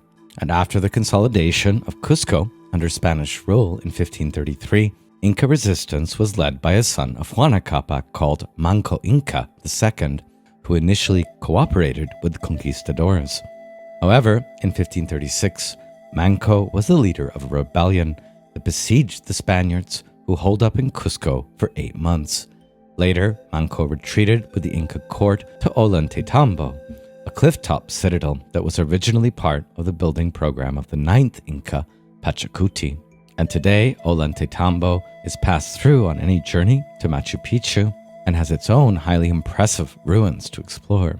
The site at Ollantaytambo was modernized but unfinished when Spaniards forced Manco to retreat much further down the Urubamba River Valley, past the ridgetop city of Machu Picchu, and on to the more inaccessible site of Vitcos in the region Vilcabamba.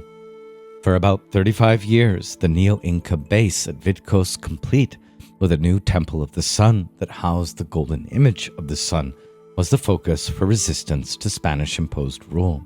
Steele asks, how did the Inca Empire, with millions of subjects, collapse in the face of a handful of conquistadors? In fact, the seeds of discontent were simmering when the Spaniards arrived. As in Mexico, where the arrival of the Spaniards provided an opportunity to remove the Aztecs, who demanded excessive quantities of tribute from their subjects, in the Andes, the Spaniards' arrival was a chance for local curacas, subject tribes or groups, to remove themselves from the reciprocal bonds that tied them to the Incas. Thus, groups disaffected with Inca rule offered support to Pizarro's massively outnumbered forces. The cohesion of an Andean united front that would have driven out the aliens with their unknown technology and fearsome animals never really materialized. Exploring the question of whether Inca culture survives today, Steele goes on, when we start to think about how and where Inca culture survives, it is necessary to broaden the scope to include Andean culture in general, which has evolved for millennia up to the time of the Incas. A basic animism still pervades the world of the Andeans. Thus, the mountain deities, Apus and Wamanis, continue to talk to each other, discussing and ultimately influencing the lives of Andean people. In return, humans still honor the mountains with appropriate forms of ritual etiquette. There persist a number of themes in contemporary oral tradition that can be equated with the mythical tradition of the Incas. This includes ancestral figures who first shaped and occupied the landscape, like Viracocha and Manco Capac, and the interaction between animals and humans. In addition, Incan culture survived across the Andes through a complex process known as syncretism. In the face of the new principal actors of Christian myth like Christ, Mother Mary, and the patron saints. Outwardly, it could appear as if the Incas adopted Christian deities, but in fact, they were often superimposed upon older pan-Andean cults. For instance, colonial paintings of the Mother of Christ often represent her as Mother Earth, the Pachamama. Also, traditional pre-Hispanic exchanges between the Aylus, the local communities, that involved reciprocal feasting and ritual battles known as tinqui, were also transformed into annual pilgrimages and reciprocal visitations between Catholic saints. The tinqui, literally encounter or meeting, though often staged in a boundary position to official Spanish culture, is still a regular feature of Andean social and ritual life. The word tinqui, meaning ritual encounter or even festival, appears related to the Old Quechua, Tequi, the cosmic dance, or as Gordon puts it, the essence of tinqui, in a nutshell, is the importance of honoring and maintaining differences, while at the same time bringing these differences together to form a union, a new being. Although usually ritual, tinqui can refer to the bringing together of ingredients, herbs, a newlywed couple, streams, the emergence of sprouts, and all kinds of vitalizing encounters, especially in dancing and singing and other activities that occur during the festival. The Andean people step outside their normal social constraints, and yet at the same time, these behaviors are channeled in a way that nourishes. Early on, the Spanish chroniclers learned that an omnipotent God and the teaching of the Gospels could not replace indigenous cult rooted in the sacredness of the local topography and the rituals of tinqui. Simply destroying cult objects did not remove the Andean attachment to their enshrined landscape.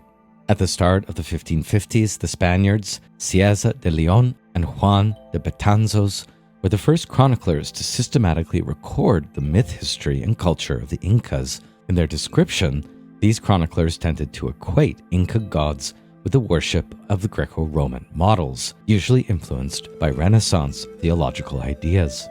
However, Betanzos did marry Dona Angelina, a descendant of Inca nobility, earlier a wife of Atahualpa.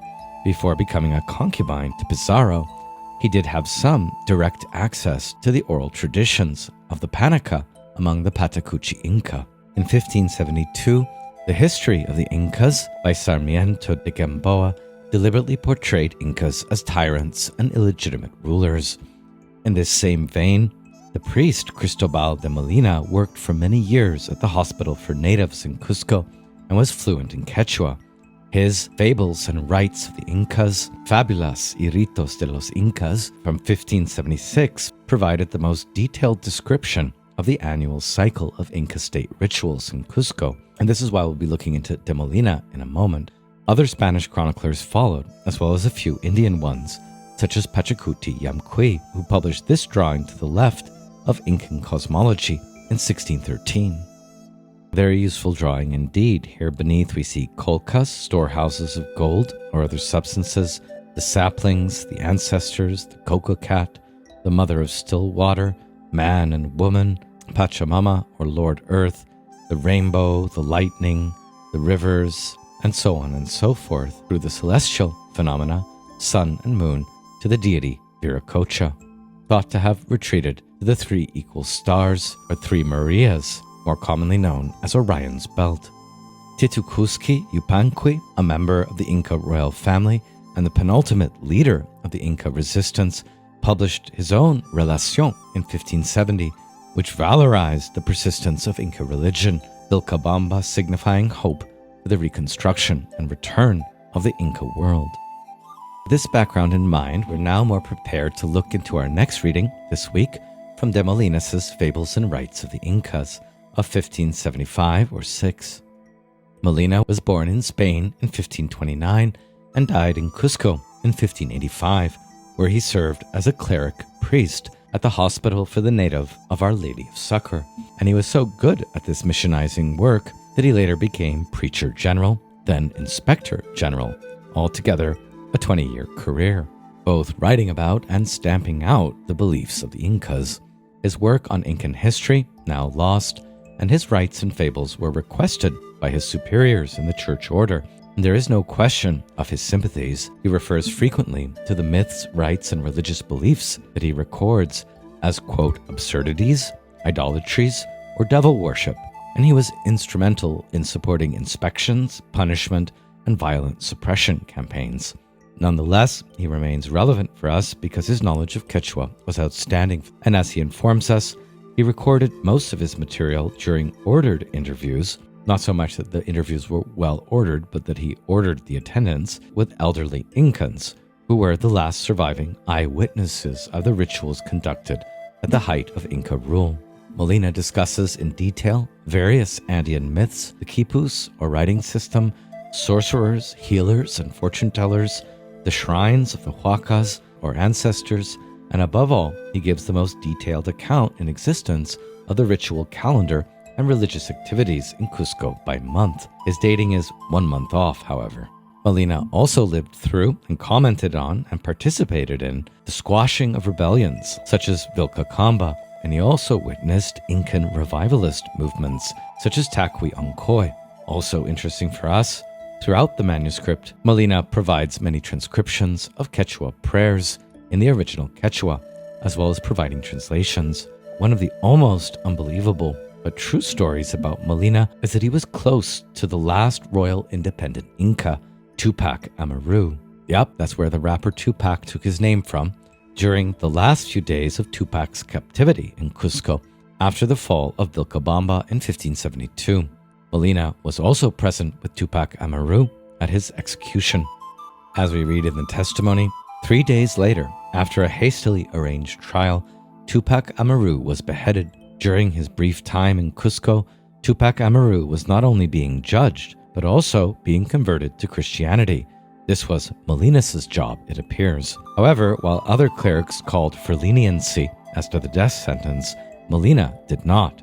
According to Ocampo's testimony, who was there witnessing the events, on the day of his execution, Tupac Amaru was accompanied on either side by the two mentioned friars and by Father Molina, who went teaching and saying things of great consolation to his soul. So with this background on Molina, let's turn to his first chapter after the short dedication, chapter 1, and here we find Molina relating Incan origin myths from his informants in Cusco. It was during the life of Manco Cápac, who was the first Inca, that they began to claim and call themselves children of the sun, and when the sun worship and idolatry started. During this time, they heard important news about the flood. They say that all the different people and everything that had been created perished during it. So it happened that the waters rose over the highest hills that existed in the world, and hence nothing survived except a man and a woman who remained in a drum box. They say that when the waters subsided, the wind blew them to Tiahuanaco, which may be more than 70 leagues, more or less, from Cusco, and that the creator of all things ordered them to stay there as mitimas, or colonists. There in Tiahuanaco, the creator began to make the people and nations that are in this land. He made each nation out of clay and painted on them the costumes and clothes that each one was to have. And those that were to have long hair he made with long hair, and those that were to have short hair he made with short hair. When he finished, he gave each nation the language they were to speak, the songs they were to sing, and the seeds and the foods they were to sow. Observe how Molina is relating the myths he has recorded through exclusively biblical themes. The Inca knew about the flood and the peopling of the world, he declares. They have a version of the Noah tale, but the great ark has been misremembered as a drum box. The Inca, too, like the Spanish, were commanded to be colonists, and although they worship the sun idolatrously, they have some notion of a creator and the making of man in his image, and they even have myths that parallel Adamic naming and the Tower of Babel, and the granting of dominion or stewardship over the earth, its seeds and foods. The rhetorical strategy is quite clear. Incan myth is an absurd caricature of Christian truth, even if they misunderstood him and fell into passionate idolatry and sin. They still have a goodness and a wisdom and can be saved.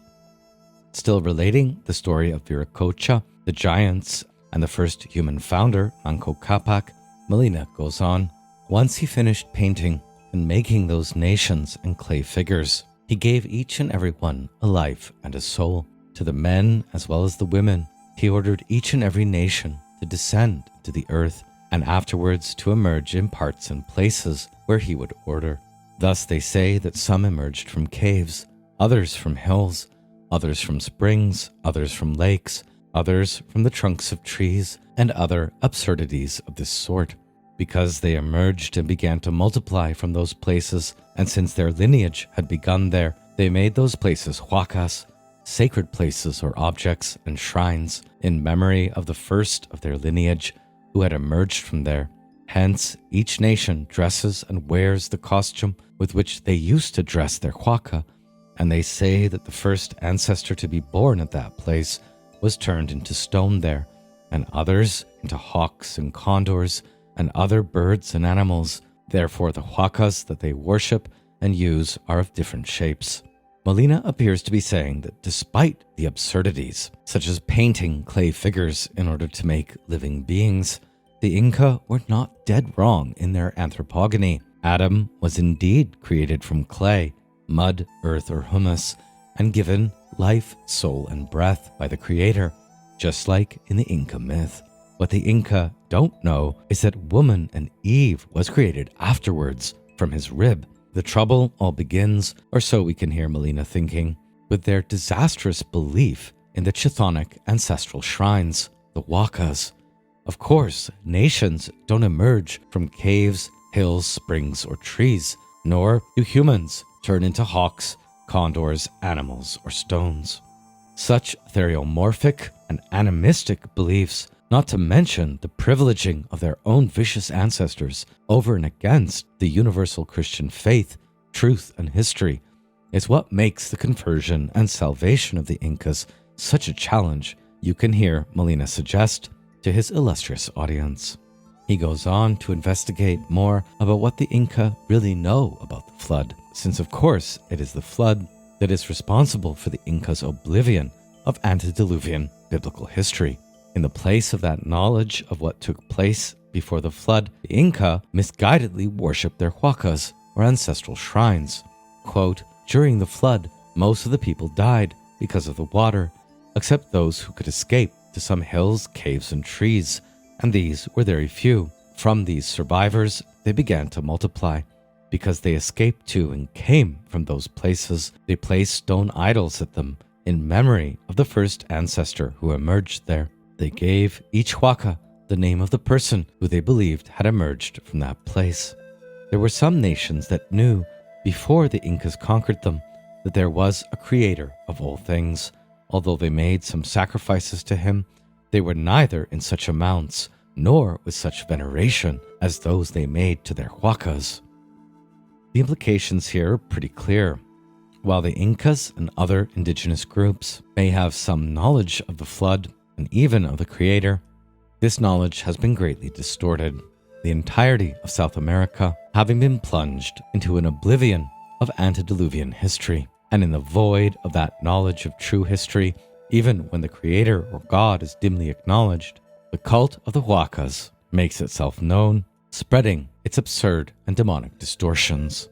We might ask whether in composing this text, Molina reconsidered the logistics of the biblical flood and how it may have been experienced differently in mountainous regions as high as those in the Andes.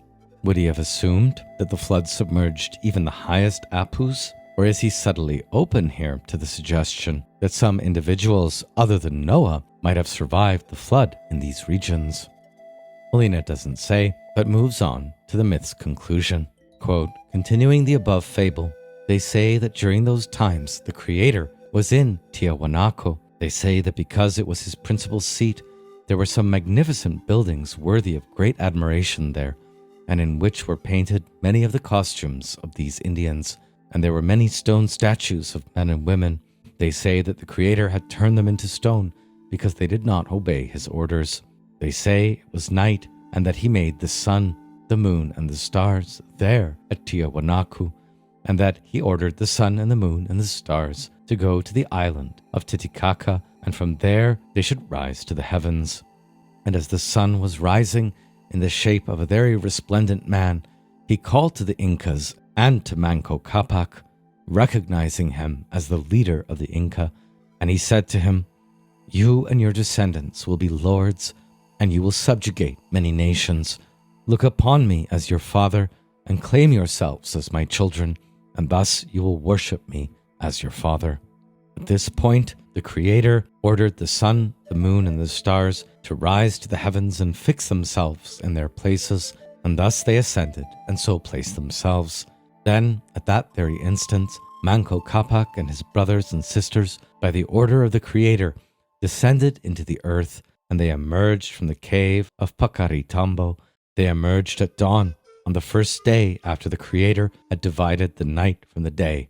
From then onwards, they retained the surname Children of the Sun, and worshipped and revered the sun as their father. Surprisingly, perhaps for a text written in 1575, Molina's account does seem to be accurate from our other sources, and to be based on genuine Incan informants. Here you see images of the Gate of the Sun at Tiahuanacu, near Lake Titicaca, and the first peoples, the giants, once painted and turned to stone for their misdeeds. As Molina reflects on this tale, he reveals his logocentrism. They tell and relate other similar absurdities about the past. The reason for all this, besides the main fact that they did not know God and they gave themselves over to vices and idolatries, is that they were not people who use writing, because if they had used writing, they would not have had such blind and obtuse and foolish errors and fables. And here we see one of the most exceptional statements of Western logocentrism from the colonial period. Having just said the source of all the Incas' absurdities in their myths and idolatries is the lack of writing, Molina goes on to describe the system of quipus. Nevertheless, they used a very clever method of counting the strands of wool with 2 knots, using different colored wool in the knots, which they called quipus. They communicated and still communicate so well by means of this that they can recall everything that has occurred in this land over the span of 500 years. They had Indian specialists and masters in these quipus and accounts, passed from generation to generation, embedding it into the memory of the next generation, who miraculously did not forget even the smallest detail they kept on those quipus. They kept such good track of the years, months, and moons that no error was committed, although only a few of the Incan lords can be credited with this degree of organization. So what's it going to be, Molina? Are the Inca foolish and obtuse, their myths, errors, and fables because they lack writing? Or can their system of quipus really be as effective a system of record and narrative keeping as you yourself suggest? Fittingly, Molina compares quipus to Catholic rosary beads. While the quipus may be very effective means of communication and historical transmission of memory, Molina admits this use of the quipu was extremely rare and limited to the few great Incan lords, to whom the true spirituality of the Creator had made them a bit more like the Spaniards, especially in their degree of colonial organization. He goes on, it was thanks to leaders like Inca Yupanqui there is some inkling of the true God among the Inca.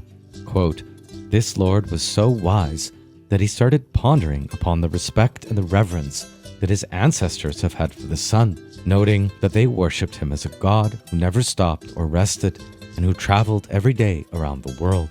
This lord spoke and discussed with those of his council that it was not possible for the sun to be the god who created everything, because if he were, a small cloud would not be able to pass in front of him and obscure his resplendence so that he could not shine. And if he were the creator of all things, then one day he would rest, and from that place he would illumine the entire world and order what he wanted. Hence, this being the case, it was not possible that the sun was the creator. Hence, there had to be another god who ordered and governed him, and this was Pachayachachi, which means creator. Molina goes on to give magnificent descriptions of this pre-Christian Incan king Yupanqui, his building of houses and temples, including the House of the Sun, the plaza around Cusco, and the gold statue of the Creator, as well as his visions of divine election. all this falling just short of suggesting that they should allow the worship of Inca Yupanqui as a pre-Christian saint, for he at least put a stop to the idolatrous sun worship and used a nifty, if naive, piece of Western logocentric reasoning to do it. If a cloud is able to pass before the face of the sun and obscure his resplendence, then the sun cannot be the ultimate creator of everything. In his next chapter on the Incan sorcerers, Molina begins that they had many kinds of sorcerers, the names and occupations of which were different from one another. The Calparicu sorcerers were those who were able to see the fortune and success of the things that they are asked, usually inflating the lungs of animals in order to divine. The Uaira, Piracoc, or the fat readers. These sorcerers burnt fat and coca leaves in the fire. They then read the signs and foretold the future. Next, the Akikok diviners, who look into the lots of maize and into ram dung. There were yet other diviners called Kamaskas, like shamans, who would tell others that the grace and the virtue that they possessed had been given by the thunder, for example, being struck by lightning, making the Kamaskas here the precursors of the Andean Pacos, mystics or medicine men, especially among the Caro. They say that when someone was frightened by a lightning strike, on regaining consciousness, note this is a feint rather than actually being struck by the lightning, he would claim that the thunder had given him the skill of either healing with herbs or of answering questions that were asked. Next are the Yucarcais, which are the diviners from Huaro, and Molina really seems to have it out for them. These people held great pacts with the devil in complicated rites designed to summon demons who would give answers in the fire to inquisitorial-type questions concerning human souls, thoughts, and deeds. One might ask a Yucarcai questions such as, who was against the sun, their father? Who sought to rebel against the Inca? Who in that great area was a thief, a murderer, or an adulterer? Who has lived badly? Such sorcerers were greatly feared and were kept close by kings to enforce their rules, and they rarely gave truthful answers, Molina tells us. Last is the Huaca sorcerers, and Molina is also especially interested in rooting out these because of their role in receiving public confession, obviously the business of the clergy. Casting lots was used to determine the veracity of the confession and corresponding punishment. These sorcerers were also easily bribed, we hear, and although usually public, confessions might also be made in private, often concerning neglect of ritual obligations, or fornication, or spreading gossip. Here Molina mentions that the Inca had sexual morality, in that they forbid adultery and the corruption of maidens, but they did not consider fornication, that is, sex outside of marriage, sin. Of course, all these forms of sorcery, and especially the last two, Molina is concerned to inventory so that they can be recognized and rooted out. On Incan prayers, he writes, in the same way, most reverend Lord, that they would confess that the Creator made the people and everything else that existed before the flood. However, they do not know in what order or how, except what has been said about Tiahuanacu. This is what I have been able to learn and obtain regarding their fables, rituals, and origins from all the elders with whom I have dealt and discussed this business. As we can see, it doesn't amount to much. Molina's later chapters do discuss birth rituals, female initiation rites, and the infamous Capaocha ceremonials. Infamous since they were believed to have involved the sacrifice of children. The longest chapter on the ritual calendar is the richest part of this work, but it's too long to cover here. In this part of the work, it is the prayers to the gods, which Molina transcribed also in Quechua, that astonish most, such as the first prayer to the Creator, which sings, O Creator, hear the word Uracochan, that is Viracocha, you who are without equal to the end of the world, you who gave life and strength to mankind, and said, let this one be male, and to the women, let this one be female. Saying this, you created them, shaped them, and gave them life. Protect those that you have created. Let them live safe and sound, without danger and in peace. Where are you, Creator? Are you in the heights of the heaven, or below in the thunder, or in the storm clouds? Hear me, answer me, and grant my prayers. Give us eternal life forever. Take us by your hand and receive this offering wherever you may be, O Creator. And on page 44, O Creator, most joyous, most fortunate Creator, you who are merciful and pitiful to men, observe here your poor unfortunate men and servants, who you made and gave being. Take pity on them. Let them live safe and sound with their children and descendants. Let them walk the straight path without contemplating evil deeds. Let them live long lives, not die young, and live and eat in peace. Other prayers recorded by Molina are addressed to the sun, all the Incas, Pachamama, and the Huaca. Requests for protection, safety, peace, and eternal life are repeated, as is the threefold question, Viracocha, where are you?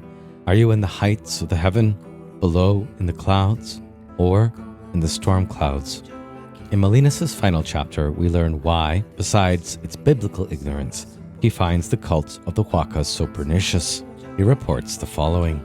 About 10 years ago, more or less, a disaffection began to spread among the Indians of this land, during which they performed the type of song they call Takui Onkoi, a dance sickness. As the editors note in the introduction, the discovery of this sect, now referred to as the Takui Onkoi, from Takui to dance and Onkoi to fall ill, provided the impetus for a series of massive campaigns aimed at destroying the indigenous religions of the Andes. The Takui Onkoi movement was spread by native men and women who believed that they had become possessed by local deities.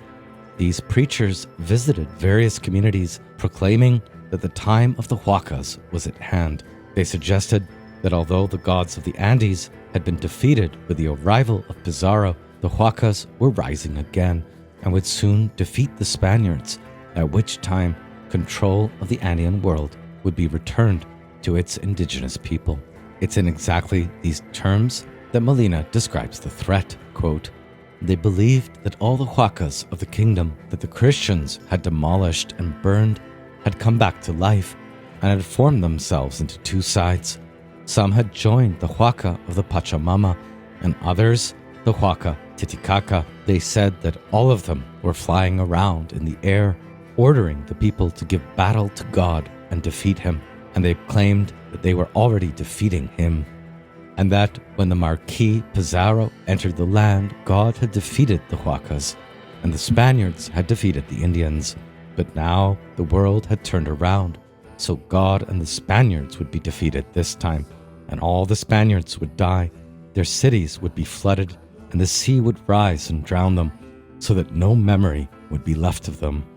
Within this apostasy, they believed that God, our Lord, had made the Spaniards Castile, and the animals and supplies of Castile, and that the Huacas had made the Indians, this land and the supplies that the Indians had before the arrival of the Spaniards. They went about preaching this resurrection of the Huacas, saying that the Huacas now were flying through the air, dried out and dying of hunger, because the Indians no longer made sacrifices nor poured chicha to them. The Indians said that they had planted many chakras with worms to sow them in the hearts of the Spaniards, in the livestock of Castile and in the horses, and also in the hearts of the Indians who remained Christian. They said that the Huacas were angry with all of the Christian Indians because they had been baptized, and that the Huacas would kill them all if they did not return to them, reneging on their Catholic faith. Those who wanted the friendship and grace of the Huacas would live in prosperity, grace, and health. In order to return to the Huacas, they were to fast some days, not eat salt or chili, nor have sexual relations, nor eat colored maize, nor eat things of Castile, that is of Spain, nor use them in food or clothing, nor enter the churches, nor pray, nor respond to the calls of the priests, nor call themselves by Christian names. They said that in this way they would return to the love of the Huacas, and they would not be killed. They also preached that the time of the Incas was returning, and the Huacas were no longer entering stones, clouds, or springs to speak, because they were now themselves entering the Indians and making them speak. From Molinas' stunning testimony, we learn, as the editors note, that the Takwi Onkoi gained its name through the trance-like state that members of this movement experienced. Once possessed, individuals would speak on behalf of the Huacas and instruct the villagers on how they should react to the coming cataclysm. While Spanish commentators may have been puzzled by the appearance of the Takwi Onkoi movement and its profoundly religious dimensions, modern scholars are not. It is now widely accepted that Takwi Onkoi falls within the broad class of social actions frequently termed millenarian movements. These movements represent innovative religious responses that offer hope to disadvantaged portions of a population. Numerous millenarian movements have been recorded throughout history, and they frequently occur in the wake of colonialism, such as the North American ghost dance of the 1890s and the South Pacific cargo cult of the 1940s. These movements tend to call for a return to traditional customs and a rejection of the newly dominant social order. They also include predictions that the current social conditions will be overturned by supernatural forces. Most of these movements are peaceful, but colonial powers often see them as a threat to their control over the civil population and go to great efforts to extinguish them. And this is what happened with Takwi Onkoi. As Molinas informed us, it lasted about 7 years before the Spanish managed to pull it up by the roots. Molina speculates, perhaps incorrectly, that this movement had its origin in the machinations and sowing of dissent by the sorcerers at Vilcabamba. Regardless of whether this is true, the defeat of Vilcabamba and the execution of Tupac Amaru, alongside other suppression campaigns, were ultimately successful. Lastly, Molina notes a curious period occurred when Peruvian natives were gripped by a fear of contact with the Spaniards due to a belief that the Spaniards would extract a curative ointment from the indigenous people. Quote, in the year 1570, and not before, the Indians held and believed that the people had been sent from Spain to this kingdom to search for an ointment of the Indians to cure a certain illness for which no medicine was known, except for that ointment. In those times, and for this reason, the Indians went about very secretively, and they distanced themselves from the Spaniards to such a degree that no Indian wanted to take firewood or herbs or other things to the Spaniard's house. They say that in this way, the Indian would not be killed inside by having the ointment extracted from him. As the editors remark on this interlude, in the above passage, Molina documents that certain indigenous peoples believed that an ointment, most certainly fat, was being extracted by the Spaniards to cure a European disease. By the 1570s, an enormous number of native people had died as a result of the European infectious diseases, including smallpox, typhus, measles, and influenza, that had swept through the Andes after and before contact. Native-born people were far more likely to die in these catastrophic epidemics since they had no natural resistance to the newly introduced microbes. The belief in the ointment-taking abilities of the Spaniards appears to be an indigenous exploration of the prevalent and disproportional death of native peoples after the arrival of European diseases. Within this context, the Europeans seem to have had the ability to extract health from the native populations to save themselves. The belief is factually incorrect, but it provides a powerful metaphor for the social conditions that existed throughout the colonial period. Having explained the Incan belief the Spanish were vampire demons in this way, Molina concludes his whole account. Thus it is worthwhile knowing the rites described here, so that the idolatries and the misfortunes can be extirpated and uprooted from the Indians. And thus, by the grace of our Lord, I conclude the inspection that I have in my hands of the parishes and the valley of the city of Cusco. By name, I end this account here. For more on this fascinating scene, you can check out Demons in the Golden Empire, Gonzalo Pizarro during the Spanish conquest. This concluding our historical overview of Incan myth and its transformation during the early colonial period and in Molinas' Rites and Fables. Let's return now to our journey in July 2023 and visit Cusco. Reading de Molina while recovering from altitude sickness in Cusco was sobering regarding the colonial history of the town. Staying in Cusco, Robert Tyndall was reminded of the positive side of the process of mestizaje, quote, how it allows indigenous people to survive waves of foreign aggression to their worlds. They mix their blood and culture, even while holding onto their tradition. They wait for the destructive wave to pass. Spanish missionaries riding on the coattails of the conquistadors had replaced the Incan mummies venerated in traditional celebrations with images of the saints. Taytay Inti, the Sun Father, had been deposed by Christ himself. This sleight of hand only partially succeeded. The children of the Inca refused to forget their customs. Along with their traditional dances, they slyly reincorporated the features of mummies into their images of saints. On the more negative side, Cusco wasn't the ideal place to go to after an extended ayahuasca retreat. As Tyndall puts this, watching the other tourists clamber about in their brilliant tennis shoes, snapping photos and chattering the disconnected way civilized people do, I appreciated even more the world of indigenous silence I had passed through in recent times. Some latent thirst for mystery had drawn the tourists there to Cusco, but without native ears and eyes, the ruins remained indecipherable. Despite looking forward to leaving Cusco, we did enjoy one of the local horse ride tours and went to see the ancient entry to the city, the ruins of the Moon Temple, and the Inca Sacred Way just at the back of town. Our next stop was Machu Picchu, a difficult place to get to, involving 2 trains and a bus, and impossible to access by car.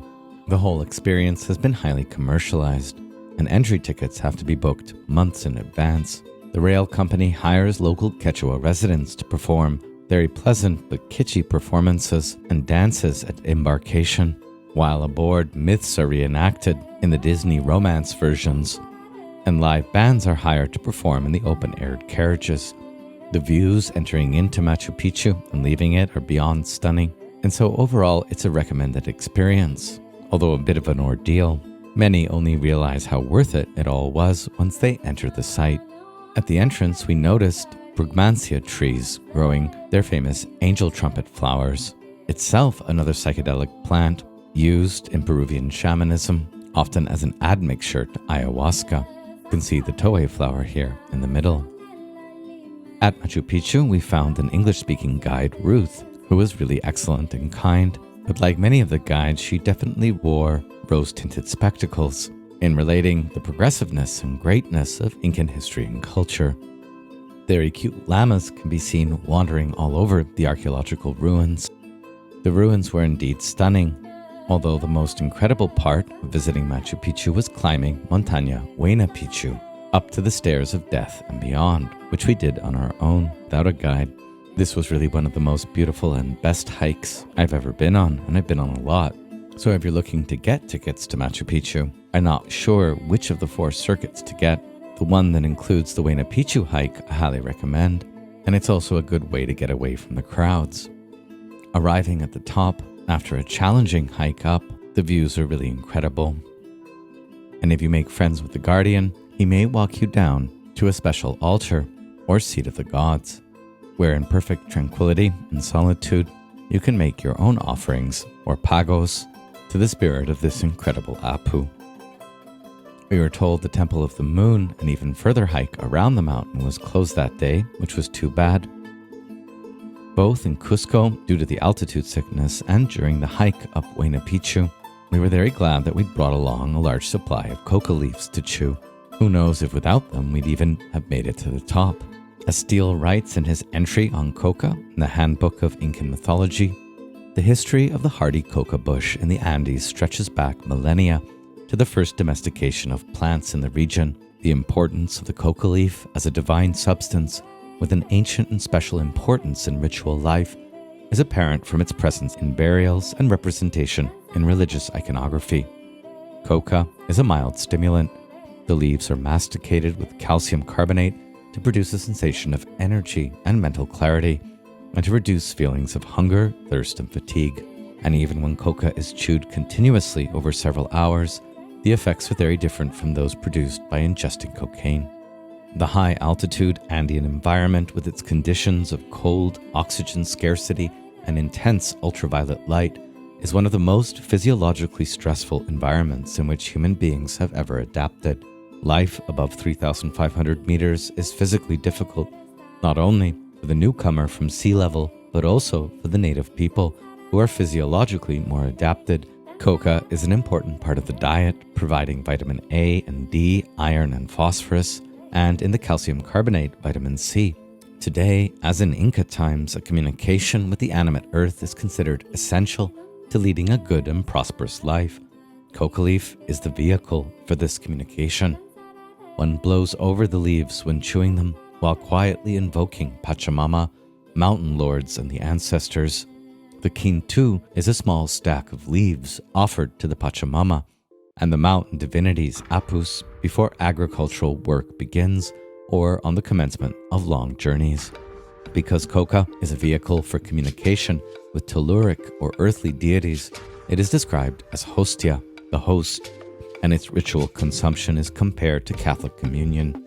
Because the leaf is sacred, coca chewing provides the structuring, social framework within which peaceful and constructive interaction takes place. When something serious or troubling has to be discussed, the shared chewing of coca leaves expresses the participants' commitment to rational and peaceful discourse. Each of them offers the others tiny, carefully composed bundles of coca leaves called quintus. It is virtually impossible to reject an offer of coca, but this signifies a rejection of social relations.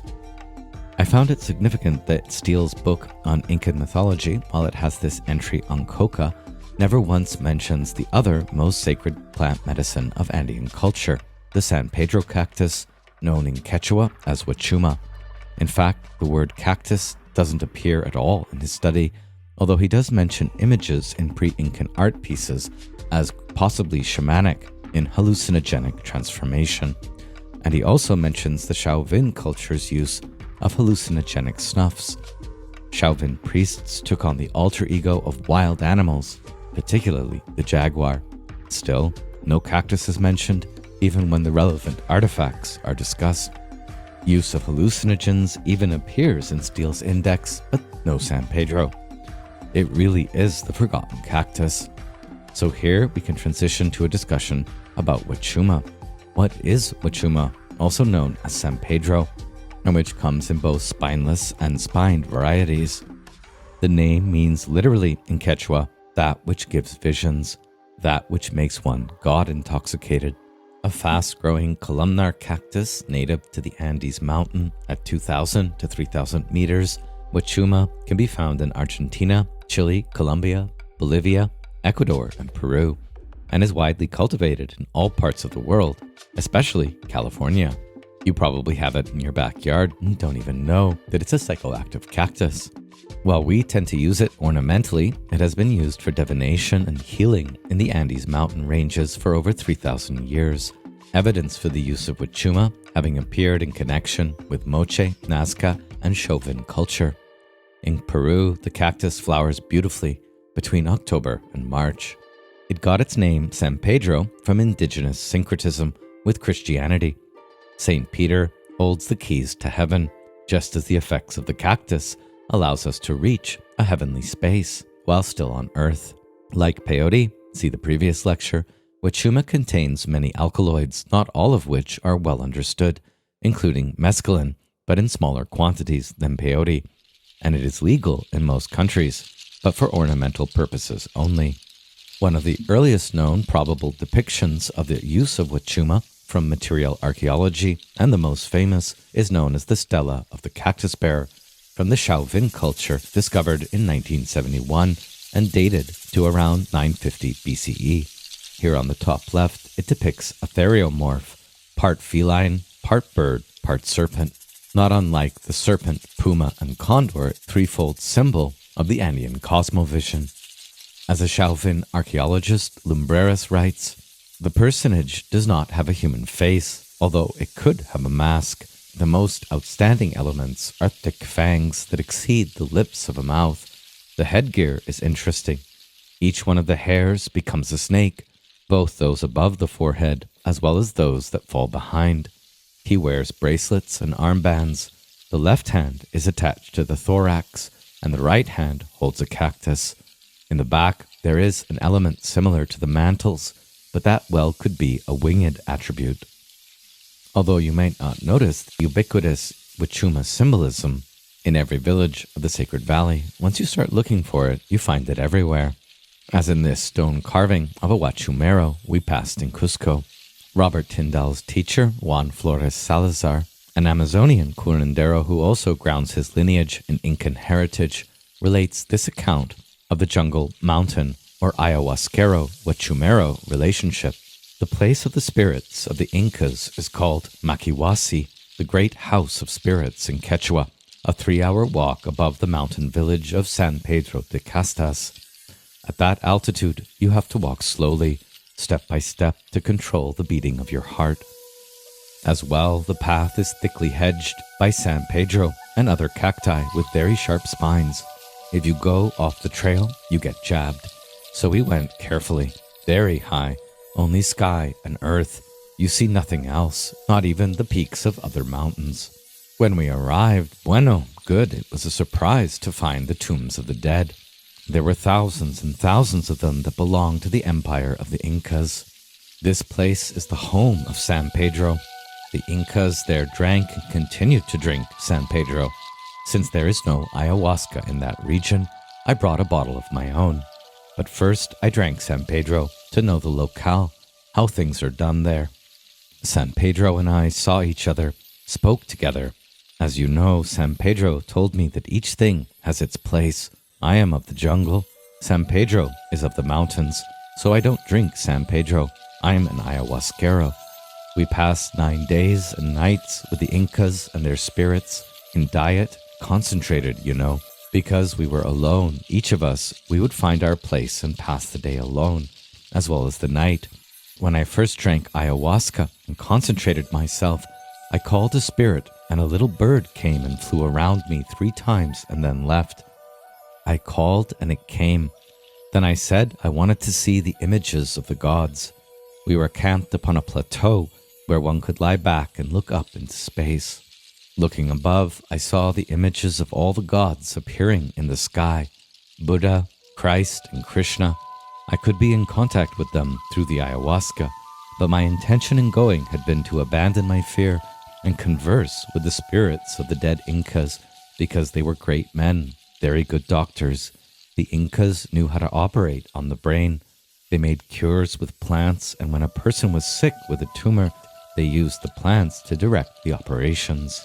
They worked as well with gold. When they made the incisions in the skull, they closed it with gold. The operations were very exact. After, I learned about Manco Cápac, the first chief of the Incans who began the culture. I could call all the other spirits of the dead Incas because the chief directs all the members of the tribe. Then they came to me, and I asked them to teach me, to reveal how they healed their patients in that epoch. They taught me how to make signs with my hands to indicate where the spirit should operate, in the brain or any other part of the body. This was when I began to understand how to do spiritual operations. After climbing Huayna Picchu, our next stop in the Sacred Valley was Pisac, a vibrant town 2,982 meters high, situated on the Vilcanota River and known for the Incan ruins that tower over it and amazing markets, a place that travelers never want to leave. Pisac's reputation as one of the coolest towns in all of South America is well deserved. 2 individuals had told us earlier on our travels not to buy anything until we arrived at Pisac, because all the best stuff comes from there anyway. Alongside Quechua, Paco, and Quero culture, amazing arts, crafts, and paintings are for sale everywhere. Pisac has attracted a huge number of expats from alternative communities around the world. The gringo effect, which I'm sure has its dark side, but on the surface, Pisac was a pleasing mix of localist tradition with the best features of globalism. Take a look at Google Maps for Pisac, zoom in, start clicking around on the various businesses, and you'll see what I mean. Due to the legal status of plant medicines like ayahuasca and wachuma, every imaginable type of opportunity for psychedelic vision questing, healing retreat, and experimental offering is advertised publicly. Not only signs on street corners, but I realized how much plant medicine is embedded in the culture when, visiting the store of an old friend, Jason Bear, Casa de Oso, known for its one-of-a-kind indigenous crafted patterned leather bags. Within minutes of sitting down, an accomplished-seeming shaman breezed through the door and struck up a conversation with me. Aldo, as he introduced himself, was a handsome mestizo with 50 years' experience, although he didn't look a day over 45. He has a house near Pisac in the mountains where he offers one-on-one sessions with what he says is the strongest ayahuasca in the region, since he uses 2 or more DMT-containing plants to bring out the visionary effects. And he also works with other plants such as wachuma. In fact, that day he was looking for buyers for his wachuma crystals. First, Aldo listened to my stories from the Nimea Kaya, and we talked about the limitations of shared experiences for medicine work due to always navigating the energies and experiences of others. Come work with me at my house, he suggested. It's always one-on-one, and I'm there to help guide you on your journey the whole time. I liked Aldo's vibes a lot and found him genuine. I think I'll take him up on that next time. After dissatisfaction with the first Airbnb we stayed in, a run-down, freezing, poorly built, ill-equipped cabin, advertised as a chalet, we needed to find a new pad, and we lucked out at Paul's place, Hummingbird Retreat Center. Paul, a career botanist, adventurer, gardener, and at this time of his life, an experienced wachumero, originally hailed from Yorkshire, England, and he was also an expat from India, where he lived for 15 years in an ashram, learning and teaching Sanskrit, and from Nelson, British Columbia, in Canada, where he lived another 15 years before deciding to take the plunge and move to Pisac. Pre-COVID, he had put a lot of his savings into building new and incredibly lovely cottages on his property. On the most comfortable one, although not expensive, Honeysuckle Cottage was available. This place was amazing, like a perfect English cottage that had been transported into the high Andean landscape. My favorite touch was the collection of hand-picked teas from Paul's garden. Hummingbird was a short walk to town, down a majestic, rolling country path. We wanted to stay for weeks, as there was so much to explore, but in just another day, Paul was facilitating the weekly wachuma ceremony, and another day of integration. After that, it was back home to California. We watched the full moon set over the Apus at 6 a.m. on ceremony day. Prior to the ceremony, we sat down with Paul for a pre-wachuma talk. And there's also a video of Paul talking about wachuma, which you can watch for a very brief introduction. The morning of the ceremony, 3 of us sat with Paul in his decorated living room before heading down to the Maloka to receive guidance delivered in his soothing British accent about wachuma, what to anticipate, and to set our intentions. Mine were to meet the grandfather, to balance ayahuasca, to deepen wisdom, and to prepare for reintegration. Unlike ayahuasca, which is taken at night in low illumination, wachuma is taken in the morning, in part because it's a 12-hour journey, and also because this medicine energizes connection with the environment around you. Most practitioners who work with wachuma consider it to be a grandfather spirit, just as peyote is a grandfather spirit. Although wachuma is often said to be the more forgiving and playful grandfather, peyote, his elder brother, being more demanding and serious. As Paul unfurled his brief morning discourse, I realized he didn't put as much stock into familial metaphors for sacred plants. If they work for you, great, but no familial metaphor can contain or exhaust the myriad of ways these plants interact with the human mind. Paul related how he had worked extensively with ayahuasca with many Peruvian shamans over the years and loved ayahuasca, but wachuma was his medicine. It shows you who you are, your true self. He couldn't give us an estimate of how many times he had prepared and taken wachuma, thousands. I found his matter-of-fact, pessimistic tone when mentioning dark energies coalescing around the egos of many a local medicine facilitator to be refreshing. I was sure he had many a story to tell about local and expat shamans acting out of integrity, but this wasn't the time for that. Paul would serve us the medicine and stay close by and check in on us, but he wasn't going to front-load the experience. The medicine will guide you into a dispassionate examination of your inner constitution, he said. You have only to pick up the telepaphone, he joked. Drawing on his experiences in Sanskrit meditation practices, he described the appeal of wachuma as making accessible meditative experiences that might otherwise take years to cultivate. Here it was, all at once, an immersion into sheer divinity. Paul spoke of the challenging experiences some may face, and he underlined how the medicine helps us through challenges and difficulties with the knowledge that openness is strength, and that the heart of this medicine is the effulgence and emanation of love. Many of our modern illnesses might be calcified remnants of a civilization in decay, a participant piped up, and Paul agreed. What Wachuma offers, he went on, is a visionary experience of being beyond the concept, a clearing of our engaged transcendental consciousness.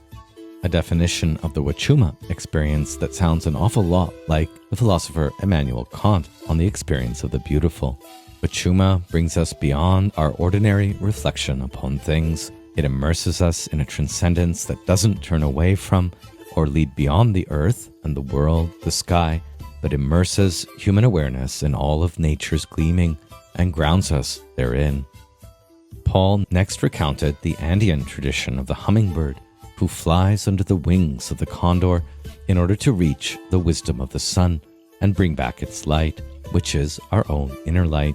To this we were all ears, having just encountered a lot of hummingbird myths, medicine, and paraphernalia in the Shipibo tradition, Pucallpa. We later noticed there was a wall mural of a hummingbird just outside the Maloka. Paul finally related a Native American myth, I forget where from, about the two wolves inside us, the one that lives from the wisdom of the heart and the other from the power of violence. Which one lives, he asks. The one you feed. Lastly, Paul spoke of the limitations of language and conceptual images. You named the rose, but did you smell it? I liked Paul and was interested in his journey, so I asked him if he could leave out a stack of his favorite Hindu scriptures to help guide the day, and he did.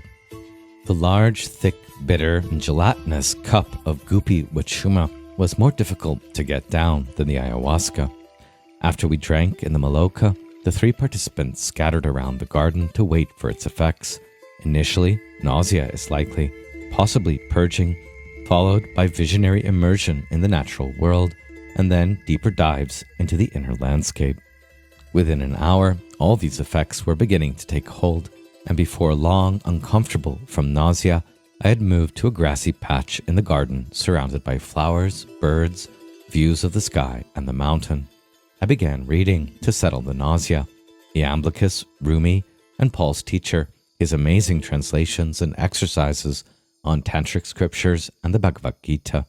My understanding of what I was reading expanded beyond usual limits, and my thoughts drifted into and out of the ancient problem of naming the gods or the holy, the question of divine names and the limits of language to capture the encounter with the divine and the ineffable, and also how very gifted human traditions can be at using holy names, which evoke and to some extent navigate the extraordinary realms of consciousness within which we discover our most authentic being. Ancestral memories arose from magical words that engage, transform, and reveal the shared awareness and point of interaction of divine energies and all living creatures. And at this point, I lay back and began to meditate on the sky, billowing clouds metamorphosizing before me as the manifest nous, mind or spirit of God. My awareness began to move across all three Andean worlds, the Uku Pacha, Ki Pacha, and Hana Pacha, both in the present moment and from across my life experiences. In the forging and forming of all things in the Ki Pacha, everything was green, alive, and unfurling all living creatures, especially birds, dancing and sharing in the nectar of life. In the Hanak Pacha above, energies were emanating into the Pachamama from deities and worlds beyond. Between these middle and upper worlds were the Apus, whose apparition were no longer fixed in space. I perceived them as undulating and rippling waves of energy. Not only the wind was moving up and down and across the Apus, my vision was more acutely perceptive than was possible in normal consciousness. I was seeing the energy currents within and external to the Apus move across them in high definition. I could almost perceive each leaf swaying from afar. Each Apus indeed had a distinct energy and even a personhood, and I beheld their magnificence in awe. One of the two apus that came alive before my vision, Paul later told us, was rare in being a female mountain called La Princesa, and the other was named Strength. Here you see some pictures from Paul's garden and its views of the mountains surrounding. As the journey continued, I began to understand why Wachuma is so attractive to those steeped in Eastern philosophy like Paul. Here was discoverable the Hindu self, or Atman, as well as the Buddhist Anatman, or no self, simultaneously, alongside the meditative techniques of transforming consciousness, but now experienced as shared between the inner world and nature at large, with no separability. This was a master plan of the art of divine encounter that worked alongside and with the self as a guide, companion, catalyst, and revealer, a plant teacher, but a plant teacher that was also at home in realms beyond the self. Paul had mentioned his favorite thing about Wachuma was that he knew no other spiritual practice or plant medicine that so readily granted to all, for 6 to 10 hours, the ability to stay in one place, in a state of the deepest meditative insight and often bliss, and I knew what he meant. With Wachuma, the experience of a divinity living in all things, Thales' panpsychist, the world is animate and full of deities. The awareness of the truth of this fragment became overwhelming. I would move my body over the grass, and as I did, I found myself rediscovering advanced yoga and breathing practices I had all but forgotten during the last couple decades of an intensive academic career. It felt like Wachuma was empowering my highest self and its techniques for enhancing consciousness, vitality, and well-being. This felt a little unlike ayahuasca, which more unpredictably plunges into depth and pain, with little anchor or guide, except the surrendered trust and deep knowing that this too shall pass. Although Wachuma felt more life-affirming, I don't want this to pass. A twinge of queasiness never wore off, except when I lay in total surrender. During those moments, Wachuma came on strongly and guided the challenging work of healing affects. As it's often said in the region, ayahuasca shows you the cosmos, but Wachuma shows you the world. As the waves of divinely informed bliss, truth, consciousness, or the Sanskrit Sat Chit Ananda, alternated with mild trepidation and discomfort but no fear, began to equalize, helpful and edifying conversations with Paul began, and I learned a lot about his life journey across 3 continents, his work with Wachuma, botany, and meditation. Time, which had stopped in the duration of eternity, slowly began to reassert itself, and before long, after a few hummingbird visions in the living room, we were settling back into the human reality with a wonderful meal prepared by Paul. Understanding the importance of protection during the stage of contraction, I became interested in the Shipibo mandalas on Paul's windows.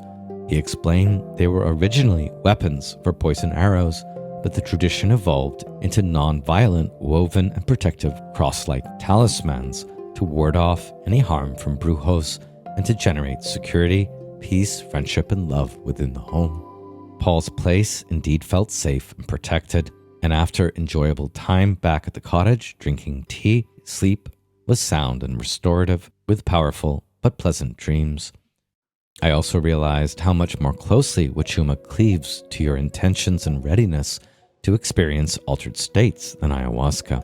I had set 4 intentions: to meet Grandfather Wachuma, balance ayahuasca, deepen wisdom and healing, and prepare for reintegration. And as I reflected on the day, I realized my journey with Wachuma had followed that itinerary in exactly equal intervals. The next morning, at the integration circle, Matthew, the other participant, also from the UK, and a former tech wizard in the Silicon Valley, who had now dedicated his life and resources to NGOs and healing work with local indigenous communities in the region, such as creating spaces for the retrieval by indigenous peoples of their own indigenous memory. Hearing that I was a humanities professor in California, strongly recommended I look into the book Hospicing Modernity, and it turned out to be a fantastic recommendation. Paul's last words to us as we left Hummingbird Retreat to catch the flights home: "Go and shine and thrive, dear ones. Change the world." I knew I would be back to learn more from Paul, who puzzled me.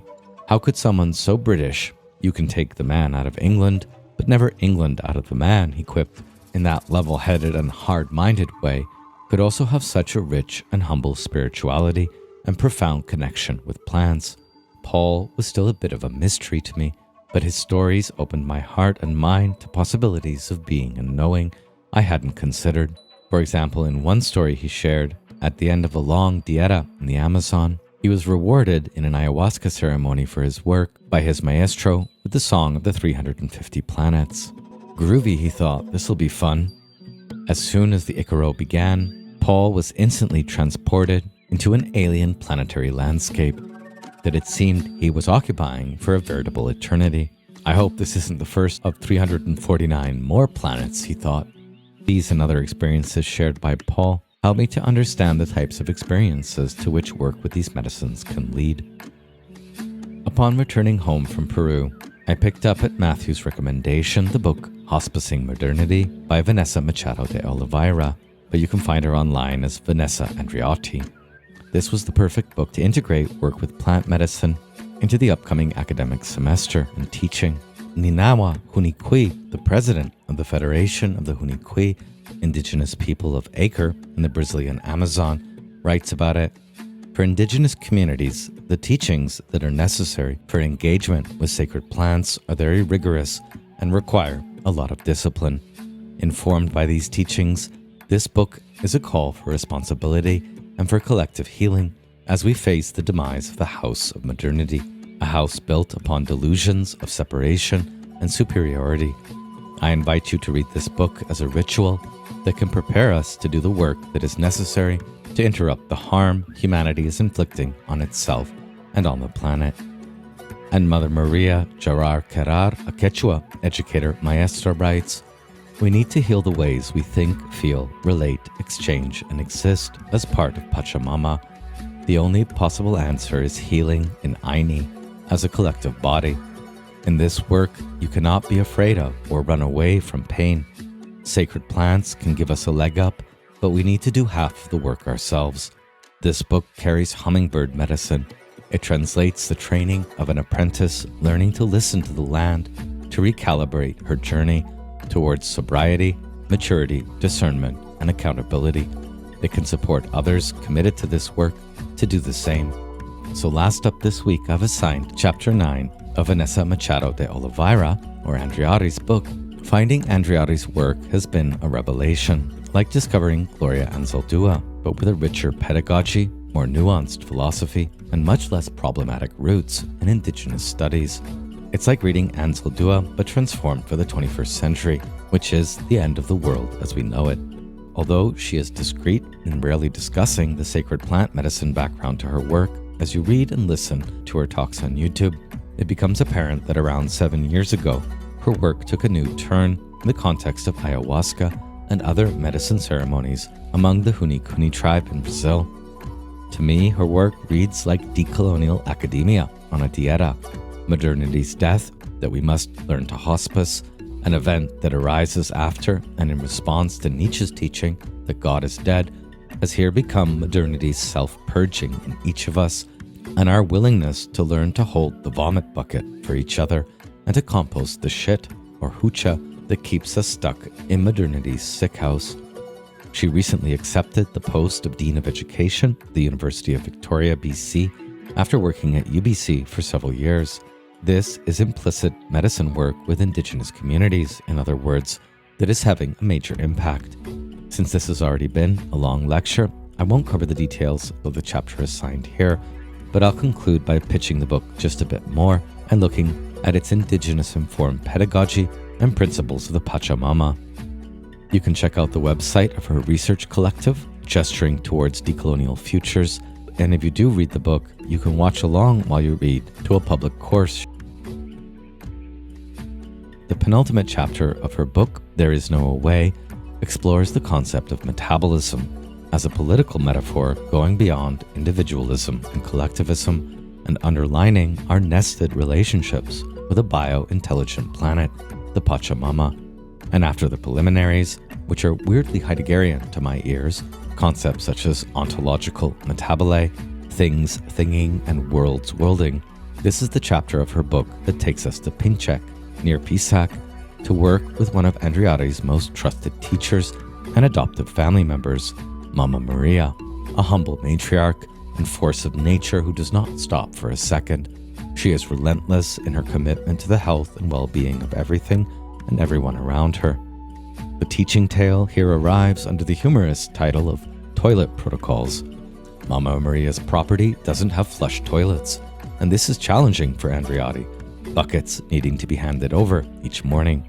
So she finds herself trying to fix the problem, while attempting to apprentice or shadow Maria, which doesn't work, and then working as a street vendor, observing the shadow behavior of tourists, all as part of a budding exchange program she's creating out of UBC. You can see a picture of some of the attendees of the program here. This is a tale about our literal and our psychic shit, and how we learn to navigate it together. It is also a tale about relationality, responsibility, reciprocity, and metabolic regeneration and abundance. She, Mama Maria, was really happy to work in Aini, the Andean practice of entangled reciprocity and of becoming common. I was really impressed about how she could operate in a brutal capitalist context without being determined by it. About the toilet, modernity is fixated on a project of perfect form, efficient functionality, maximum regulation, including sanitary regulation. The intention is to control nature and to achieve timeless permanence, to defeat decomposition and death. In order to do that, modernity needs to hide the shit. Flush toilets are a great way of doing that. They've been designed to sanitize our metabolic reality.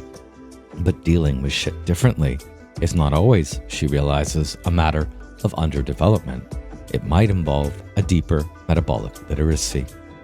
In another embedded tale here, the local shaman, Don Isidro, and de Oliveira inadvertently cause a fire when the wind gusts in the context of their offering, or pagos, which causes a great commotion, traumatizing the community, and which resulted in burning one of the faces of the mountain, destroying a large patch of San Pedro cacti. The community's analysis of the event was very interesting. Don Isidro's negligence, the gust of wind as ancestral intervention, the message of the fire in the mountain to be delivered, the mass sacrifice of sacred cacti, all this resulted through community mediation and the educational center almost being renamed the Singed Ones, Los Chamuscados. Luckily, that didn't happen. The gathering had started in a somber tone, given the gravity of what could have happened, but reliving the experience together helped us laugh at our own absurdities. In Quechua teachings about life and education, she notes there is a belief that writing distorts the teachings by fixing them in just one form. Despite this, Andreatti eventually gains consent to write down 10 principles that will articulate the mission of the educational center, on the condition that these principles will always be presented as a glimpse of a much larger body of wisdom that requires discipline and practice way beyond reading and writing. I'll close this part of the lecture on Incan mythology and the Andean Cosmovision with these 10 principles, as well as a call for accountability in the use of plant medicines by the Gesturing Towards Decolonial Futures Collective. The 10 principles read: the entire planet, Earth, Pachamama, is my home and country. My country is my mother, and my mother knows no borders. We are all brothers and sisters, humans, rocks, plants, animals, and all others. Pachamama is a mother pregnant with another generation of non-predatory children who can cultivate, nurse, and balance forces and flows, and who know that any harm done to the planet is harm done to oneself. The answers are in each of us, but it is difficult to listen when we are not in balance. We hear too many different noises, especially in the cities. The priority for life and education is balance. To act with wisdom, to balance material consumption, to learn to focus on sacred spiritual relationships, to learn to work together with the different gifts of each one of us with a sense of oneness. Our purpose is to learn, and learn again in many lives to become better beings. There is no complete knowledge. We all teach, learn, and keep changing. It is a path without end. There is knowledge that can be known and described. There is knowledge that can be known but not described. and there is knowledge that cannot be known or described. Our teachers are the Apus, the mountain ancestors, Pachamama, the plants, what we live day by day, and what has been lived before us, the animals, our children, our parents, the spirits, our history, our ancestors, the fire, the water, and the wind, all the different elements around us.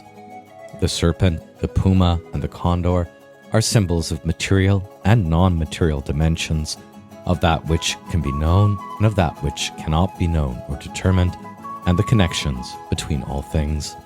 The traditional teachings of generosity, of gratitude, and of living in balance that are being lost are very important for our children. It is necessary to recover them. The world is changing through love, patience, enthusiasm, respect, courage, humility, and living life in balance.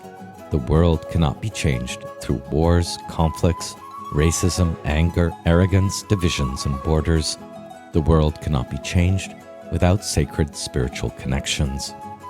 Commenting on these 10 principles, Andreotti writes, they underscore a metabolic sensibility where nobody can be overlooked. Everything and everyone is a teacher and a learner at the same time. We are all nested in a larger metabolism driven by a metabolic intelligence. If this metabolism is sick, so are we. If we have made it sick and thus made ourselves sick, we have two options. Either we heal or we die. We will need to choose between metabolic integration and regeneration and self-destruction. There is no middle way, and there is no away. And because it is urgent and we are running out of time, we need to slow down in order to grow up. She concludes this chapter with an in-depth character analysis of Mamma Mia and why, through her own initiations and the observations of others in her research collective, Mamma Mia has become an archetypal image of human accountability for the group.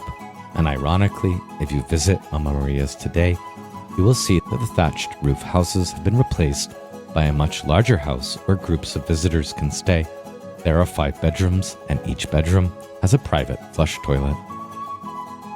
If you do feel inspired after listening to this lecture to look into a healing journey with plant medicines for yourself, consider it required reading to first digest Andreotti and others' collective call for accountability and the use of indigenous plant medicines. This link here and in the module. A few highlights from this excellent and helpful document.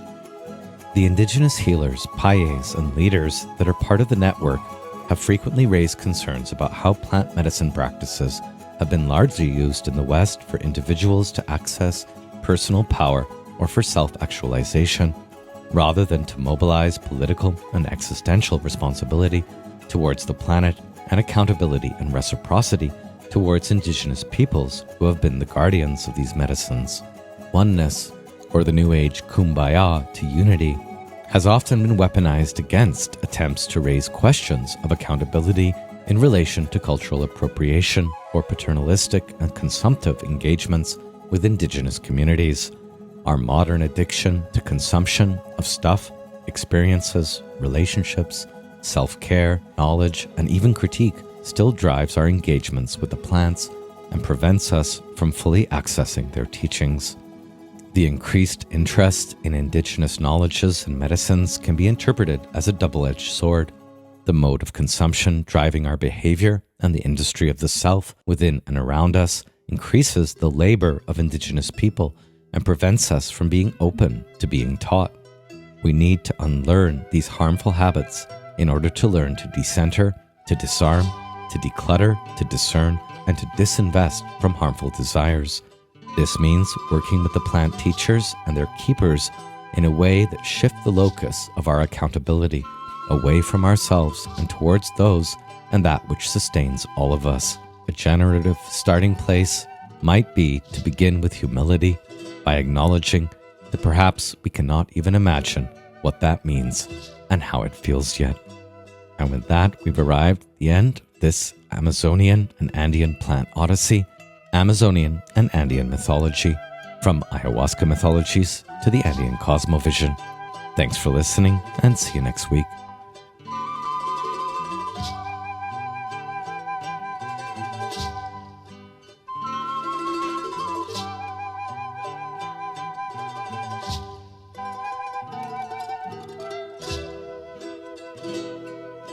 Thank you.